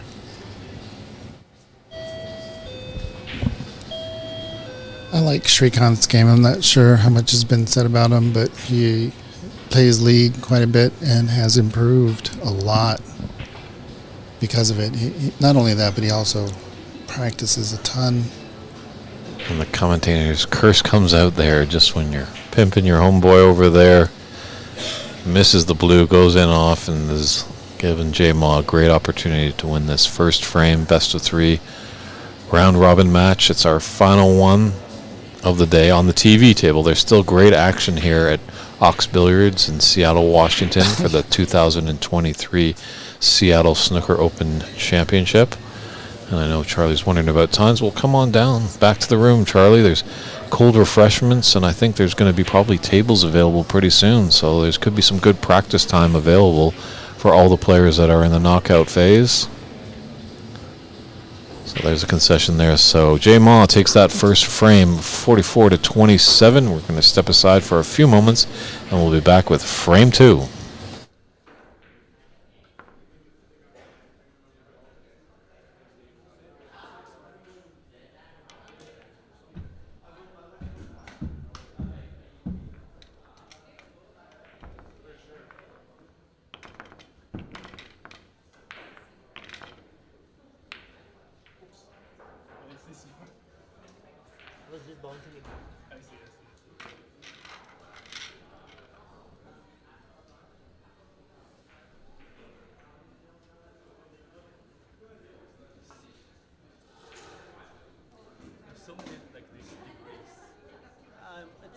It's also car wood break. This is so much.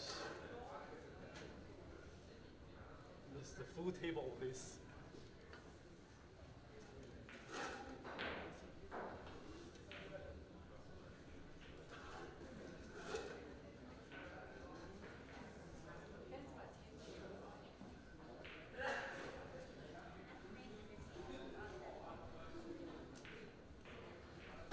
All right, we're back here with frame 2. J Ma to break off. Needs one more frame. Pretty much has punched his card into the knockout round, and I'm pretty sure he's going to be the head of his group. So that will be good positioning for him.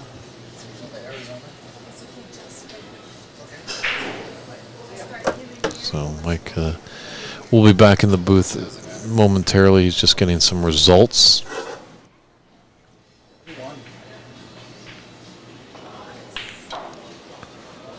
Very nice long pot there by Sharink.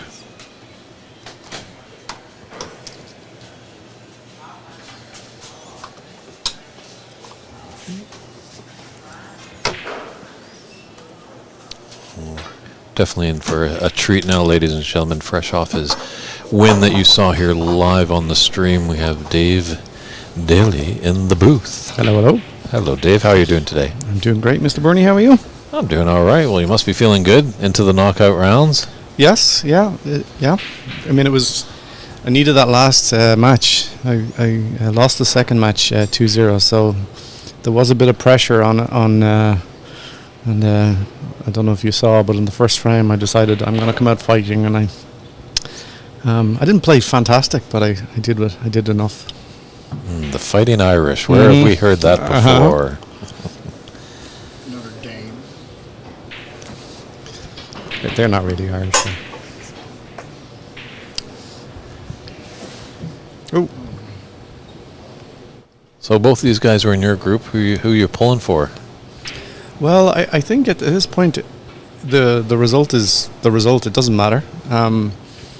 I guess I shouldn't say this, but I guess I'm kind of hoping that Jay wins, because if he wins, he tops the group. And from what I've seen of the group, coming second might be better when it comes to who you draw next. True. But I don't know if Brady Golan will agree on you with that. He went 3-0 when he won his group, so. But so from what I saw, the winners of the group play 5, 6, 7, 8, and then the runner-up plays 1, 2, 3, 4. But 1, 2, 3, 4 are the Ox League players, and 5, 6, 7, 8 are the Canadians. And I don't know. I'd rather an Ox player than a Canadian. It comes out here live on TV. And it's all about respect. It's not because I don't like him. I love him. Charlie Brown's amazing, but I don't want to play him yet.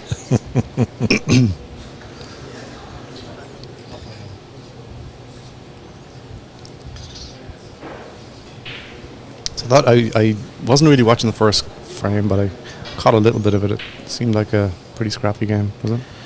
Yeah, J Ma came out blazing and then kind of cooled off a little bit, and Potpourri kind of made his way back into it to make it a little bit exciting, but then a costly miss on the blue. Yes, Put his cue ball in the bottom of the pocket, and then J Ma could easily take the blue and pink to take that first frame. Yeah, it looked like a nice yellow, green, brown that Shrikant got.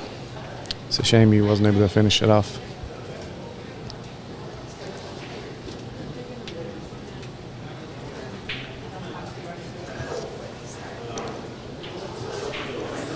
How are you finding the conditions here at Ox this weekend? I'm not going to complain, because normally we're all freezing. Not so much in Ox, but in Seattle. But it's very warm today. I couldn't wait to get my waistcoat off. But of course, the table conditions are amazing. Always are. Now you have a table at home. Is this the same table that you have at home? No, I have a Riley. Okay. Yeah, I ended up going with Riley. I think the lead time on the Rileys at the time was shorter, so that's what I ended up doing.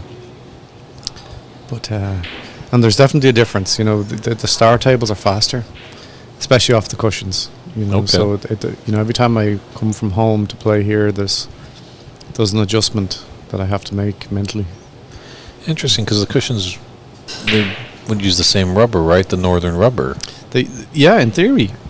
I can't explain it, because Simon Barker came and he put the same cloth on my table as he did here at Ox. So it's number 10 on both sets. But for some reason my table's slower. I think to be honest, I probably don't maintain it as well as Mike does. Mike brushes the table a million times a day. I always forget. So I'm sure part of the issue is I'm not maintaining the table well enough. But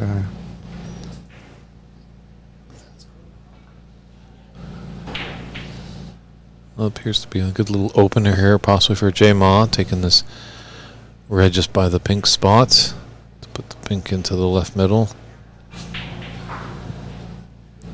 those shots are harder than they look. I was struggling with those today myself. And that was Shrikant. Oh, it was, yes. Mhm. My apologies. Yeah.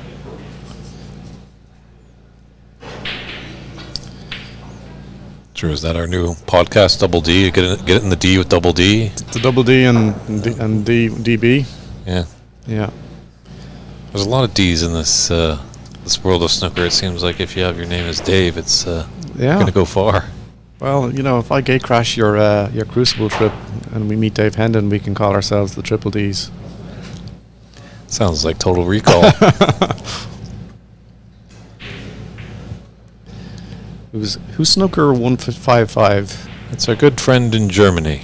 Oh, So you know, we might be. we might be. It's funny you should ask that because so Snooker 155 asked if I'm going to go to Brazil for the PABSA event, and Bernie and I were just talking about that earlier on, and it's quite possible.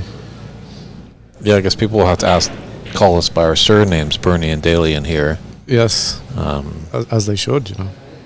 To clarify, because we're both Days and we both answer questions. We're both handsome. That's true. Or you could go by your artist name, Dolly. Yes, let's not mention the war. I'm not a Dolly, I'm a Daly. So what Mr. Bernie's talking about is the first few times in tournaments, he even though he knows my name is Daly, he was calling me Dolly. I don't know where it came from. I must have been just at home and looking at some surrealist paintings, and know you're quite a character, and just thought you resembled. You have a little bit of a mustache, but not the twirlies that Salvador Dali had. No. Or the talent. So greatly appreciate it, and I'm sorry for that mistake. That's all right. And I'm putting it on record on the TV right now. No, So you heard it here, folks. any of your Irish family tuning in, I apologize to all the Daily clan.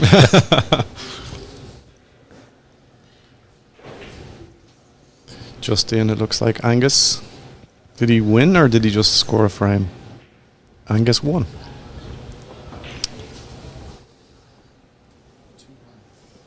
2-1. Does that mean Angus qualifies? That's looking pretty good Mm-hmm. by my count.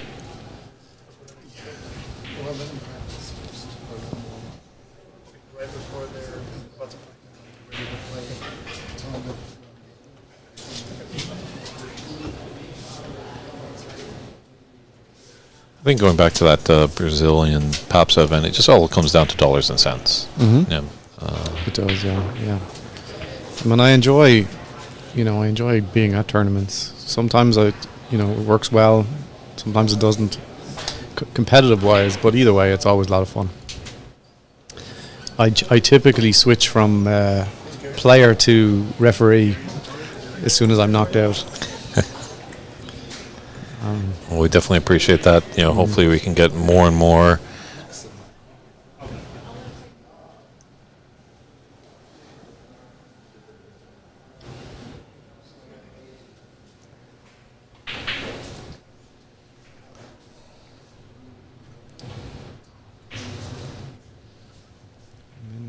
Jay, I mean, he's capable of scoring. I think one of the frames earlier on, he scored a break of 40 something. So looking at where he is right now, if he minds his business, this could be a high scoring opportunity.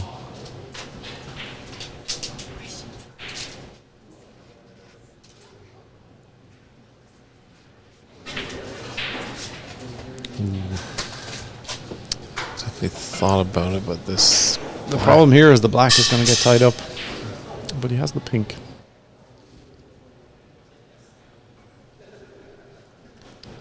Yeah, in a couple shots time, you can take this red, get on the pink, possibly take that red that's just top right of the black, and then have an angle to. Yeah, Get although that black in. he may end up just playing pinks, middle pocket pinks for a few shots here. So it looks like he's going to follow through off the cushion instead of screw stun. Ooh, didn't expect that. Not sure why he did that. Came out quite a lot there, yeah. Mhm. Maybe the angle was different than it looked on screen. It's true. There's many shots on this camera angle where they look pretty easy, rudimentary, but then you take a look at the live action. It's a whole different story. That's right. Yeah. He must have had too much of an angle to stay on the pink.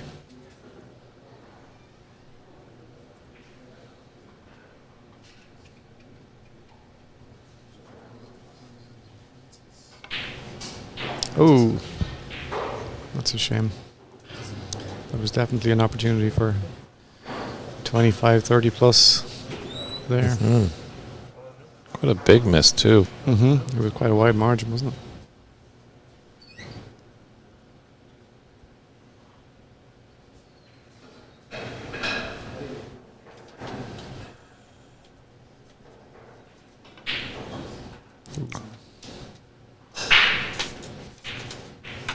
I could tell in my match, Shrikant started to get frustrated with himself, and I know how that feels. It's awful when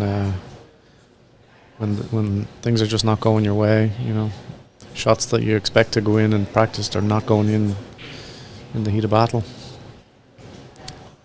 Are you feeling you could feed off that? So you're like, okay, I see him frustrated. I'm going to just lay that snooker just to even frustrate him that much more. That's exactly what I was doing. You know, there was a few long pots. I felt good about them, and I thought this is really going to frustrate him further. You know, and I've had the same thing happen to me, so I know what it feels like.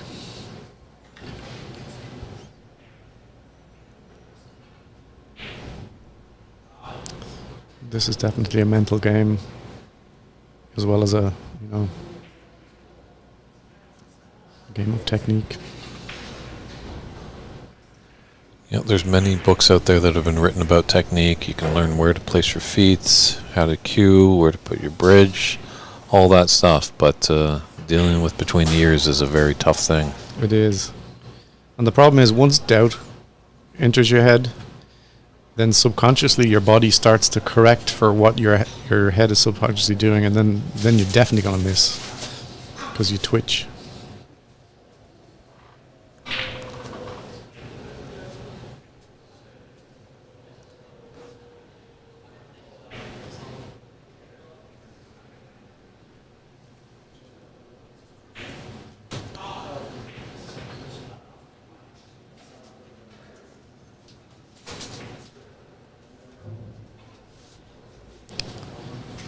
So Mike is beside me here. Charlie Brown is asking, where can we see the results schedule and times for tomorrow? We covered that. Oh, you did? Oh, Yeah, sorry. Sorry, that was yesterday's news. Oh, okay. Dave Daly, late to the party as usual. True. It's not in Dublin time. We're in Seattle time out here. In the Pacific Northwest. Actually, Mike corrected me on that the other day. I said, we'll have a border battle and we call it the Pacific Northwest border battle. And he said, well, if you're in Canada, isn't it the Southwest? It's true. Do we need to bring up a map? Can our technical director maybe bring up a map of North America and we can point it out? Well, I was seeing it as the Americas, and in that context, it's still Northwest, but maybe I'm wrong. But we maybe be Pacific West or Americas if you're bringing in South America. Exactly. Oh, okay, yeah. This is. We've just cracking the surface of this mystery. Like someone needs to call up Nancy Drew or Dale Cooper to see what goes down. It's the South by Northwest.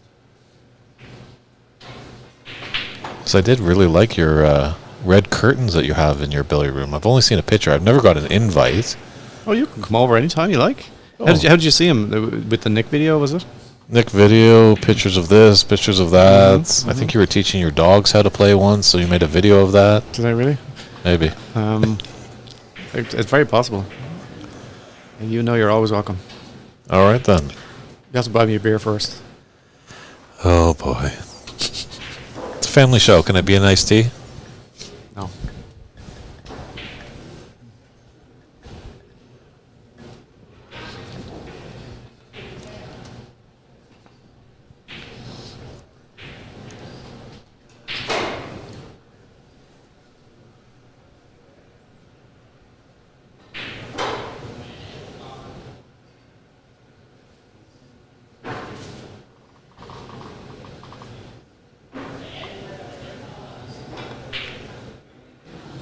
That's the other thing that almost. That's the other thing that can be frustrating for a while is, you know, you're waiting to just get in amongst the balls. You're waiting for somebody to make a mistake that lets you get in. But these sort of half chances that are, 6 foot apart, it can be frustrating.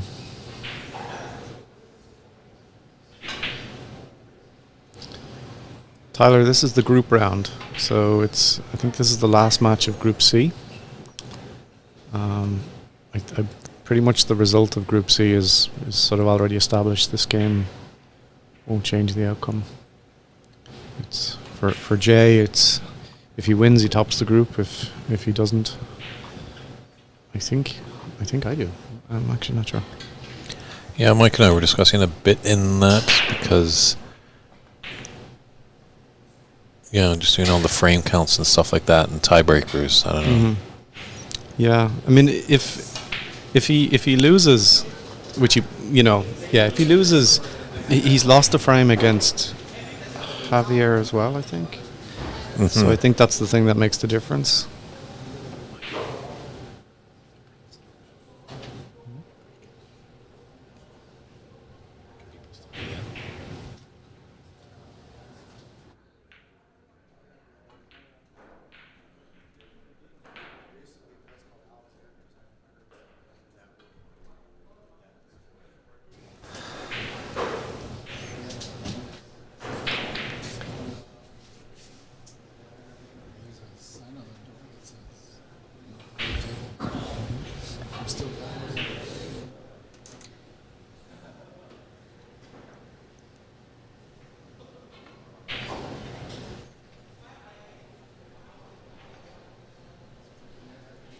Tyler asks what the high break of the tournament is so far. I actually don't know.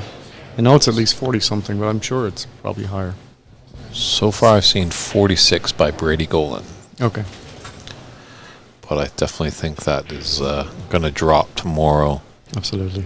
Just with the caliber of player and maybe a little bit longer matches, we see, these matches, they really let it go in the first few frames, then they really bundle down when it gets closer to a decider or near the climax of the match. Yep. I know Charlie made an 86 at the BC Open. Mm-hmm. So wouldn't be surprised to see that kind of scoring over the next few days. Yep, Bernie's best is here. $100 Canadian to any player that makes a century. And I told you I'd match to get you up to 100 US, didn't I? So I probably have to spot you 20, do I? Something like that. We'll give you a break. You can do it in euros. Or does Ireland go with the euro? They do, but I don't have any because I don't live there. So.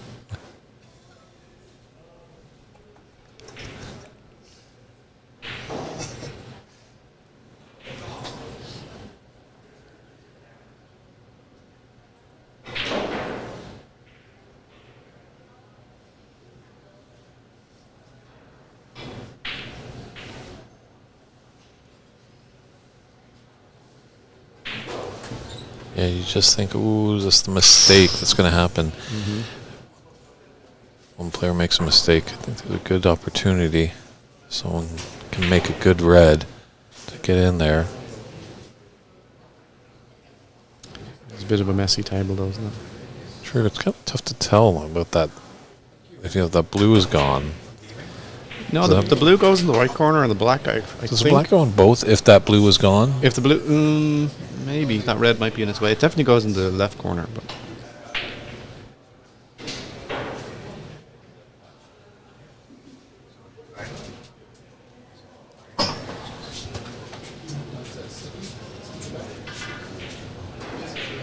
Here's a chance. We've got a result over here. Ashik Taki, hopefully we can find out that result. Taking on Ethan Zadwa, or Zwade. Unfortunately, that was kind of a meaningless match as Alex Newstead and Daniel Sardoncilio are going to be moving on. Mm-hmm.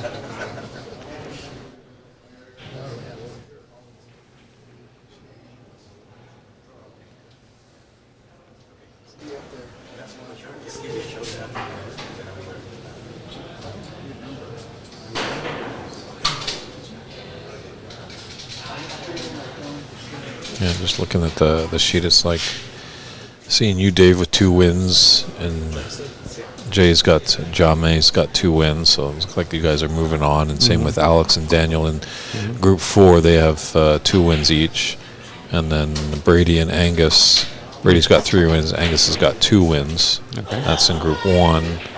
And then over in Group 2, we have Clay that has 3 victories, so he's 3-0, looking impressive. And Gary Wallace is in a match right now, and if Gary can win that, then he will move into the Got it. knockout round.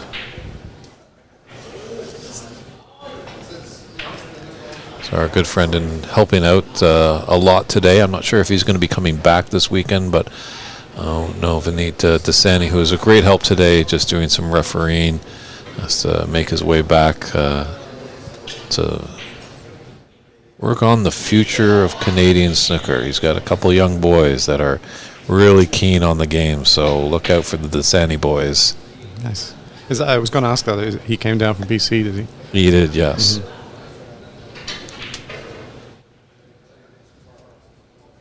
This might be the opportunity now here for J Ma.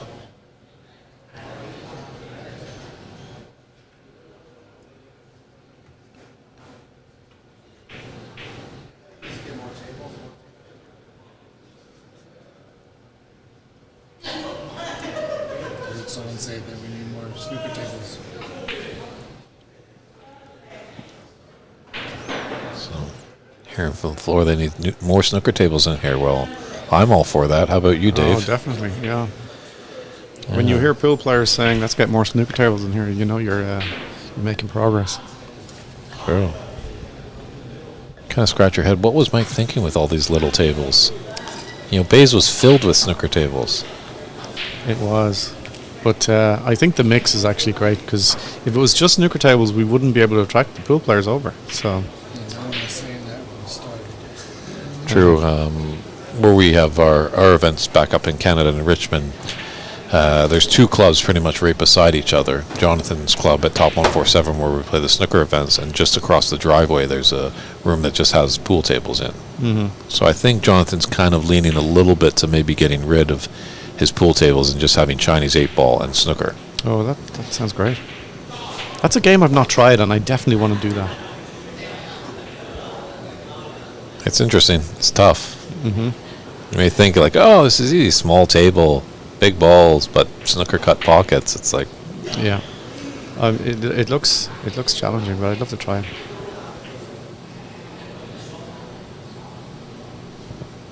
Mike Tyler is telling you to get a carom table. what about bumper pool? You ever played bumper pool? No. It's an interesting game. You have a little hole that you have to get in, and it has all these little spring bumpers that you can bump off of.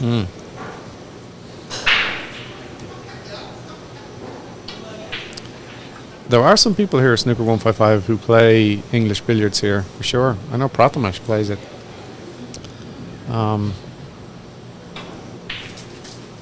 So, in fact, Prath is lobbying that we create a Moscone style tournament where billiards is part of it.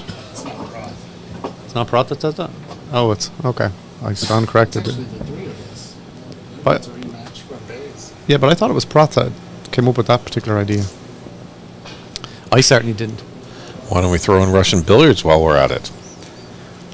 Or do you think people have made us insane then if we mention that? Well, my head's already spinning.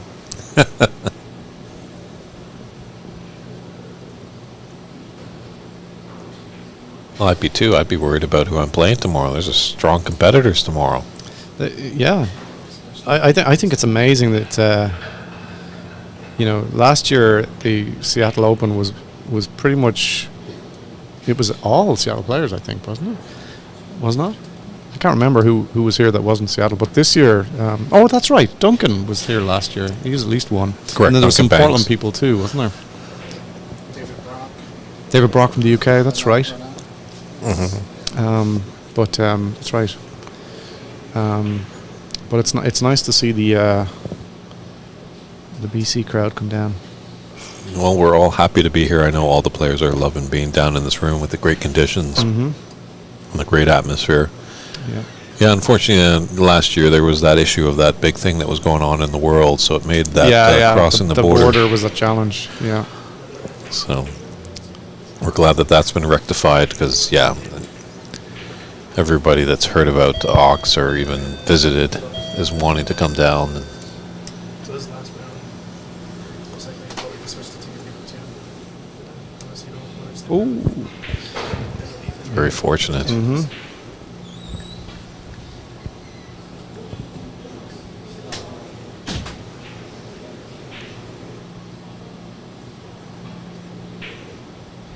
Tyler's asking what time the matches start tomorrow. I assume it's 10 a.m., is it? Yes, 10 a.m., Tyler. I want Tyler to be here. I'm calling him out. Mike's saying you need to get in here, Tyler. Did we allow Mike in here? He's sounding like very much like a backseat commentator. Who, I do, or Mike does? Mike does. Oh, yeah. You sound fine, but just these, our microphones are quite powerful, but they'll probably pick up a little bit of some added vocab in the back. And Yeah. Yeah. Because every time I say something, he says, no, I'm wrong, so I probably should kick him out. That's not right. Ooh, that was, Wow. that was actually a nice shot.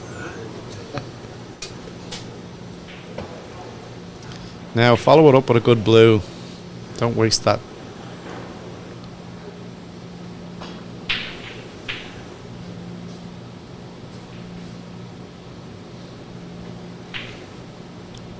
good for him. Sometimes you just, make that shot.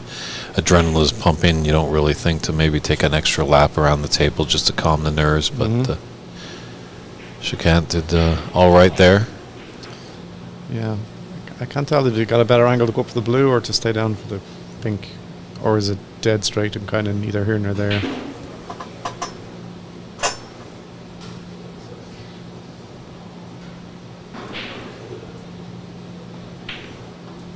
Ooh, it was blue. Sorry, Buck Moose. Which actually works out well because you can follow through for the for that red. Come off the cushion, have the red in the same pocket.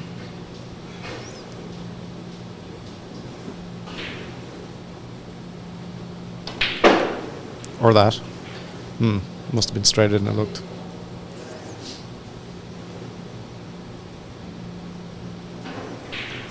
It's quite nice with this scoring software that we can see a lot more stats for these players, but I think both of them will shy away from that potting success. I think Shrikant was at 50% and J Mal was at 45 for this frame. Wow. Nope.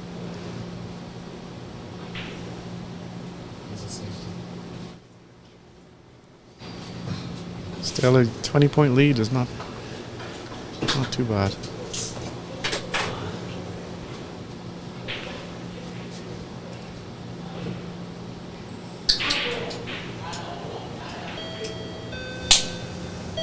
I don't think I've seen Jay play with a rest much, so I don't know.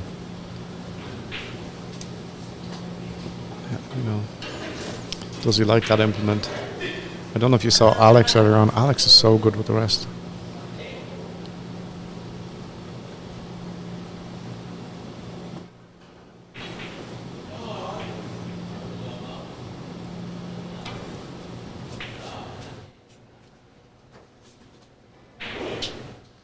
It's going to slow down. He left it.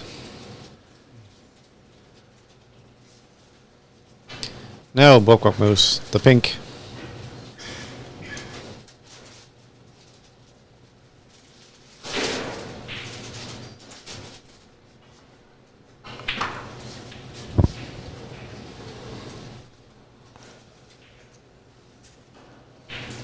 He could have left that easier for himself, though. True. I mean, the red was so close to the pocket. He had a lot of room to play with. I don't think he can get around the table with that angle. I think he's just going to have to follow through and leave it there. Yeah, just take his medicine and... Yep. It's a nice little wall starting to build with that brown and green. Yeah. So we'll see if he can get 3 cushions and get behind one of those. He might be going for a shot to nothing here in the pot. Yep. Except it wasn't nothing. He's kind of left it. Yeah, the pink has not come to his rescue. No. But 14 in it and 43 on the table. It's going to probably, as most of these matches do, come down to the colors. Is that a mantra you have, Dave? Just get me to the colors, get me close enough to be in the match when the colors are on. Depends on whether I'm behind or ahead. If I'm ahead, it's like kill this frame before we get near the colors is the goal. But if I'm behind, it's let's just get to the colors where the higher scoring balls and see if I can get back in it.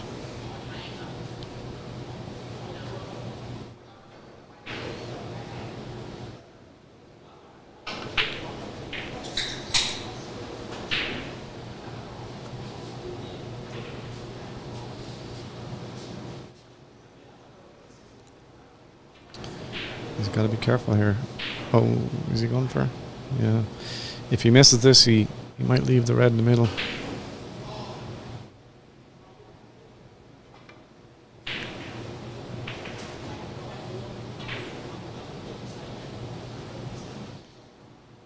That could have been worse. True, yeah.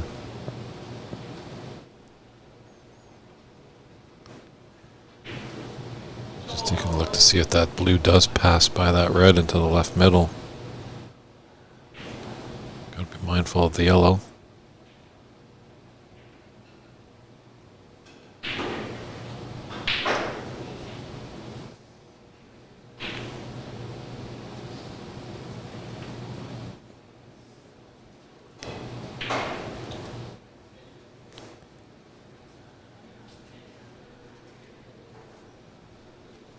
There's no real safe ball on the table. All the colors are out in the open, so. Yeah.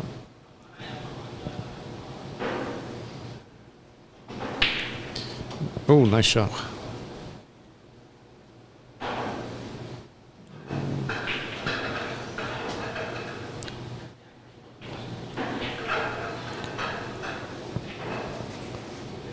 He's going for blue. Interesting.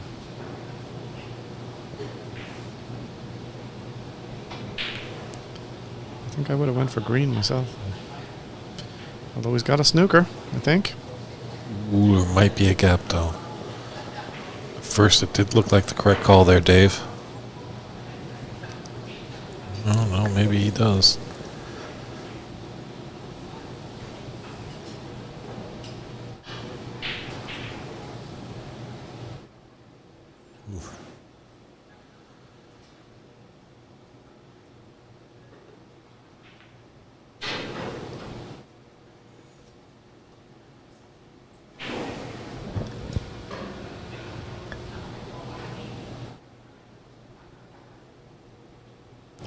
He's going cushion for no. You could see it. Yeah, got the hit, didn't leave it. Well done. Send the red down the table and maybe get the white behind green or brown.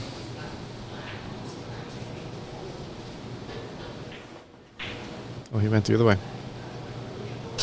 And left it. No, he didn't. It's close, that's for sure. Mm-hmm.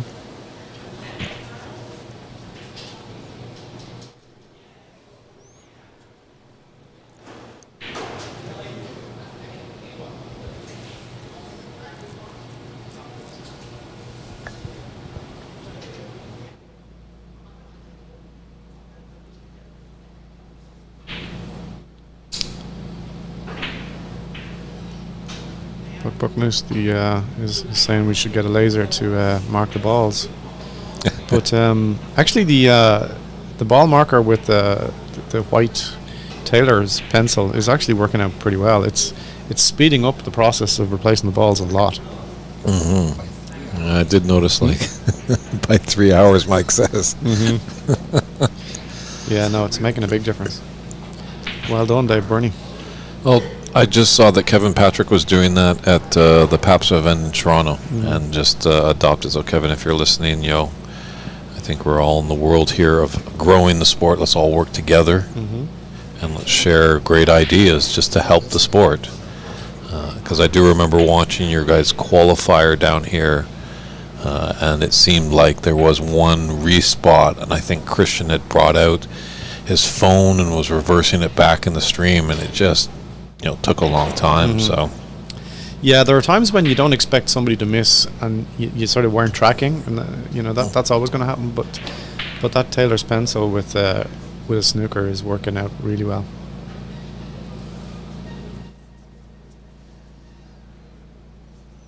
I actually don't know why the pros don't do it. I don't know either. The pro, referees, they should.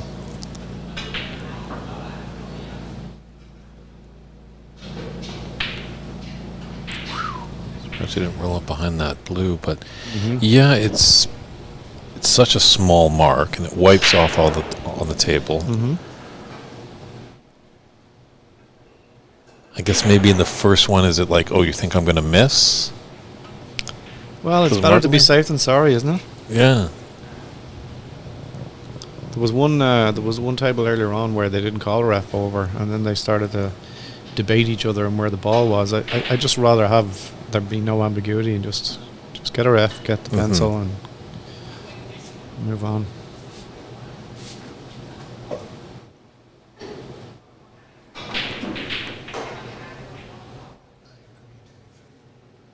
Oh, Mike just agreed with me on something. Doesn't count, it was off camera. Well, I just said it in the microphone. It's now real. It's fact. I think J-Mal is just going to push this yellow down and hopefully get up nice and tight to that blue. That shot's so hard, though, Dave. I mean, the amount of times I've tried that, and then if you don't succeed, you leave a pot into the corner,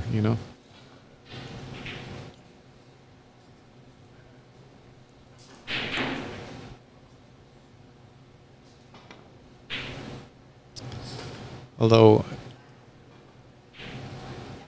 earlier on there was a shot where it was a very delicate shot where I was snookering behind the pink, and it was really slow shot.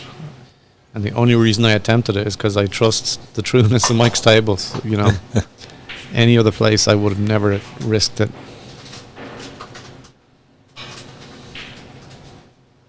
Not even at Club Daily? Not even a Club Daily, no. Well, some call it a boudoir because it's got red curtains. The Daily Shabib. Seems like the Red Room from Twin Peaks. Yeah. Well, we are in Twin Peak land. We are. I think maybe on Monday on my way back I might go get some cherry pie at the Tweed Diner. Well, if you're doing that, you should. I'm on my house is on the way there, so you can pop in and cherry pie with red curtains. Can't go wrong. Do it all. Damn fine idea.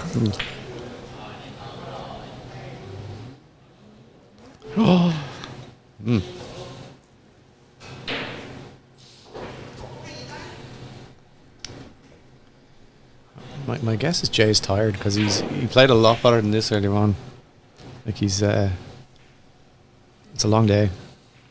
Sure, maybe he knows like where he's standing, so maybe just that competitive edge is not there, and he's just kind of possibly, yeah. He's making mistakes he wouldn't normally.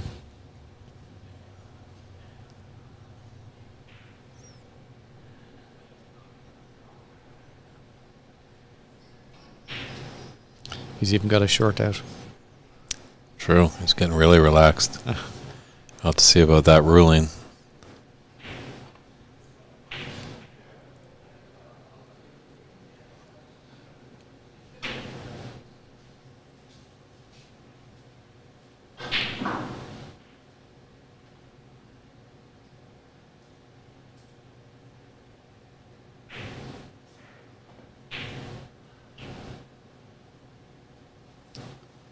.22 in it, 25 on, so game ball.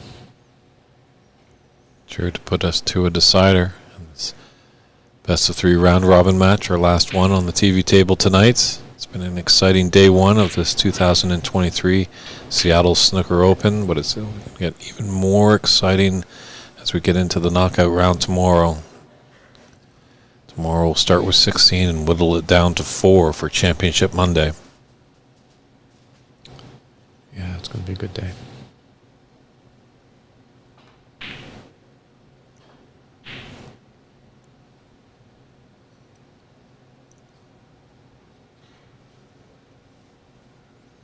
It's poked out. It's got a long pot.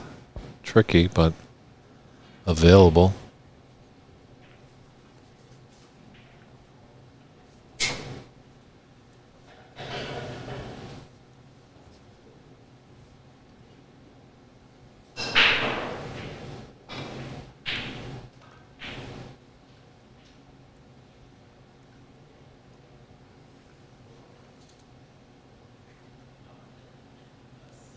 Nobody wants to take this second frame, it seems. Mm-hmm.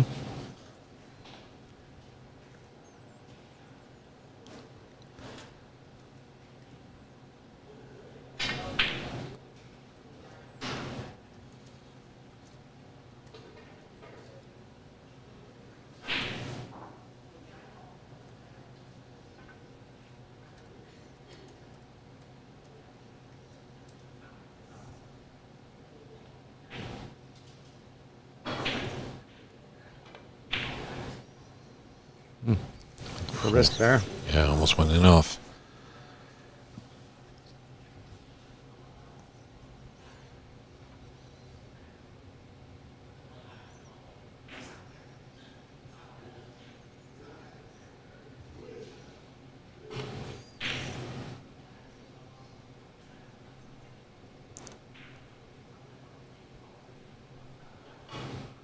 Yeah, you got to think whoever makes the first mistake on the screen is probably going to open it up for their opponent.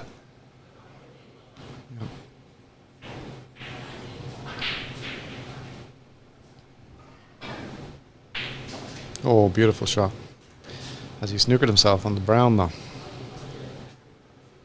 True, just as I said, I thought who would get that green would be in the driver's seat, but yeah, that could be a snooker, Dave.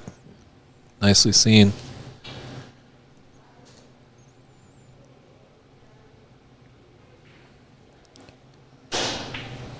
Oh.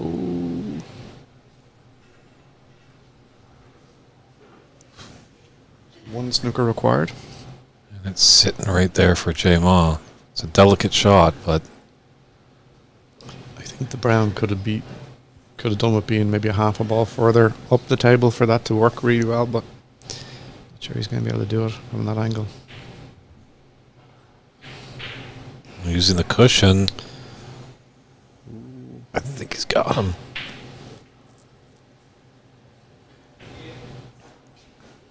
Yep.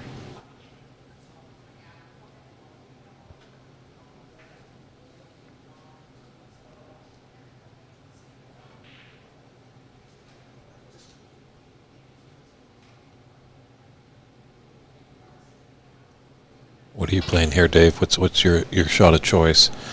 Are you wanting to really swerve it around? You want to use the cushions? I think it's too close to the pink to swerve it. I think off the top cushion with some right hand side.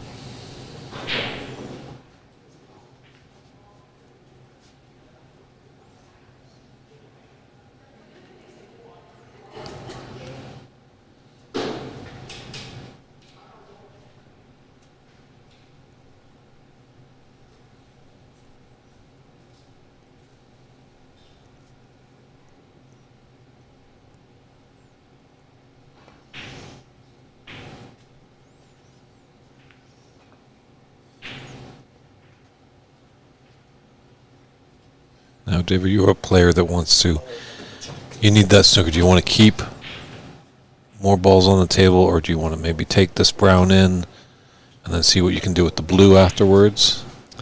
I'd leave as many balls on the table as I could. That's a good shot. Yeah, I'd leave as many balls on the table as possible until such time as, you know, maybe it's over the hole and you have to pot it, you know. But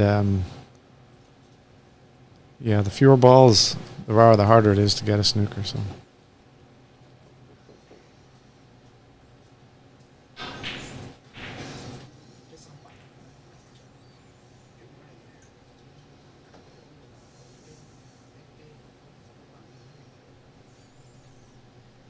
Not really sure why he's marking it though.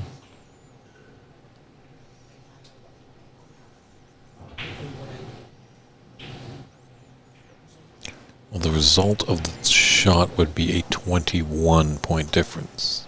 No, it's the score before the shot gets taken. You know, I don't think it can be put back, right, Mike? Ooh. Yeah, if the miss results in not snookers required after the shot, it still can't be put back, right? Either way, I think if I'm J-Ma, I'm not putting him back. This brown is nicely there.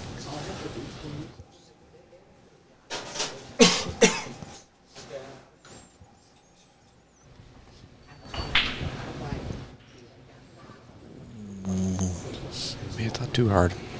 Yeah, this is looking like a great opportunity to steal this frame in one visit, but going back to his case to get all those great extensions that all the players have these days. This telescopic extensions, the mini butts. Oh, he's got a little mini telescopic. Haven't seen that much. Me neither.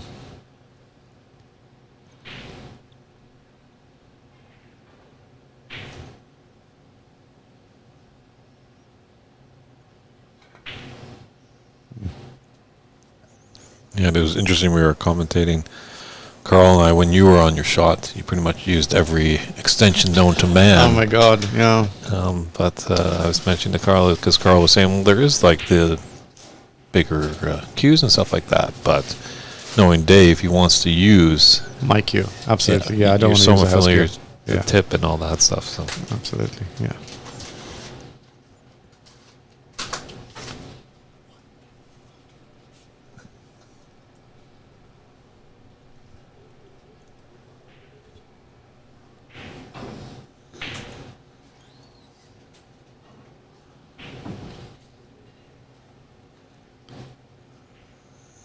he's left it on for J-Ma. This would be a steal. It always hurts when your opponent needs snookers and they get them and then they win the frame.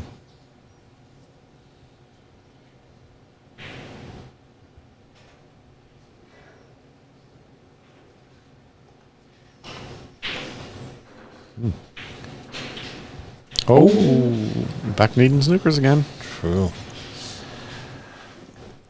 And he might be in another one too. No, maybe he's going to pot it. Yeah. Or equally as tough if you come off the table and you're 66 ahead of John Higgins and he comes back and runs a 67. That's not too happy. Yeah. Well, I've never experienced that firsthand, but I can imagine.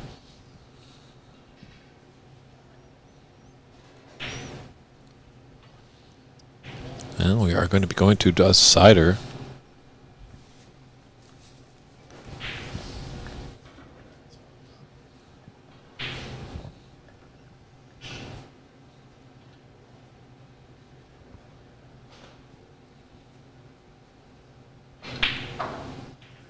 That does it, so that should There be you go.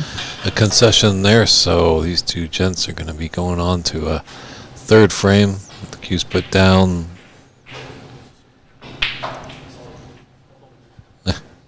You can't just wanted to make sure of it, just get his hand on the table. So we will return with a deciding frame in this exciting final match of the round robin stage on the TV table. Stand by, everybody.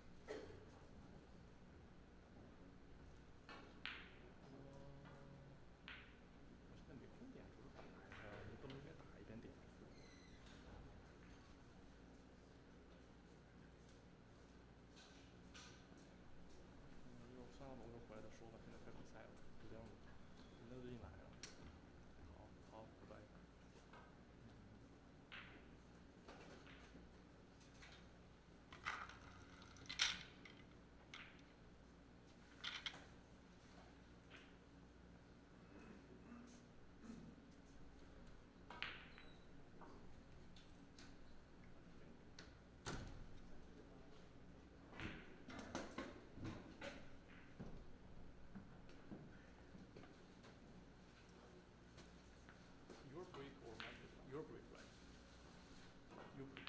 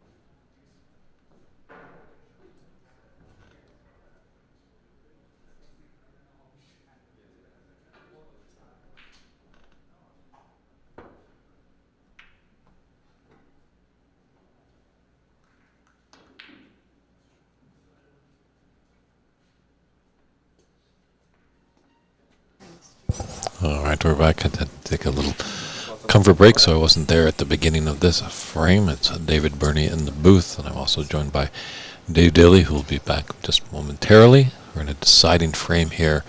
Rishikant Popuri and Jay Ma. Basically, both players are just kind of playing for fun. Jay is going to be moving on into the knockout round. So let's see, maybe one of these players can put together a high break to challenge Brady Golan for the high run so far of 46. Although this last frame does matter to Jay a little bit, because if he wins it, he tops the group. If he loses it, he comes second. Oh, we've done some investigative work in that break in that last frame. Okay. So remember, Dave, in the commentary booth, you can't have bias. Oh, I'm not going to say a word. I know you're in this group, and we know who you're rooting for. Not particularly. No. I take back what I said. Mike gave me an evil eye when I said it, so. I agree with you. Mike agrees with me again. That's.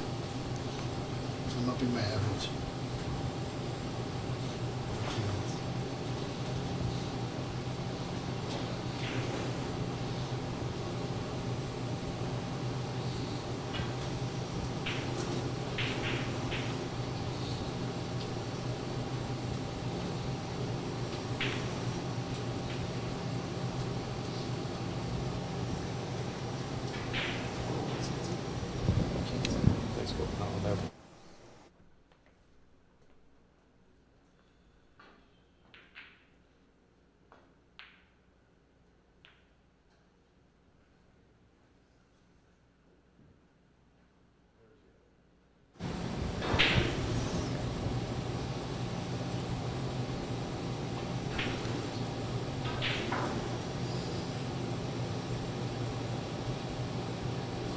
He's got a nice angle on that brown to come back down table.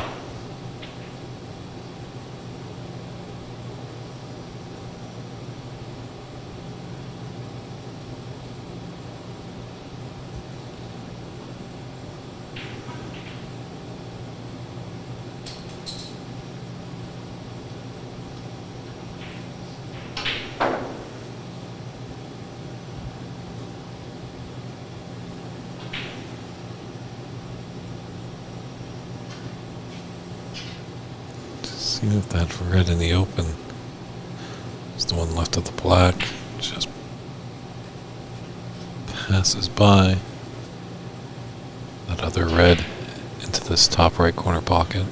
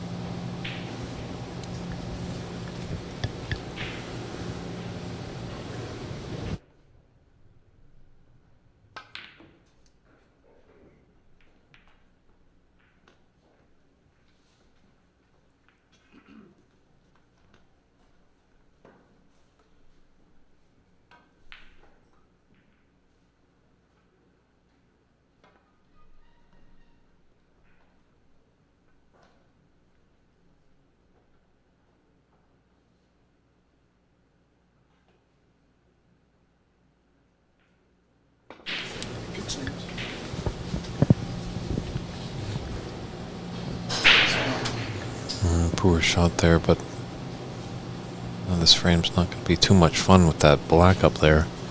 No. And the pink tied up too. Just passes that red to the top left middle.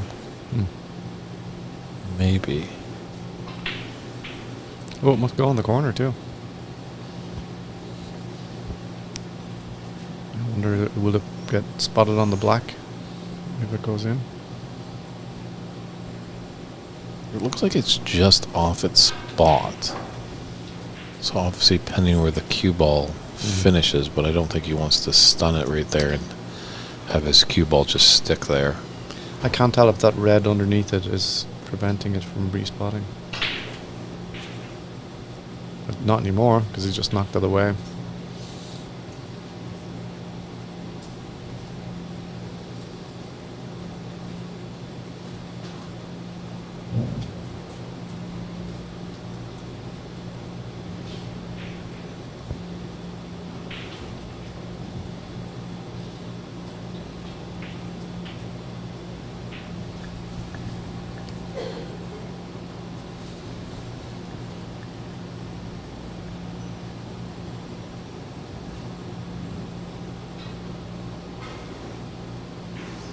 He might have that angle actually on that red. That's about the red he's going for.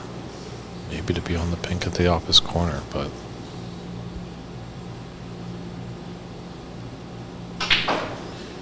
he's got to play his percentages, play the shots that he knows. That's a nice result there. Yeah, that's not bad. It's a tough pink, but it's not bad.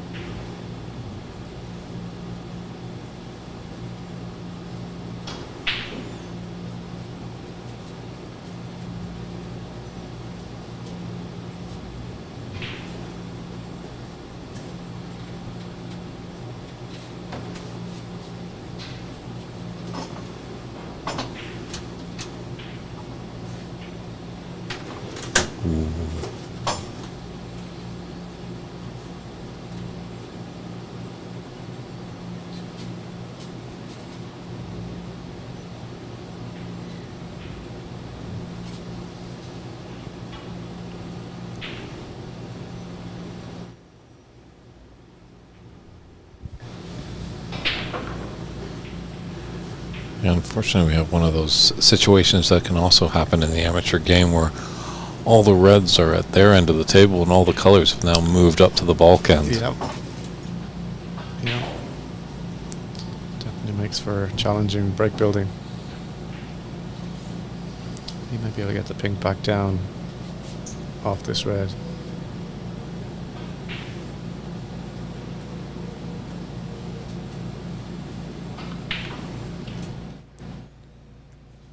Pratamash is just tuning in about the stream being a little bit patchy. Yeah, if anybody else can let us know how it's going, if there's any glitches, if Dave and I are sounding a little more funnier than usual. So Prathamesh, we did have a challenge with Facebook, and we had to reset the stream on Facebook. Hopefully it's working now, and if not, maybe switch over to YouTube, which I think is working pretty well right now.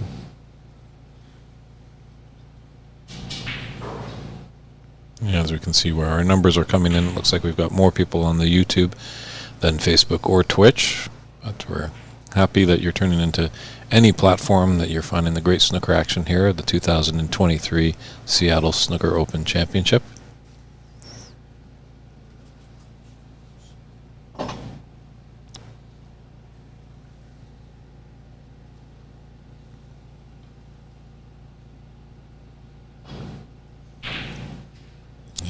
I'm not sure. I can see Daniel and Ethan's match, and one of them has won the first frame, and who won that first frame is up 40-2 in the second frame. So just when I can see maybe if a score change over there, I'll be able to report who is winning over there. I think it's Daniel, but not 100% sure.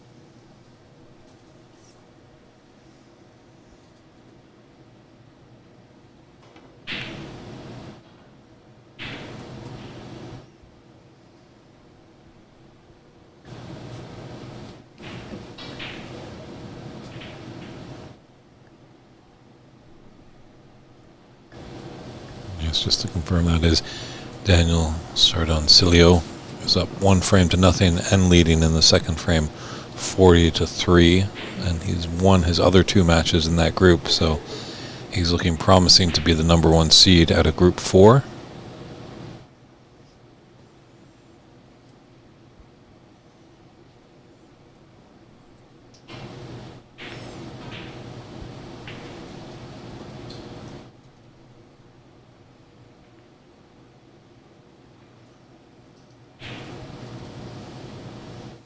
At least we've got the pink down at the business end of the table, Dave, so if someone is to get in, they at least have the pink to play with. It would be nice somehow to get the black down there and blue back on its spot, but The black's looking pretty dead for a while. Ooh, nice shot.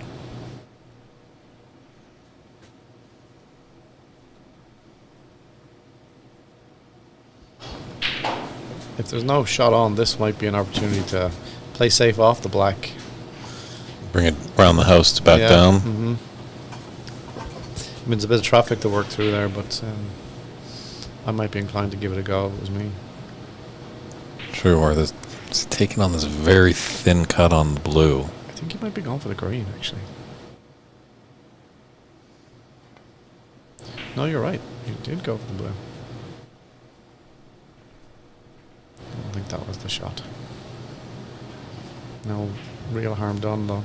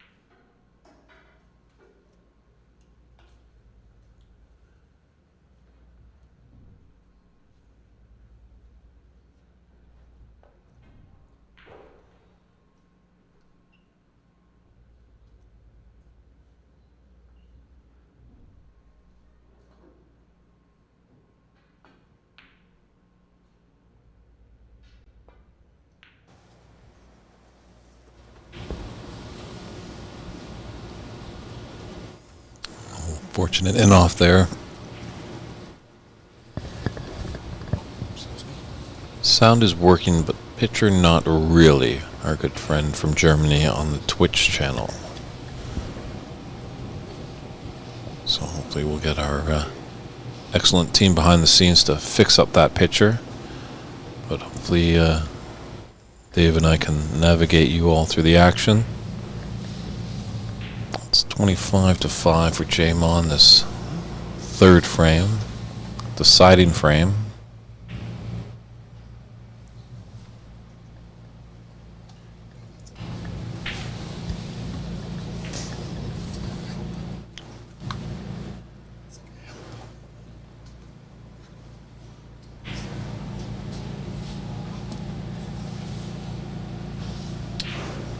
So there's a nice inviter.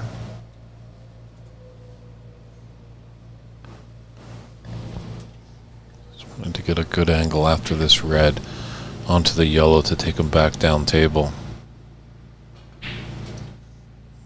There's a bit more of angle, but actually it's looking a little bit more straighter as I look at the live shot. From our vantage point, we're pretty much at the yellow pocket, that's kind of the area where we're close to in the broadcast booth.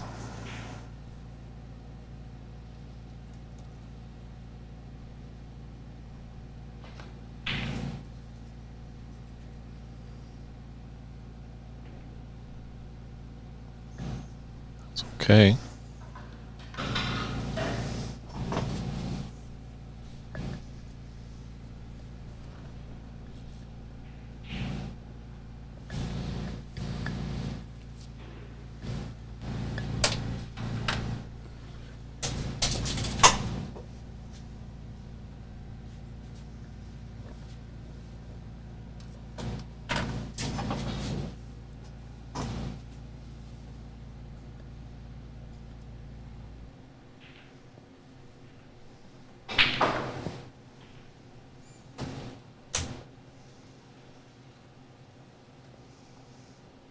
Now, Dave, what do you think about that safe we were talking about earlier of getting that bulk back down table? And I guess he's not going for it. No, I think the angle's wrong now. It would have been need to be further down.